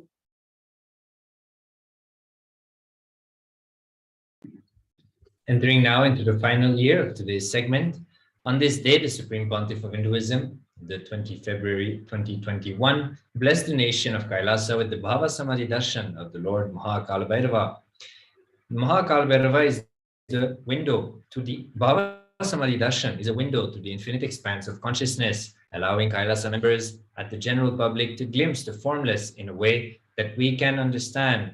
Our very biomemory awakens to the space of Paramashiva, ultimate consciousness, during these darshans. Having just a glimpse of an avatar cleanses the karmas of lifetimes and creates a deep and lasting transformation in each and every one of us. So here we have a picture of the Supreme Pontiff of Hinduism giving the darshan of Mahakala Bhairava, which is the Lord of Time. So the Supreme Pontiff of Hinduism constantly raising the space of the Kailasa'S, disciples, delegates, and everyone who attends to the various live events conducted by the Sri Kailasa Nation and the Supreme Pontiff of Hinduism, raising them to higher states of consciousness, not only to overcome the effects of the pandemic on each and every one of us, but to simply experience oneness with Paramashiva. So with this, we come to the end of today's segment. We thank you very much for having spent the time to be with us for this segment. We invite you to join the next program, where we'll be going through the 21st of February of the various contributions of the Supreme Pontiff of Hinduism. Paramashivam level 3 starts soon on the very day of Paramashivaratri, March 1st. We're inviting you to register at Kailasa'S.org/Paramashivoham, share your intention, and spend the time that you need to sit in the presence of the Supreme Pontiff of Hinduism, so that you can allow the conscious breakthrough, the cognitive shifts, and the experiences of the states of consciousness, vertical time zones, and power manifestation to happen more and more in your life. So again, register Kailasa'S.org/Paramashivoham. So we thank you again for having joining us. We'll now be moving on to the next segment of today's programming in a short bit. Stay tuned. We'll be right back. Since the beginning of time and space, Bhagwan Paramashiva, the all-powerful, all-pervasive, and all-knowing ultimate superconscious existence, revealed in the Vedas and Agamas, the source scriptures of Hinduism, the truths about himself and the manifested universe and its multidimensional and simultaneously existing dimensions and worlds, also known as parallel universes or vertical time zones. Trutyadi pratyayasya kalo maya samudbhavaha. The Kala Tattva, which gives rise to the knowledge of various time zones and parallel universes such as Truti and others, is originated by Ananteshwara from the impure Maya. Bhagwan Paramashiva mentions that as we experience the various higher states of consciousness, we simultaneously experience the various time zones associated with them. We get transported to the parallel universes and experience the other dimensions of our own existence, of our own personality. Listen, Subarloka is all about stable bliss, absolute health and stable bliss. Maharloka is all about the highest peak possibilities. Jana Loka is the place where you can exist in multiple bodies at a time. You experience oneness as the super reality. Tapa Loka is that last struggle you go through. Sometimes you know you are Paramashiva, sometimes you just slip off, but again you say, I am Paramashiva. That space is the Tapoloka, an absolute surrender. Whether I am remembering, I am manifesting Paramashivatva, or I am deluded, I surrender both to Paramashiva. When you take that decision, you are lifted to Brahmaloka. You move to the Brahmaloka. The deep surrender lifts you to Brahmaloka. Then from there you move to Parandama, Vaikunta, and Kailasa, then Mahakailasa itself. The key to unlock these parallel universes is hidden in the spine of the human body. Human beings, only human beings on this planet Earth are empowered, hardwired, capable of migrating to parallel universe. Understand? Your spine is not only hardwired, capable of fueled, charged to lift you off to different parallel universes. Sukritan manavo bhutva मोक्षमाप्नुयात् चतुरशीतलक्षेषु शरीरेषु शरीरिणां न मानुष्यं विना यत्र तत्त्वहानन्तु लभ्यते. Of the 8.4 million bodily forms, the human body is the most important, for it is this form in which one gets knowledge of the essence. This knowledge of essence cannot be attained in any other form other than human. The possibility you have need to be told to you. Understand? Even though animals have spine, because the majority of the time they spend horizontally, the spine is not capable of getting fuel with a subtle fuel called ojas. The ojas need to be filled in your spine and the kundalini need to be ignited for you to reach parallel universe and different vertical time zone spaces. When our state of consciousness is raised, we start experiencing these higher lokas, allowing the various possibilities and powers available in these universes to start expressing in our own human body. Recently, scientists have discovered that the human body, particularly in the brain, naturally produces light in the form of biophotons, and that when our state of consciousness is lifted, the brain moves from producing a normal 20 photons of light per centimeter square per second to more than 100,000 photons of light per second. That shows us that as we start to experience higher and higher states of consciousness, we start to produce huge amount of light, which is directly proportional and translatable to the amount of possibilities and powers that start to manifest on this plane, as well as the freedom from pains and sufferings experienced by beings in lower states of consciousness. These higher lokas gives you various possibilities, powers.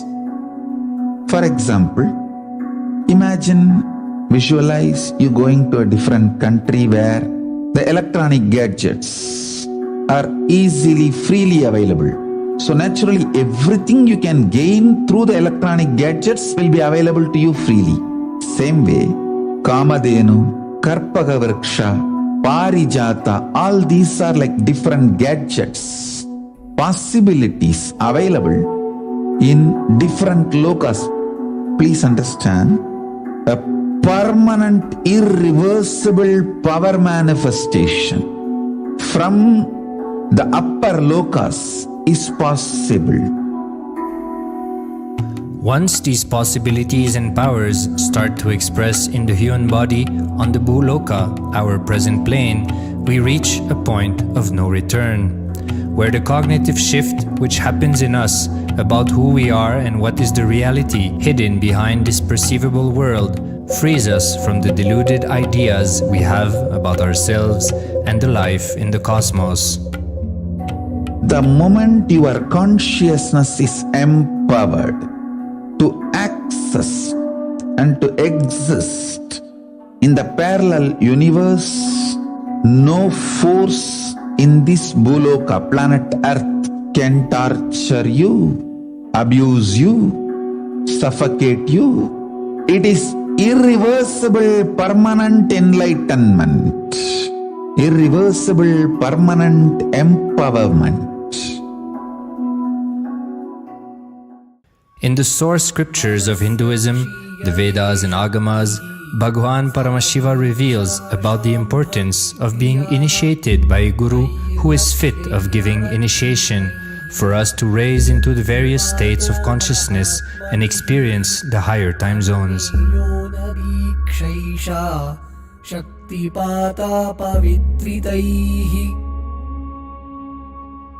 The potency of Anavamala, which veils the innate and essential nature of the soul, is set into the decaying phase by this specific activity.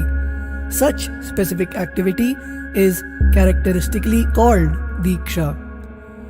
The intimate communion between the Blessed One and the Blessing One is very rare and difficult to occur.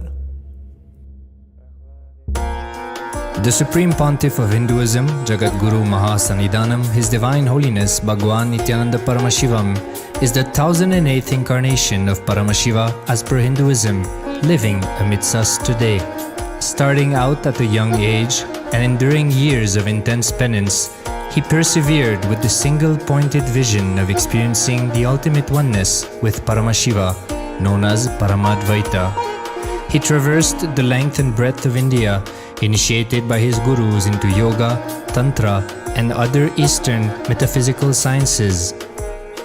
After having many profound spiritual experiences, he finally received the ultimate experience of Paramashivoham, I am Paramashiva, from his guru Arunagiri Yogeshwara, an incarnation of Paramashiva himself in the holy town of Tiruvannamalai in South India.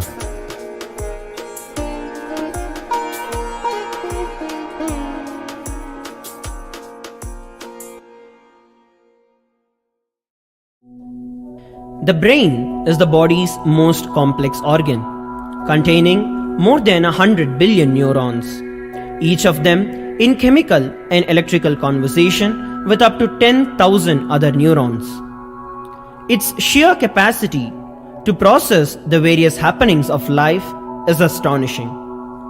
The scientific studies on the Supreme Pontiff of Hinduism's brain remarkably shows that the complexity presents no difficulty for the Supreme Pontiff of Hinduism in managing his brain's activity.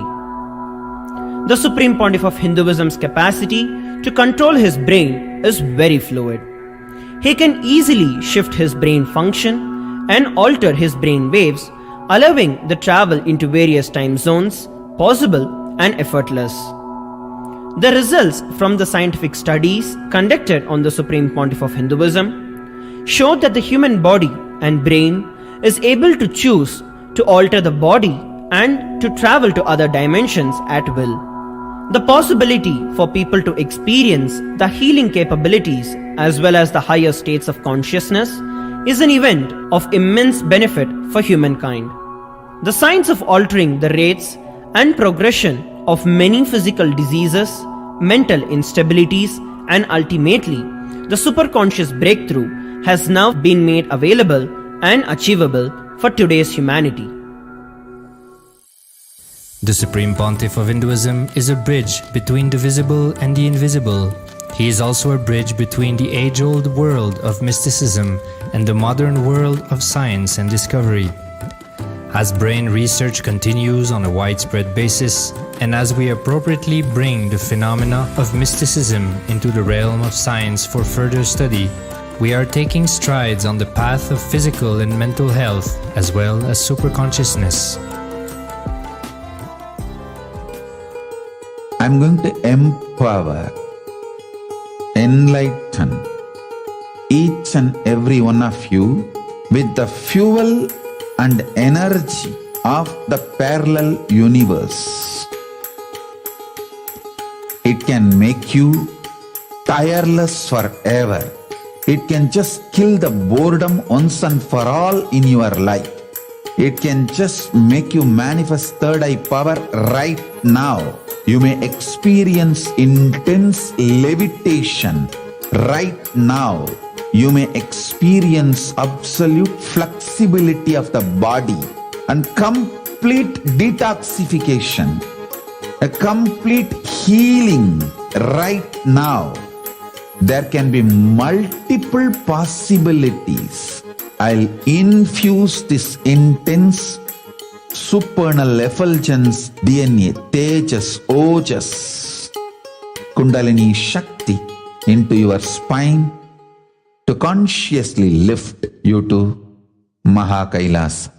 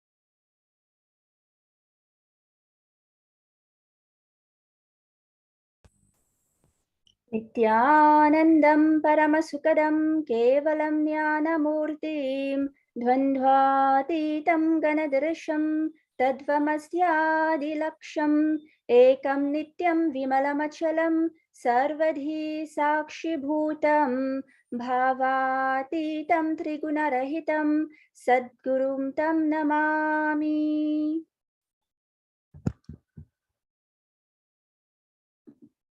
Nithyanandam, with the grace and blessings of the Supreme Pontiff of Hinduism, Jagat Guru Mahasanidhanam, His Divine Holiness, Bhagavan Nithyananda Paramashivam, the sovereign of the sovereign state of Sri Kailasa, Kailasa is pleased to bring to you this global conclave on the occasion of the World Day of Social Justice and the Kailasa Om Award ceremony in collaboration with the Department of Human Services and the Sri Kailasa Uniting Nations for Peacekeeping. And your host for today's event are Her Excellency Ma Vijayapriya Nithyananda, Permanent Representative of Kailasa to the UN, as well as myself, Manitya Swatantra Priyananda, Delegate of Kailasa. We warmly welcome our esteemed award recipients with our love and respect, as well as our live international audience joining us today from all corners of the world. Let us open today's celebrations by first explaining the particular significance of this day, on which 14 inspiring accomplished leaders in the field of social justice, representing 10 countries, will be awarded the Kailasa Dharma Rakshana Social Justice Award. Today, February 20th, marks a very special day, as along with being the World Day of Social Justice, as declared by the United Nations, it is also the day of Chitra Nakshatra. Nakshatra means constellation. It is the Janma Nakshatra or birth star of the Supreme Pontiff of Hinduism, Bhagavan Nithyananda Paramashivam.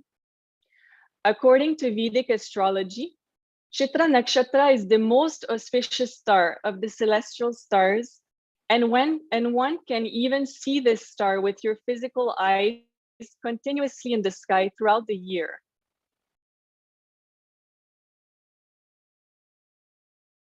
And it is on this most auspicious Chitra Nakshatra that the Supreme Pontiff of Hinduism, Bhagavan Nithyananda Paramashivam, was born on January 3rd, 1978, as per the Gregorian calendar, in the holy town of Tiruvannamalai, India. Tiruvannamalai is the spiritual capital of the world for seekers of enlightenment and is home to the sacred hill of Arunachala, the very hill which pulls incarnations, avatars, down to planet Earth for the upliftment of humanity through a superconscious breakthrough. The Supreme Pontiff of Hinduism is recognized as the 1008 living incarnation of Lord Paramashiva, the ultimate superconsciousness as per Hinduism, by his predecessors of enlightened masters and adepts. On this month, Chitra Nakshatra Day, Sri Kailasa is commemorating the World Day of Social Justice. And there are many social justice issues in the world today: gender inequality, systemic racism, and unemployment are just a few. Since 2009, every February 20th has been the UN observance known as World Day of Social Justice. The purpose of the day is to focus on the plight of social injustice throughout the world and to press for improvements and solutions. The day also pledges to promote equitable distribution of income and greater access to resources through equity and equality for all. This year's commemoration supports efforts by the international community to end social justice issues by advancing the following, but not limited to: sustainable development, poverty eradication, the promotion of full employment and decent work, universal social protection, gender equality, access to social well-being and justice for all, environment and animal rights, and many more. As restoring social justice is at the core of the Supreme Pontiff of Hinduism's avataric mission, which we will get into more detail soon, social justice has been chosen as the theme for today's award ceremony. So it is no secret that as a humanity, we are at a turning point in history. Whether we want to accept it or not, whether we want to hold on to the hope that everything will go back to the way it used to be, the reality is that the COVID-19 crisis has forced us all to face the fact that the very foundation from which our society operates is not sustainable. The unwavering waves of the COVID-19 pandemic and its devastating consequences act as what many may consider a rather brutal awakening to this truth. While responses worldwide are focused on reducing infections and fatalities, which is undoubtedly necessary, global economic growth has plummeted, poverty levels are increasing, and inequality is accelerating between and within countries with intergenerational consequences. So today, humanity calls for a new world order which will ensure social justice. That is the reason why we have gathered from around the world today. And so today's program will be conducted in 3 segments. First, we will share with you highlights of the almost 3-decade-long incredible work of the Supreme Pontiff of Hinduism, Bhagavan Nithyananda Paramashivam, in various fields, including social justice, as per Hindu principles. This will be followed by the award ceremony, where special recognition will be given to 14 inspiring accomplished leaders for their contribution to the field of social justice in various ways. And last but not least, today's global conclave on social justice will be concluded with a special live presidential address by the Supreme Pontiff of Hinduism, Bhagavan Nithyananda Paramashivam, the sovereign of the sovereign state of Sri Kailasa. So who is the Supreme Pontiff of Hinduism?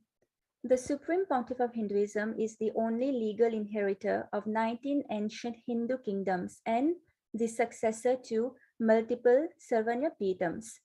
To better understand how the revival of the sovereign state of Sri Kailasa came about, let us dive deeper into the journey of the Supreme Pontiff of Hinduism, starting from the very young age of 3. So at just the young age of 3, in 1981, the Supreme Pontiff of Hinduism was initiated into Bala Sannyas, child saint, by his predecessors of enlightened masters and adepts. In 1981, the Supreme Pontiff of Hinduism was coronated as the future Guru Mahasannidhanam Pontiff of Kanchi's Kailasa'S Sarvanya Peetham, Tondai Mandala Adinam, the oldest monastic university. In 1994, he was declared as the successor of Arunachala Sarvanya Peetham in Tiruvannamalai, India. In 1999, the Supreme Pontiff of Hinduism founded the mission Nithyananda Sangha to revive Kailasa globally. In the same year, he was coronated as the successor of Kashi Sarvanya Peetha in Varanasi, India. In 2002, the Supreme Pontiff of Hinduism founded Adi Kailasa Sarvanya Peetham in Bengaluru Adinam in India. And in 2004, he was declared as the successor of Bhagya Nagara Sripura Sarvanya Peetham.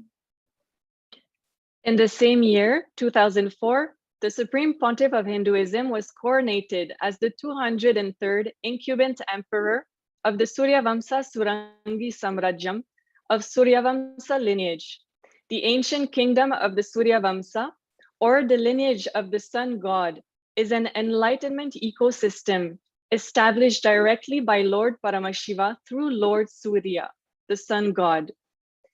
In January 2007, the Supreme Pontiff of Hinduism revived Adi Pallava Sarvanya Peetham, the spiritual and religious kingdom in Puducherry, India. Later, on April 27, 2012, the Supreme Pontiff of Hinduism was coronated as the 293rd Guru Mahasannidhanam of Madurai, Shyamalapita Sarvanya Peetham, the oldest Hindu papal state and monastic kingdom. The following year, in 2013, the Supreme Pontiff of Hinduism was officially coronated as Mahamandaleshwar, Supreme Spiritual Head of Mahanirvani Akada, the largest apex monastic order, making him the youngest Mahamandaleshwar. In the same year, the Supreme Pontiff of Hinduism was declared as Acharya Mahamandaleshwar of Atal Akada, the oldest monastic order in Hinduism. In 2014, the Supreme Pontiff of Hinduism was coronated as Guru Mahasannidhanam, Pontiff of Tanjavur Adinam. The following year, in 2015, the Supreme Pontiff of Hinduism was coronated as Guru Mahasannidhanam of Adi Pita Kolada Mata. It is also in 2015 that His Divine Holiness was coronated as the Supreme Pontiff of Hinduism by a congregation of over 1,000 Hindu leaders, pontiffs, through a grand 3-day ritualistic celebration known as the Atirudra Mahayagna. And in 2018, the Supreme Pontiff of Hinduism officially revived the sovereign state of Sri Kailasa as we know it today. And in order to fulfill his avataric mission, the Supreme Pontiff of Hinduism revived Sri Kailasa, O Kailasa, the ancient enlightened Hindu civilizational nation, the first nation for Hindus. Over the past 27 years of his public life, the Supreme Pontiff of Hinduism, Bhagavan Nithyananda Paramashivam, has set up thousands of model communities which are peaceful and sustainable in over 100 countries. In fact, Kailasa ecosystem worldwide live as per the sacred cosmic principles of Ahimsa Paramo Dharmaha, meaning non-violence is the greatest virtue, and Advaita, meaning peaceful coexistence with all beings.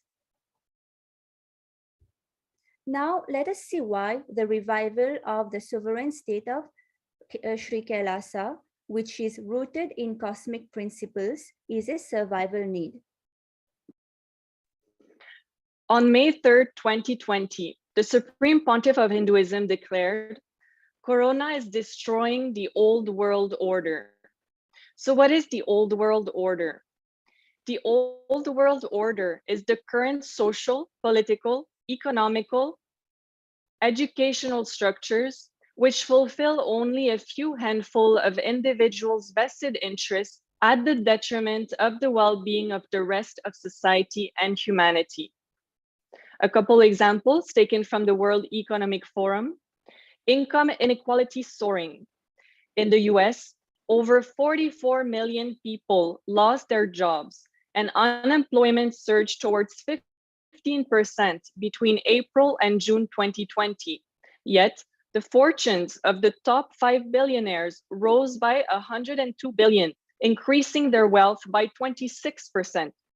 In fact, the combined wealth of US billionaires increased by over 637 billion to a total of 3.6 trillion, which is considerably more than the entire wealth of the 54 countries on the African continent. Gender inequality increasing. Women, alongside the poor, elderly, disabled, and migrant populations, have borne the brunt of the fallout from the pandemic. In the US, women accounted for 55% of all jobs lost, even though they make up under half of the total workforce.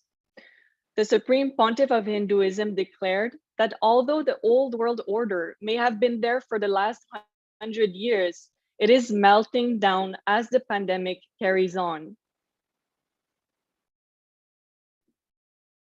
And the pandemic has made it evident that the need for a new world order based on cosmic principles has become a survival need. On May 3rd, 2020, the Supreme Pontiff of Hinduism also declared that, quote, Hindus who are living the cosmic principles of Ahimsa Paramo Dharmaha, non-violence and Advaita, peaceful coexistence, have to create the new world order and maintain it, unquote. Therefore, Kailasa worldwide under the guidance of the Supreme Pontiff of Hinduism, has taken the responsibility to guide humanity towards the creation of the New World Order, which has to be the most non-violent, equitable, and sustainable. So, what exactly is the New World Order as per Hinduism? Let us look at the glorious past of Akhanda Bharat. Akhanda Bharat, which included modern day India, was at one time called the Golden Bird. It had abundance of raw materials, availability of precious stones, equal distribution of wealth and richness, and no social inequalities. On this ground, ancient India was a global trade hub. The richness of ancient India triggered barbaric wars, destruction, exodus, and slavery of Hindus. As a result, the world and Hindus themselves have forgotten about the richness and power of their own civilization, which was not only richest, but absolutely non-violent, as it was based on the Hindu science of enlightenment. To this day, the persecution of Hindu leaders and Hindu minorities remains unabated. The Supreme Pontiff of Hinduism is himself a target of persecution.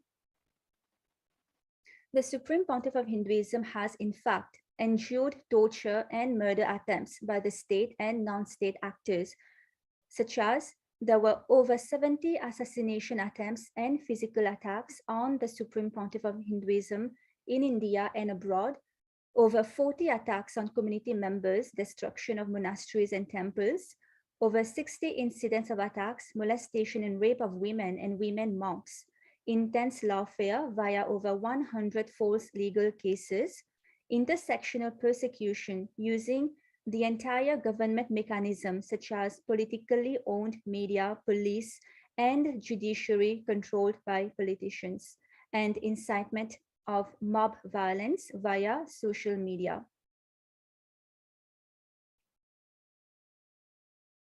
And finally, on December 2nd, 2021, the plight of Hindu minorities and the persecution of the Supreme Pontiff of Hinduism was represented at the United Nations by Sri Kailasa.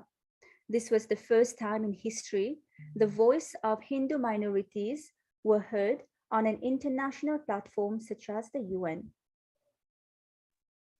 So what is the secret to Akhanda Bharat's prosperity and most equitable society? It's Hindu Varnashrama Dharma, which is, as described by the Supreme Pontiff of Hinduism, the most beautiful science developed for a most stable society. So what exactly is the Hindu Varnashrama Dharma? The four major powers that exist in society, knowledge, weapons, wealth, and land, were equitably distributed between four varanas, or occupational divisions, which were interdependent. Brahmanas were the teachers, Kshatriyas, the rulers, Vaishyas, the business community, and Shudras, the working class. There was no higher and lower between these groups. All of them were doing different responsibilities. In that way, the decentralization of power was always maintained. So now one may wonder, how was each individual's varna determined? Varna was not decided by jati, meaning birth, but rather based on the way in which one chose to take responsibility for one's life and others' lives. As explained by the Supreme Pontiff of Hinduism, quote, "The family by birth gives you specialization due to the ecosystem prevalent in the house and workplace. Then you choose your varna," unquote. It is important to clarify and emphasize here that the Hindu Varnashrama Dharma system has nothing to do with the caste system, and that most of the world knows about today. The discriminatory caste system, as the world knows it, was brought by the invaders and imposed on the Hindu civilization. The truth is that the Hindu Varnashrama Dharma is beautifully crafted in such a way where there was equitable resource distribution, absolute law and order, women were revered, honored, and protected along with their children, and vulnerable people were protected at every level.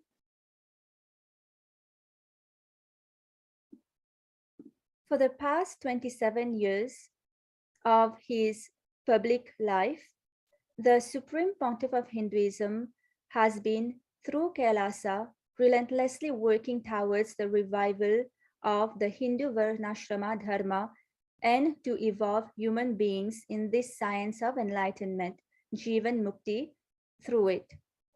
And before we expand further on Sri Kailasa, let us move now to the most awaited award ceremony. To begin today's award ceremony, we would like to firstly thank all awardees for taking the time to being here to receive the Kailasa Dharma Rakshana Social Justice Award and be part of this global conclave on the occasion of World Social Justice Day being organized by Sri Kailasa in collaboration with the Department of Human Services and the Sri Kailasa United Nations for Peacekeeping. We would like to thank all the viewers who have joined us from across 100 countries, either on the international Nithyananda TV or viewing us on the various social media platforms. We thank you for being here. So we would like to now present the awards to the distinguished individuals present here with us who, through their hard work, are contributing towards the advancement of social justice. And now we would like to introduce Councilwoman Teresa Cox from the United States. As the daughter of school teachers, orphaned at a young age, Councilwoman Cox overcame life's obstacles and broke down numerous barriers to dedicate her life to improving the community around her. Councilwoman Cox is the first African-American ever elected to Fremont City Council in almost 65 years. Councilwoman Cox is the first African-American elected to the Olone Community College Board of Trustees in 50 years. She served 12 years as vice chair of the board. Councilwoman Cox became the first African-American woman in the United States to earn a degree in nuclear engineering. Currently, Councilwoman Cox is dedicated to improving international trade relations, furthering business opportunities, and creating jobs in our community. Councilwoman Cox is appointed by the Biden administration on the U.S. Department of Commerce's District Export Council. Councilwoman Cox is now an executive for the County of Santa Clara Procurement Department as the Senior Strategic Sourcing Officer, where she was deployed as a frontline worker during the COVID-19 pandemic to manage one of the Emergency Operations Center. Councilwoman Teresa Cox, we warmly welcome you and we kindly invite you to share a few words. Thank you so much. Thank you to Supreme Pontiff of Hinduism, Bhagavan Nithyananda Paramashivam, for your global leadership and spirituality, peace, human rights, health, and environmental justices, and COVID-19 initiatives, doing good for all people. I am deeply honored to be one of this year's social justice awardees and champions at the Kailasa Awards ceremony. Thank you to all who are responsible for today's awards, and congratulations to my fellow awardees. I dedicate this award to my mother, who's no longer on this earth, but her memories live forever. I stand on her shoulders as she has taught me how to fight for equality and equity for all people, being the president of the Teachers Union. I also, in the teachings of Dr. Martin Luther King, the time is always right to do the right thing. I cannot be silent on the things that matter, like social justice.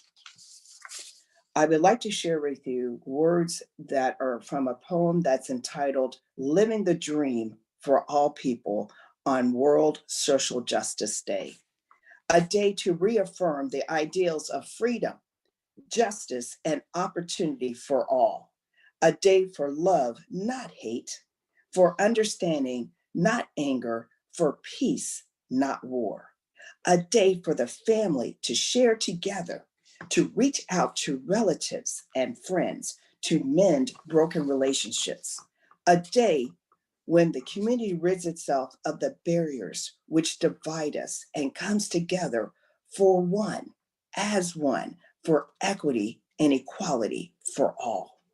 A day when all people, races, religions, classes, and stations in life put aside their differences and join in the spirit of togetherness.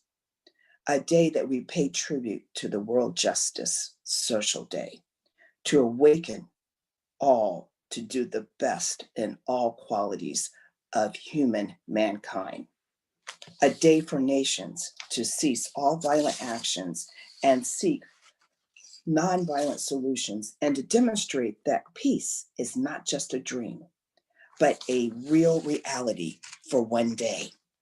If for only one day, we can all be drum majors for justice, peace, diversity, equity, and inclusion and equality, then we would bring to life what the World Social Justice Day means and living the dream for all people. Together, we can make a difference in our community now and in the future. Again, thank you so much for this wonderful honor. God bless you all. Thank you so much, Councilwoman Cox, for your beautiful sharing and for your dedication towards ensuring the well-being of the community and humanity. And our next award goes to Mr. Gift Parsin from Kenya. Mr. Gift Parsin is an Indigenous Maasai youth. Mr. Gift is a member of the Global Indigenous Youth Caucus and volunteers in a non-governmental organization called Maasai Women for Education and Economic Development as a youth representative, whose role is mostly based on rights issues, which include the environment, climate change, human rights, and matters that affect Indigenous peoples and their relations with relevant United Nations organizations and agencies. Mr. Gift is also a member of the Coalition of Human Rights Defenders of Kenya, an umbrella organization which protects human rights defenders. Mr. Gift, we warmly welcome you and we kindly invite you to share a few words. Thank you very much, and I'm greatly honored for this event. I don't know if my lighting is right because I seem a little bit dark on the camera, but usually not as this dark as I am. I am extremely honored to be nominated to receive such an important award, the Kailasa Rakshana Social Justice Award. I honestly gratefully and grateful for the recognition I have received for our work, because I am very sure that every other nominee for this award was as capable, if not more, of winning this award. I have faced several challenges on my way here, but each one of them has only strengthened me to make me the person I am today, a defender of human rights, a youth, an indigenous youth who knows exactly what he wants. Someone who sets eyes on a goal and does not lose sight of it unless it is achieved. Winning, or rather being nominated for this award, would not have been possible without the inspiration and support that I've received from other like-minded people for whom I have the deepest respect for, and from whom I have derived the strength to challenge myself and perform better at every step of the way. I sincerely thank each one of everyone for helping me reach this stage, not forgetting the Supreme Pontiff of Hinduism, His Divine Holiness, Bhagavan Nithyananda Paramashivam, my organization, Maasai Women for Education and Economic Development, that's MAWID, the Office of the Secretary General the Envoy of Youth, and my team, the Super 30, the Global Indigenous Youth Caucus, the Yongo Human Rights Working Group, the National Coalition of Human Rights Defenders Kenya, and DOSIP, where I can proudly take this award as a mark of our achievement. I also promise not to only get better at my work so that they can see me here for more such awards. I'm grateful for everyone who has made this happen. As Helen Keller said, until the great mass of the people shall be filled with a sense of responsibility for each other's welfare, social justice can never be attained. And as Martin Luther Jr., King Luther said, injustice anywhere is threat to justice everywhere. Let's keep the fire burning. Viva comrade, viva indigenous youth. Thank you very much. Thank you so much, Mr. Parson, for your important contribution to the field of human rights, including the rights of indigenous peoples and environmental protection. Next, we would like to introduce Reverend Susan Shannon from the United States. Reverend Susan Shannon has worked among diverse populations all her life in varying capacities, including Tibetan refugees, the homeless, the differently abled, at-risk youth, and the incarcerated. She was ordained as an interfaith minister by the Chaplaincy Institute for Arts and Interfaith Ministries in 2011. She went on to complete a Master's of Divinity from Star King School for the ministry in 2012, with the focus of serving marginalized and oppressed communities. Since ordination, Reverend Shannon's ministry has been focused on prison chaplaincy projects and transformational programs at San Quentin State Prison, including providing Buddhist chaplaincy on death row. Her work is rooted in the principles of restorative justice and emotional literacy, fostering interconnectedness and healthy community engagement. Reverend Susan Shannon, we warmly welcome you and we kindly invite you to share a few words.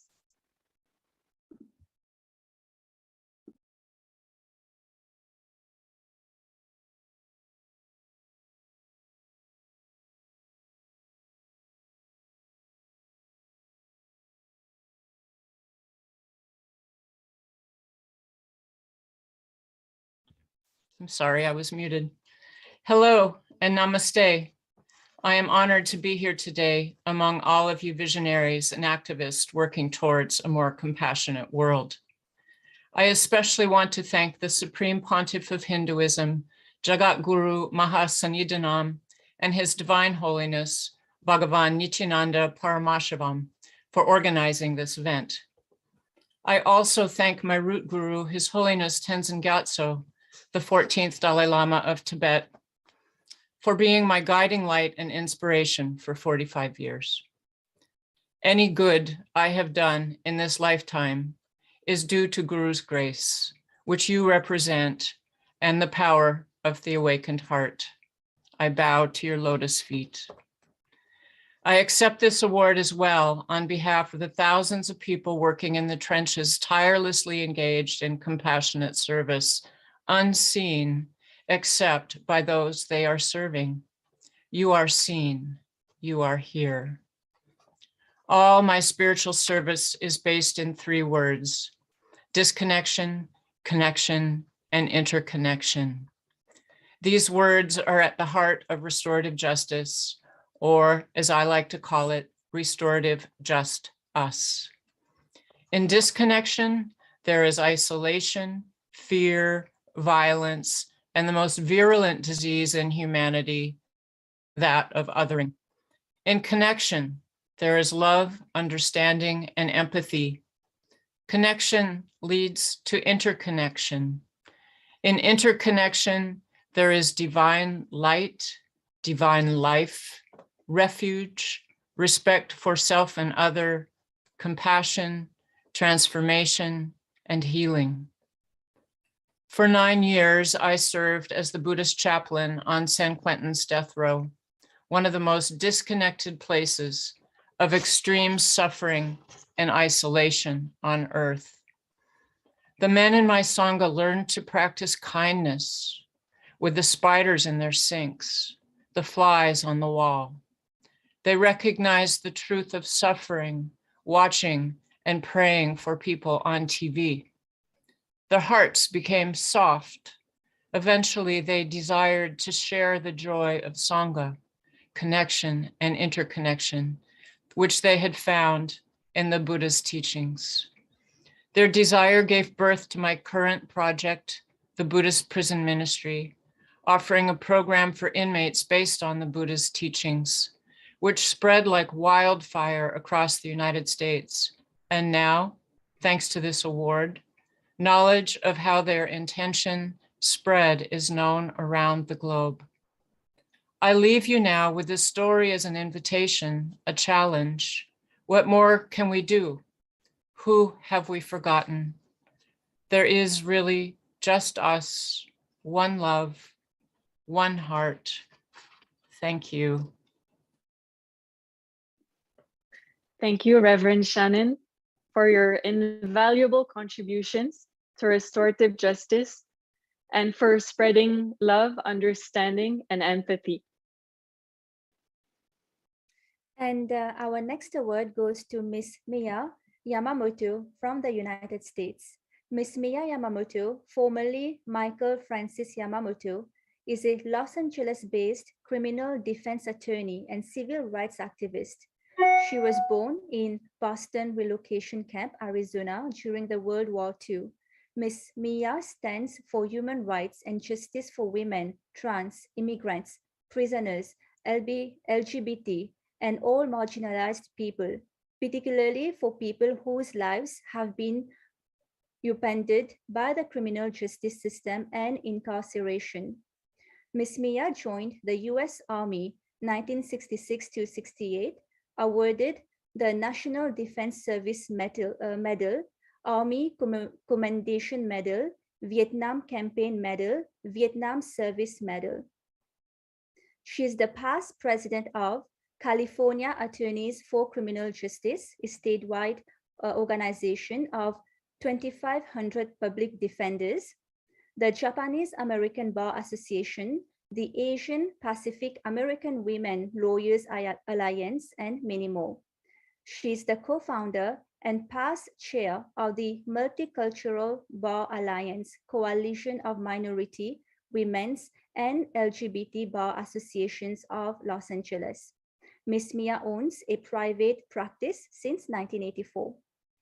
She was named Criminal Defense Attorney of the Year by the LA County Bar Association in 2002 and named one of the 100 most influential lawyers in California by the California Daily Journal 2002. Ms. Mia Yamamoto, we warmly welcome you and we kindly invite you to share a few words.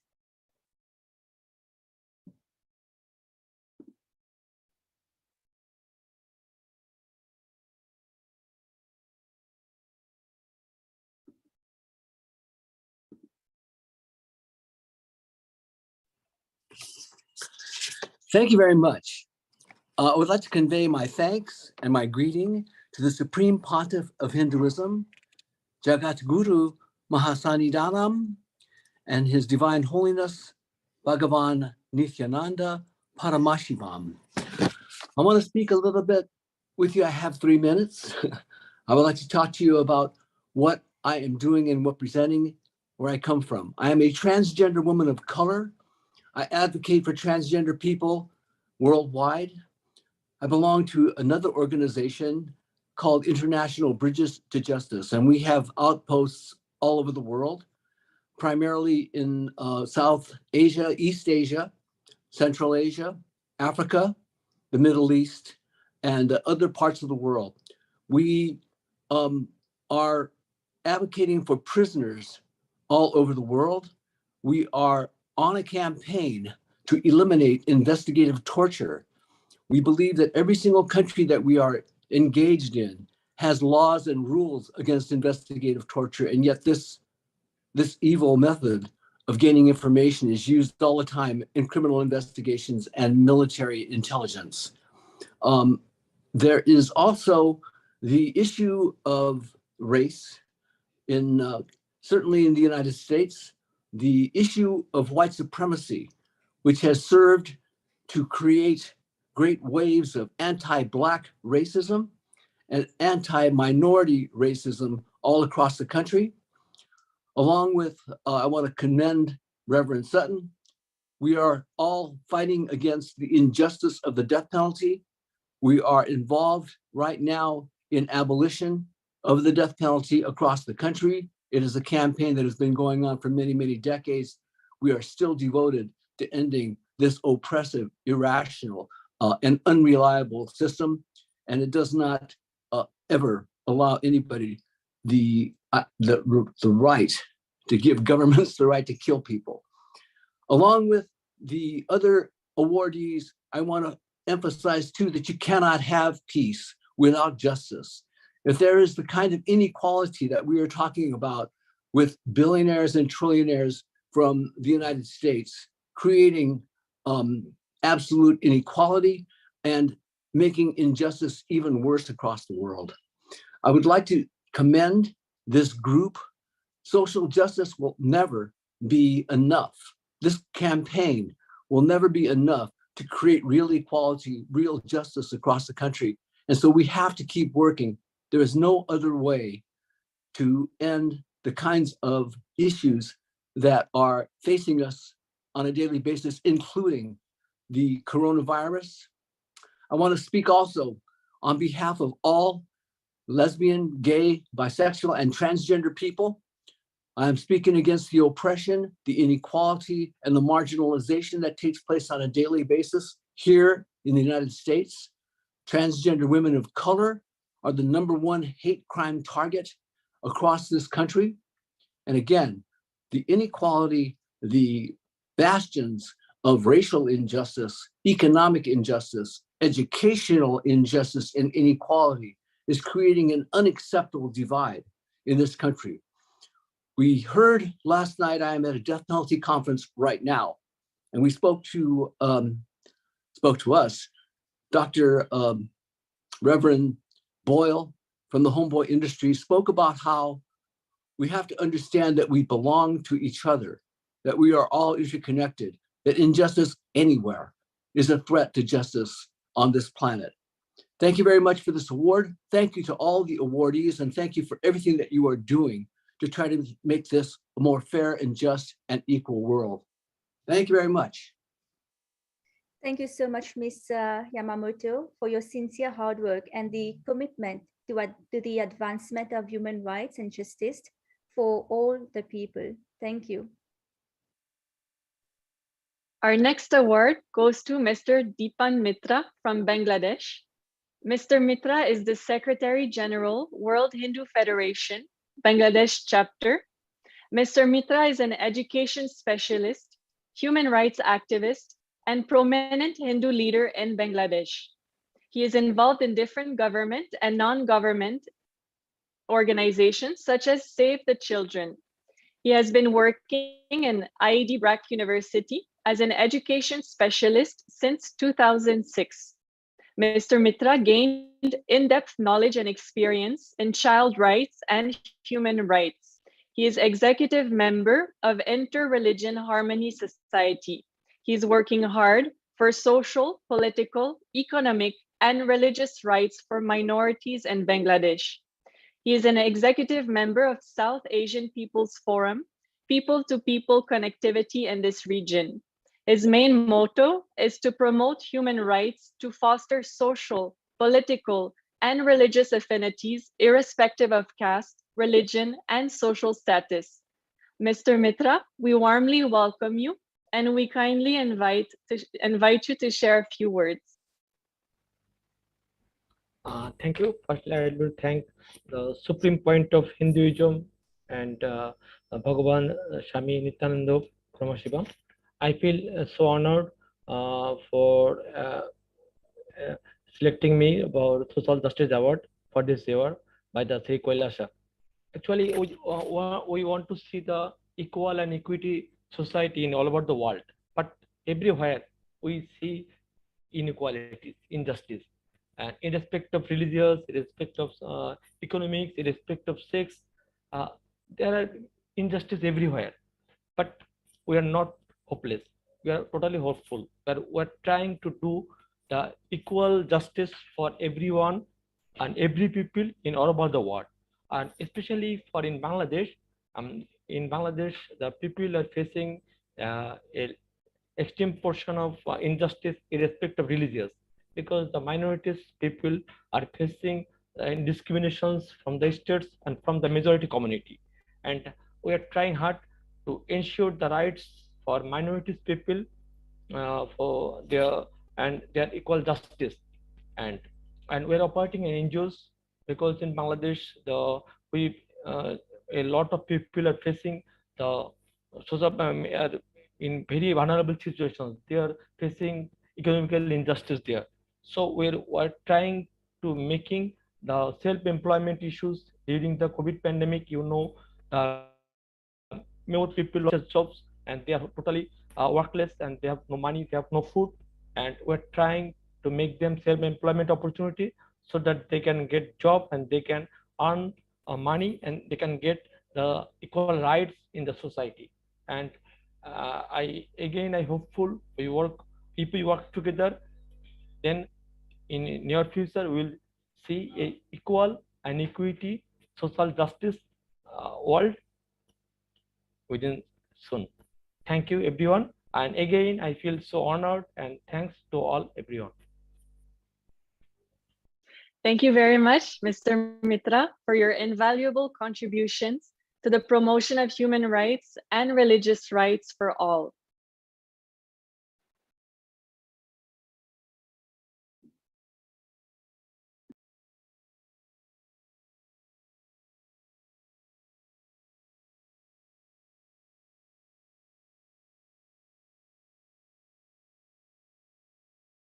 And our next award goes to Mr. Kristen Johnson Williams from Trinidad and Tobago. Mr. Kristen Johnson Williams has an LLB from the University of London, a legal practicing certificate from the University of Staffordshire, and has been part of the Law Association of Trinidad and Tobago since 2010. Mr. Williams is managing partner at Kristen Williams & Co. He is the founder and chief executive officer of Quantum Consultancy Concept, leader of a think tank of expert consultants. Mr. Williams is also founder of the Quantum Foundation. The undertaking of the company is restricted to the planning and the implementation of programs to establish a National Institute of Human Rights and to achieve the Sustainable Development Goals of the United Nations in the Republic of Trinidad and Tobago by the year 2030. His vision is to have a stellar legacy as a civil society actor to improve the social, political, and economic conditions in the world. Mr. Williams, we warmly welcome you and we kindly invite you to share a few words.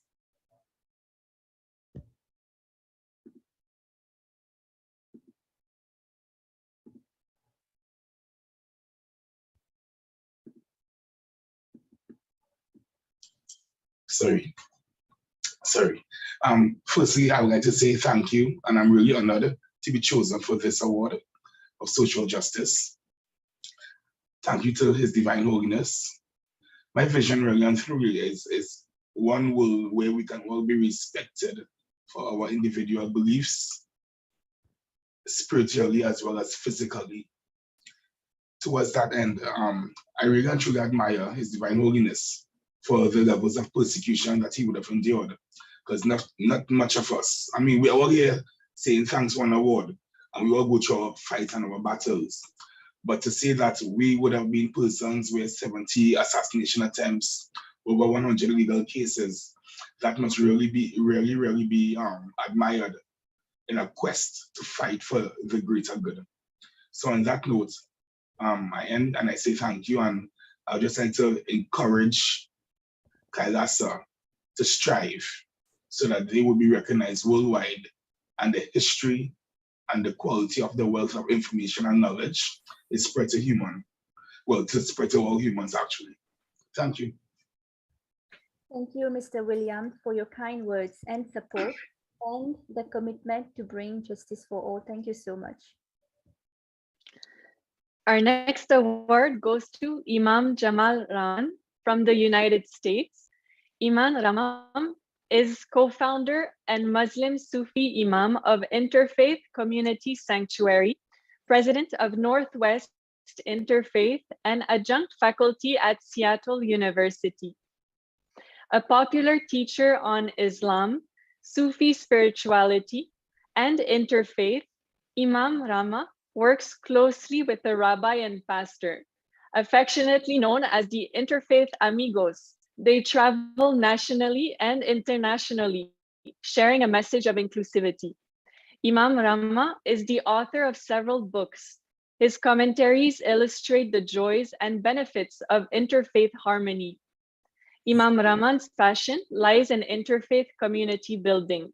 He serves the community and individuals' needs through a variety of classes and workshops, including the popular Blush of the Beloved, a course in spiritual deepening and discernment, drawing upon the practices, insights, and wisdom within Sufism, Hinduism, Buddhism, and Taoism. Imam Jamal Rahman, we warmly welcome you and we kindly invite you to share a few words. Thank you so very much. Salams to all of you. I am absolutely honored and delighted to be among these, shall I say, rectangles of love here. And I want to start by really expressing my sincere gratitude to the Supreme Pontiff of Hinduism, Jagat Guru Mahasannidhanam, and to His Divine Holiness, Bhagavan Nithyananda Paramashivam. I'm speaking to you actually from the prayer room of the Interfaith Community Sanctuary. And here we have this beautiful saying that this work of interfaith is not just about hospitality. It's really a matter of our survival. We also say that this work of interfaith is not about conversion. It is about completion, becoming a more complete, developed human being. So for example, I'm a Muslim. I'm rooted in Islam. But when I'm open to the beauty and wisdom of other traditions, I find from my own experience that this waters my Islamic roots, makes me a better Muslim and a more complete and developed human being. I also work very closely ever since 9/11 with a rabbi and a pastor ever since my hair was black, long time ago, and we continue this work even today. And we say that all religions are a path to a shared universal. If I say that my religion is superior to yours, this is not religion speaking, this is ego speaking.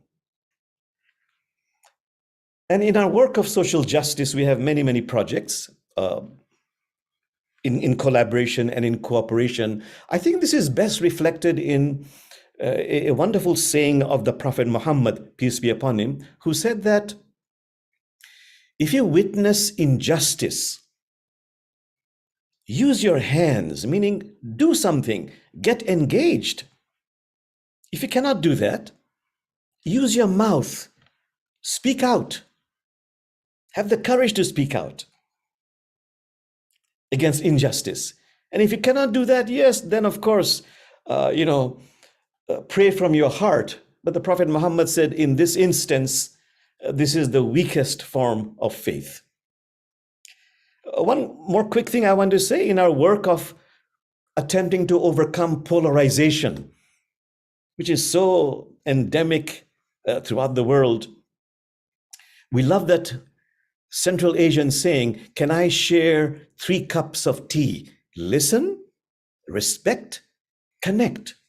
Listen. I love these words of the 13th century sage Rumi, who says, what is listening? Metaphorically, it's like putting your head on the person's chest and just sinking into the answer. Respect. I might be against a person's behavior, but not against that person's essence, which is Christ nature, Buddha nature, Krishna nature, Elohim nature. You know, this wonderful mystic Kabir from India, both a Muslim and a Hindu, he would say, when meeting somebody who's adversarial, protect yourself. Don't allow yourself to be abused. Take the right action. But as you take the right action, I beg you, do not keep this person's essence out of your heart. And just this differentiation as you take the right action between behavior and being has the power to shift heaven and earth. And then connect, create some human connection. I love that wonderful saying by the Christian mystic that this universe is made out of stories, not atoms. And lastly, I want to conclude with a saying of the Prophet Muhammad, who said, Jamal, when you arrived here from the invisible world, everybody around you was laughing and smiling, but you were crying and weeping. Live such a life. Live such a life that when you depart, everybody around you is crying and weeping, but you are laughing and smiling. I wish for myself and for you this very insight. Thank you. Thank you very much, Imam Jamal Rahman, for your commitment towards restoring justice through interfaith community building and inclusivity. And our next award goes to Mr. Fadi Jamaluddin from Lebanon. Born in 1961, a Lebanese-Canadian lawyer, Mr. Jamaluddin is an activist of human rights and an advocate of green energy and organic vegetation. In 1984, in the midst of the Lebanese civil war, Mr. Jamaluddin founded the Lebanese Association of Human Rights and fought religious and sectarian discrimination in his country. In 1986, Mr. Jamaluddin represented Lebanon in the Human Rights World Conference in Vienna. Mr. Jamaluddin is known for his fierce and determined fights against discrimination based on sex, ethnicity, gender, skin color, and race. Thus, he continues to take on pro bono cases, legally defending victims of discrimination as well as victims of sexual harassments and domestic abuse.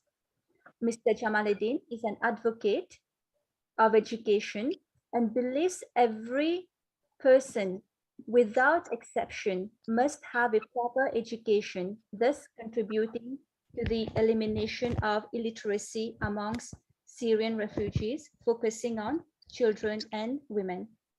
In addition, Mr. Jamaluddin established a pilot farm operated through green energy as an experiment field for organic vegetation.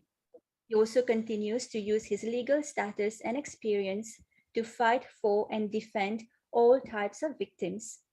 Mr. Jamaluddin, we welcome you and we kindly invite you to share a few words. Thank you so much. I'm very pleased and honored to be chosen to receive this valuable and distinctive award.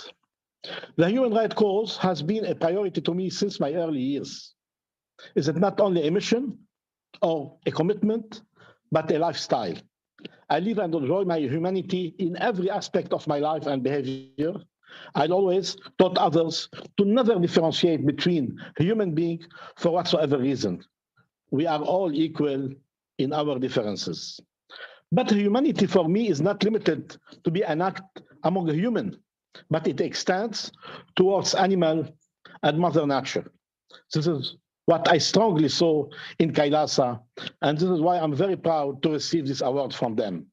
Thank you so much, especially to an icon of human rights, the leader supreme pontiff of Hinduism, and his community. And together, we will continue our fight for a better world. And again, thank you so much for this award. Thank you so much, Mr. Jamaluddin, for your kind words and your dedication and hard work towards creating an equitable world for all beings. Thank you.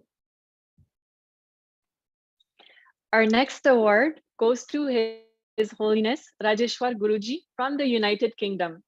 His Holiness Rajeshwar Guruji is the founder and spiritual leader of International Siddhashram Shakti, UK and India. His Holiness Rajeshwar Guruji is wholeheartedly devoted to his community and is always available and accessible to help those in need. Throughout the year, he organizes big festivals such as Diwali, Holi, Navaratri, and Shivaratri to keep the history behind each festival alive.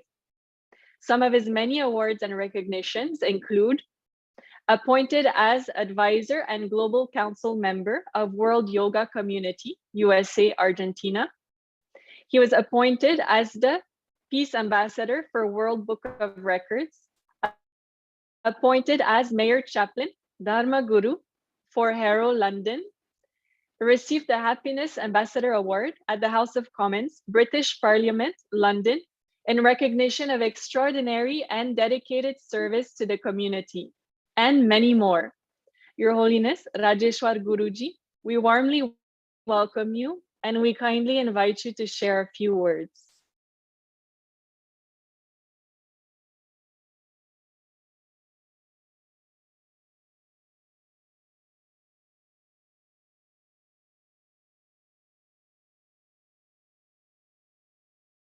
I think you're muted, Guruji.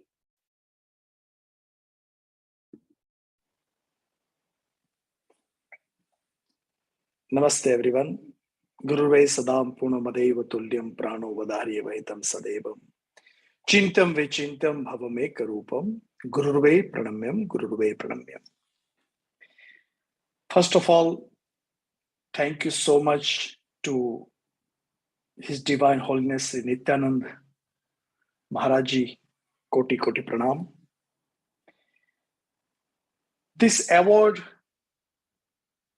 is not my award. This is my community award. This award goes to my Sadgurudev Swami Nikhleshwarananji Maharaj, who initiated me when I was age of 13. I do my best. That is the one principle I follow in my life. I do my best, let God do the rest. So I'm serving my service to the community from last 22 years in Harrow, London.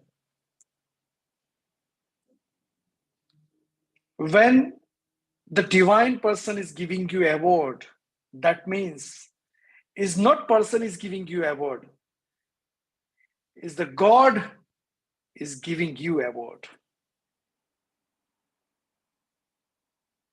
I always believe mankind and humanity. And the all personality was talking about interfaith and others support you.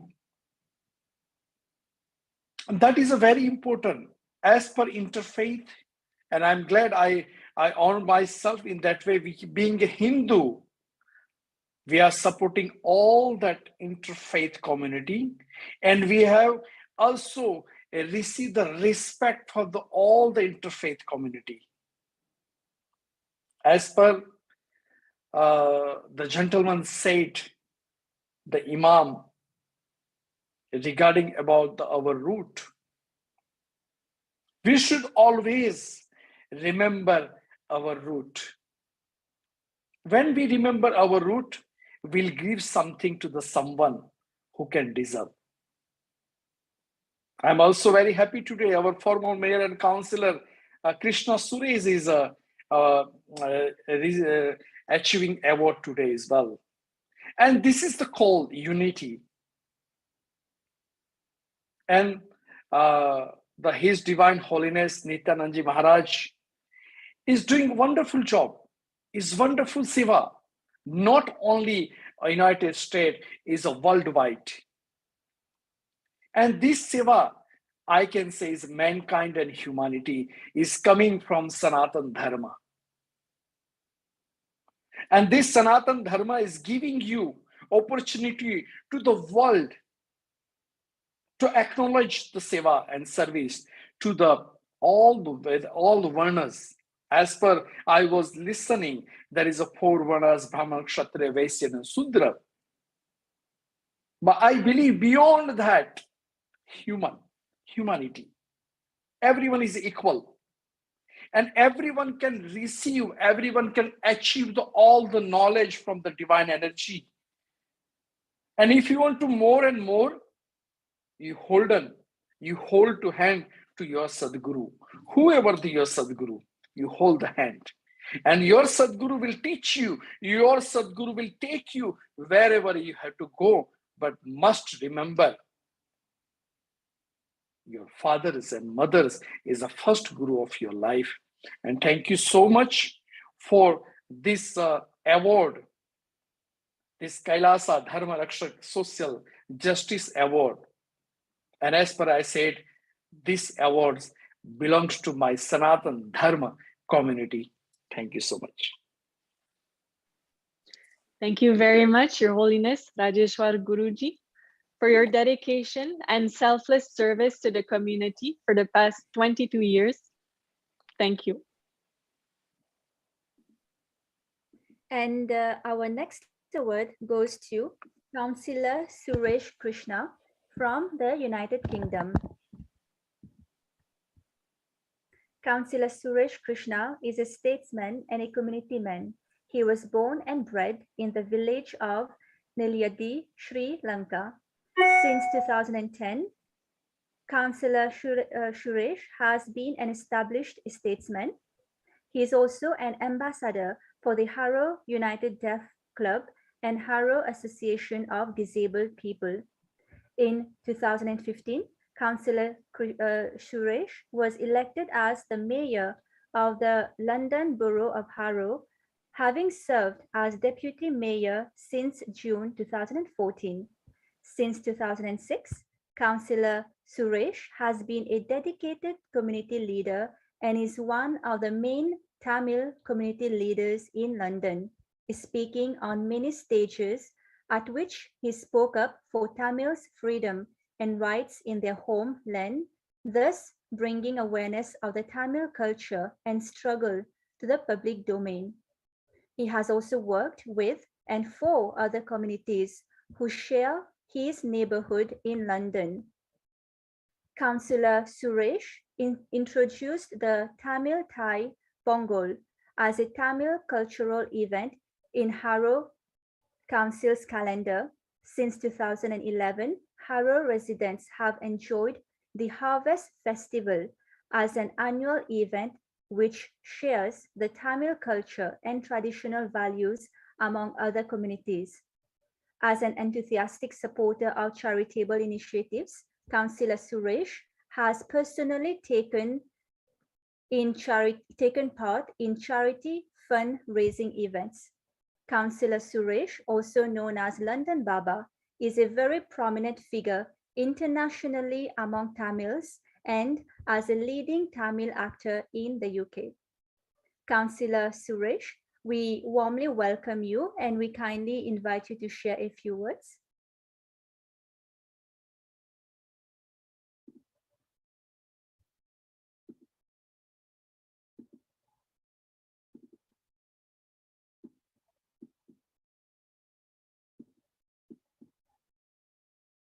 Could you please unmute Councillor Suresh Krishna?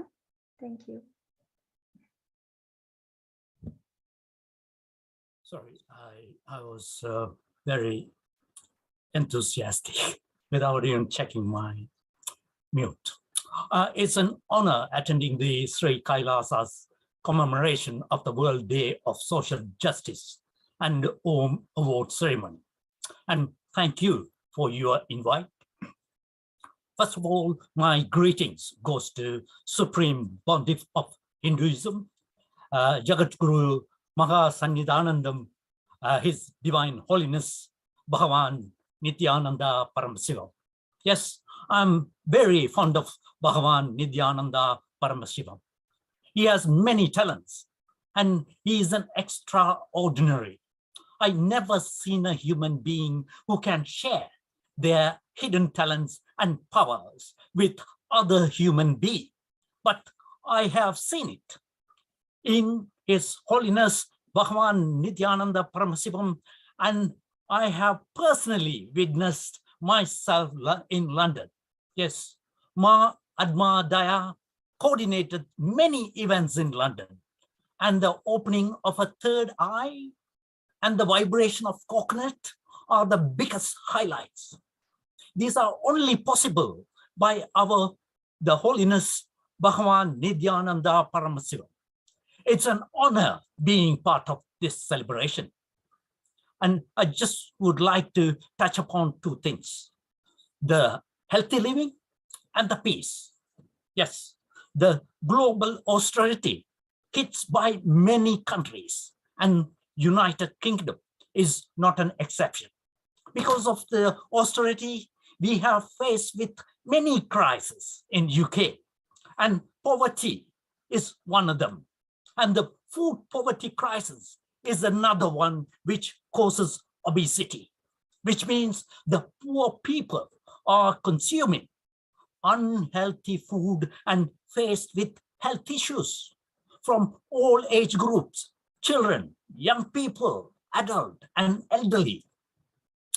We need to educate people about healthy living and public health issues, but you cannot blame those poor people.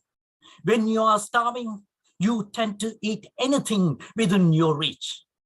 But in our town, we have voluntary community kitchens and many faith organizations, such as just witnessed our Rajeshwar Guruji, who's got the International Siddhashram Sakti Center, who also, is being helpful and providing the free meals for the needy who are been starving all along across our borough.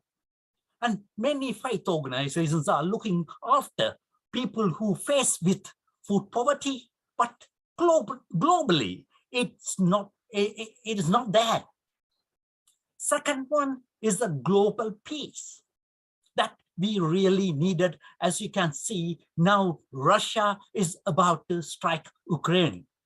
I can remember the quote by Mahatma Gandhi. He said, "Eye for an eye makes the world go blind."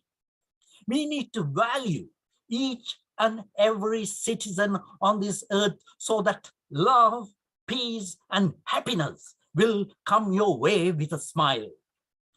Bhagavan Nithyananda Paramashivam, your preaching of non-violence and peace, not only in India, but reach the people globally, which I am very proud of. When Mother Teresa received the Nobel Prize, she was being asked how you can promote world peace. And Mother Teresa said, you go home and love your family, because peace starts from home.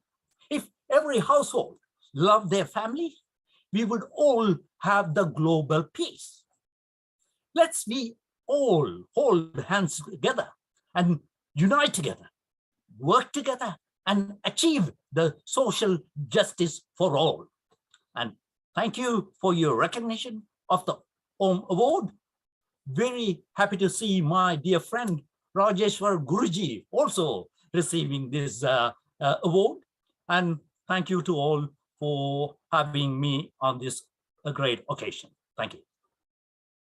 Thank you, Councillor Suresh Krishna, for your dedicated leadership and for your important contributions to the causes of freedom and human rights. Thank you so much. And our next award goes to Ms. Sulosh Pillai from South Africa. Ms. Sulosh Pillai is the chairperson of Daughters of Africa, with a proven track record in community development project management and empowerment, implementing corporate social investments projects in various sectors for over 35 years. Ms. Pillai serves as an ambassador, speaking at public platforms, sharing her story on her cancer journey. Daughter of Africa implements both cancer and diabetes screening and awareness for free in communities that do not have access to healthcare.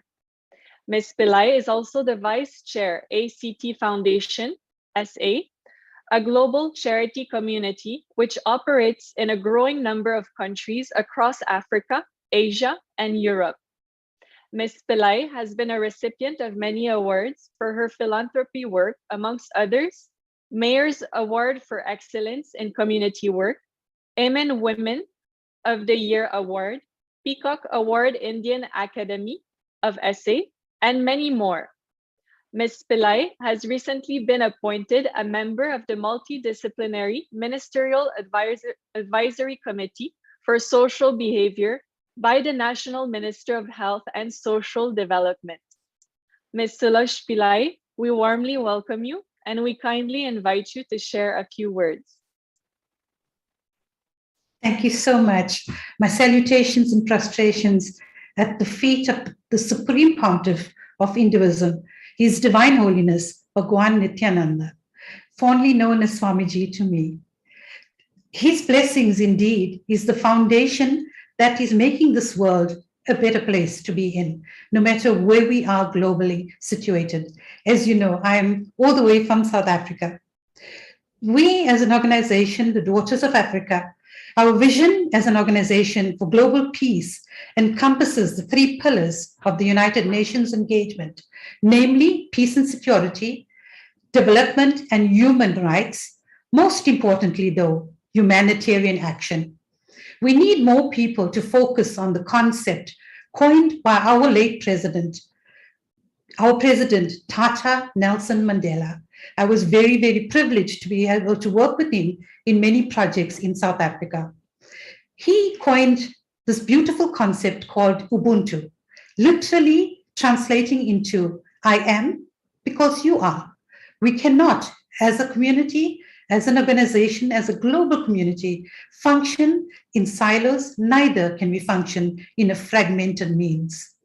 We as an organization want to provide the capabilities of every individual in our society and community to live the life they wish to live, but maintaining integrity. The approach obviously has got to be very comprehensive, very coordinated, and it must strengthen the resilience in communities. We need to move to a proactive approach in whatever we do. Much like what Swami Nithyananda has been saying throughout this incarnation. Sustaining peace does not need seeking new mechanisms or new styles. It is actually wired in our very DNA. Let the enlightened masters like Swami Nithyananda work peacefully and to stop prosecuting or persecuting them and allow them to take this dharmic restoration to the global world. Coming back to Ubuntu, which our late President Nelson Mandela coined for us, it is a value system that has the potential to cut across and unify races and ethnicities, class and gender throughout the world. It causes deep resonance in us for the kind of world we want to live in, the kind of world we imagine our ancestors enjoyed, and the kind of world we'd like our descendants to enjoy. It is deep-seated cultural roots that can stabilize this in humanity. Ubuntu calls us to consider our history, and when we talk history, we talk our ancestors, and to consider, again, our future. When we talk future, we talk about our descendants, obviously. We have to live the lives in which we can honor this formula. Unlike the Western way of thinking, we see both ancestors and descendants as people that are visibly to us, but invisible to many others. But to us, they are actual persons who are present in our life. We want to inspire people to make sure that we have a global society where all of us are free and we all have the ability to do what we need to do. we want to again give our immense gratitude to Swami Nithyananda for coming up with this visionary concept as he has done now as well, the awards. Our pranams at his holy feet, and may peace be with every one of you. Thank you so much. Thank you so much, Ms. Pillai, for your invaluable work towards global peace and for your dedication to creating a sustainable world for all. Thank you. And our next award goes to Ms. Lorelei Higgins from Canada. Ms. Higgins is a Métis Canadian cultural mediator, a Rotary Peace Fellow and Positive Peace Activator, as well as a Governor General's Canadian Leadership Program alumna. She has worked on community-based projects locally and internationally with government agencies, non-government organizations, and the business sector. These projects have centered on peace and conflict transformation, Indigenous matters, and the elevation of female voices in leadership.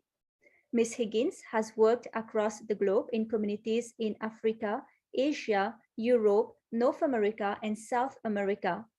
She is the community lead for the City of Calgary's anti-racism program and is working to advance the City of Calgary's commitments to truth and reconciliation. Ms. Higgins has an MBA with a specialization in leadership, and she facilitates asset-based community development sessions utilizing an appreciative inquiry lens. She is also a consultant with Mediators Beyond Borders International. As Mrs. Canada 2021 and a Women in Need Foundation ambassador, Ms. Higgins is leading efforts to increase female leadership in peace-building efforts locally and globally. Ms. Higgins, we welcome you and we kindly invite you to share a few words.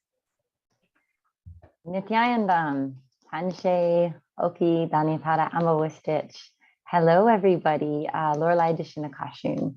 So I have the pleasure of coming to you from Treaty 7 territory here in Calgary, Alberta, Canada. And behind me is our lovely medicine wheel that we have up on one of the hills by my house. So we're going to come back to that. But I just want to convey my sincere gratitude for being here. I want to recognize all the other people who are being awarded and just the people who hold the space for this type of event to happen and to celebrate the different parts of humanity that are required for all of us to do this amazing and difficult work. So many thanks to His Divine Holiness. I never imagined as a young girl that I would one day be among people like you or be respected enough by my community to be called a peace builder. I didn't know what that was. And we've heard today that peace really is simple. It's that simple act of creating connections and decreasing dividers. And we can all do something. And quite often, I think we get lost in what can we do? We're just going to sit still. It's impossible. It's too big.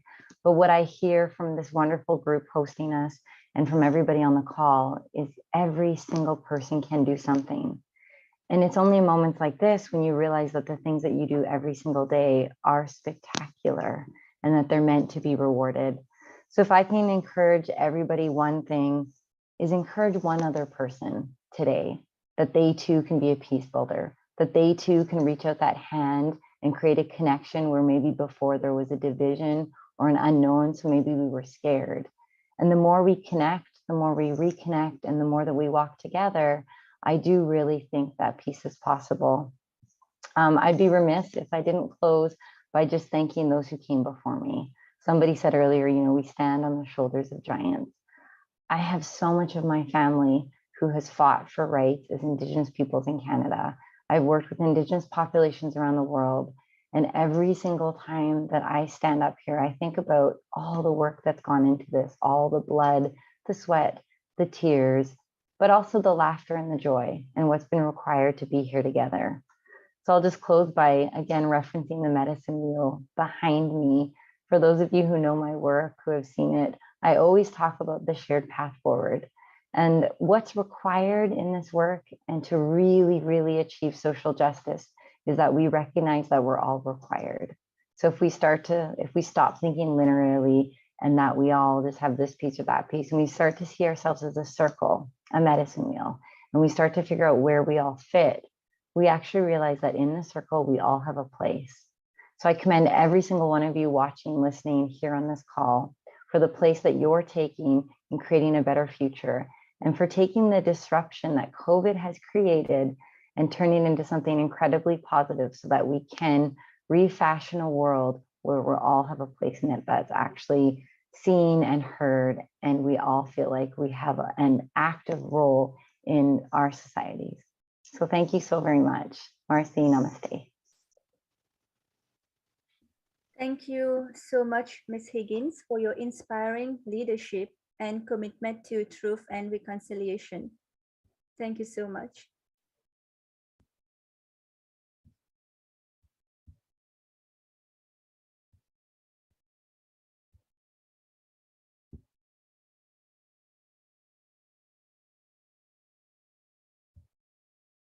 So now, as we are getting ready to receive the Supreme Pontiff of Hinduism, let us have a glimpse into his early work.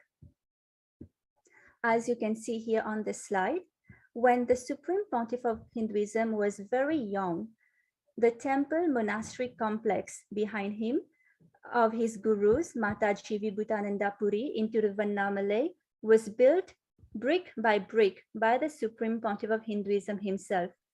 His gurus guided him and he just followed. In 2001, at the young age of 23, the Supreme Pontiff of Hinduism established the first Kailasa temple monastery in Tiruchengood, South India. And 1 year later, at the age of 24, the Supreme Pontiff of Hinduism established the headquarters, the Adi Kailasa Sarvanyapeetham in Karnataka, South India. And throughout the years, right from the young age, as you can see here, in 2004, 2005, at the age of 26, 27, the Supreme Pontiff of Hinduism has conducted mass living enlightenment initiation conventions, taking people through powerful cleansing processes of the 7 energy chakras. And in 2005, the Supreme Pontiff of Hinduism was welcomed with a proclamation message by the mayor of St. Louis in USA.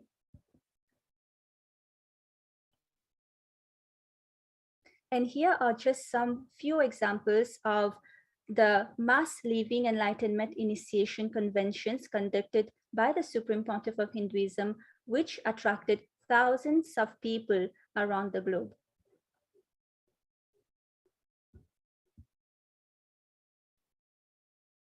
And here we can see the Supreme Pontiff of Hinduism at the Kumbh Mela in Nasik, where he initiated thousands again into the mass enlightenment initiation, and where he met with world leaders at the Kumbh Mela.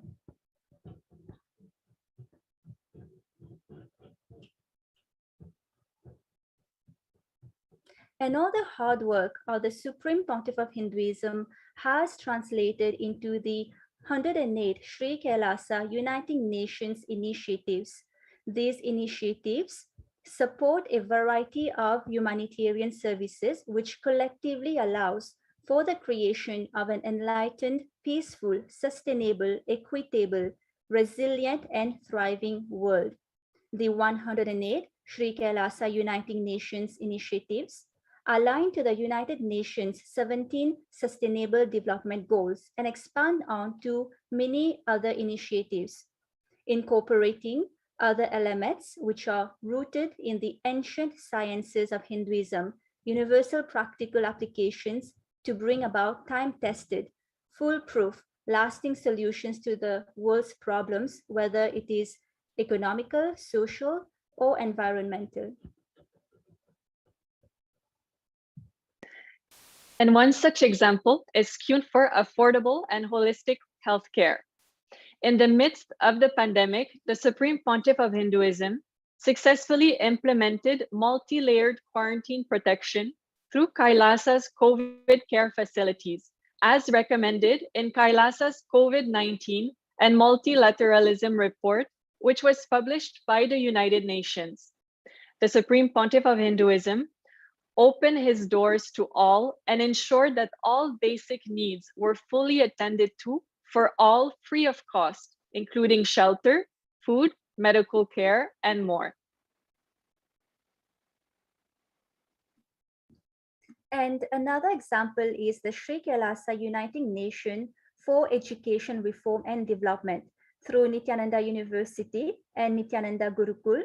The Supreme Pontiff of Hinduism provides quality education for all and bridges gender gaps. Today, the Nithyananda Hindu University is the world's largest Hindu university with more than 20 million enrollments, more than 7,000 courses conducted free of cost.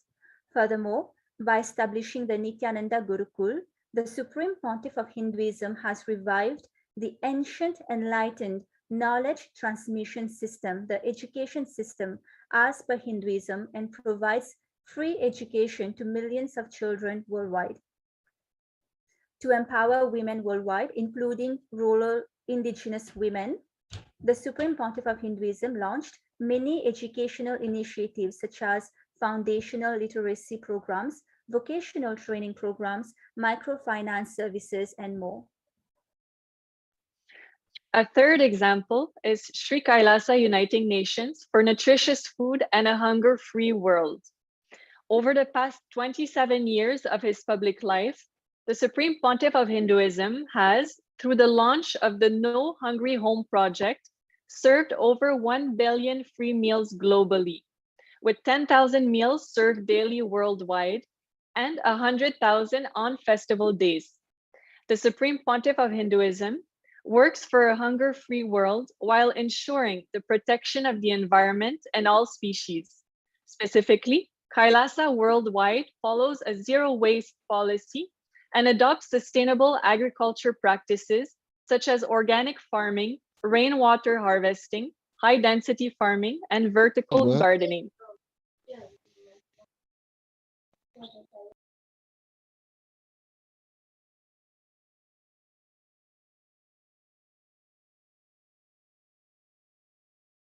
The sovereign state of Sri Kailasa, despite the intense persecution and lawfare, the Supreme Pontiff of Hinduism established the sovereign state of Sri Kailasa for not only the persecuted Hindus, but for all the world's practicing and aspiring Hindus, and for all of humanity.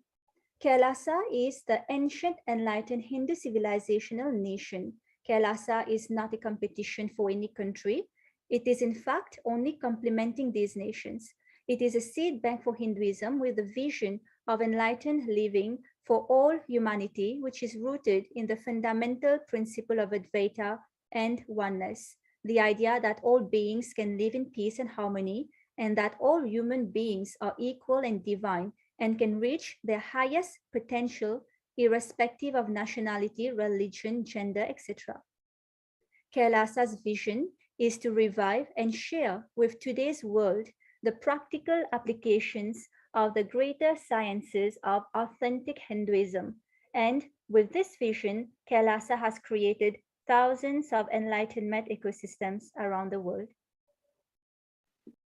Today, Kailasa has sovereign territory in more than one place. In its sovereign territory, Kailasa has its own Supreme Court and is also successful in achieving civil court status in 3 countries. Kailasa has the license to run banks in more than 27 places, and in 6 countries, Kailasa's currency has been accepted as mainstream currency, with acceptance as private currency in 2 more countries. And the sovereign state of Sri Kailasa has established bilateral relations with 8 cities, 1 state across 6 countries, as you can see here on the slide.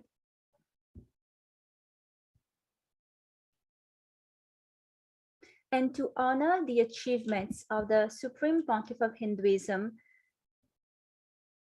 115 statesmen, 115 proclamations and certificates of recognitions from statesmen across 14 countries were conferred to the Supreme Pontiff of Hinduism. And just last month, on January 3rd, which is the Incarnation Day of the Supreme Pontiff of Hinduism, 37 cities across 4 countries have declared Kailasa'S HDH Nithyananda Day. And these are some of the examples of the certificates of recognition received from congressmen and senators across the US.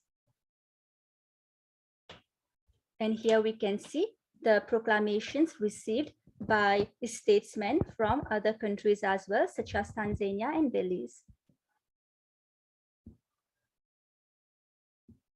And now let us get ready to receive the Supreme Pontiff of Hinduism, Bhagavan Nithyananda Paramashivam, who will now be delivering the presidential address. Thank you.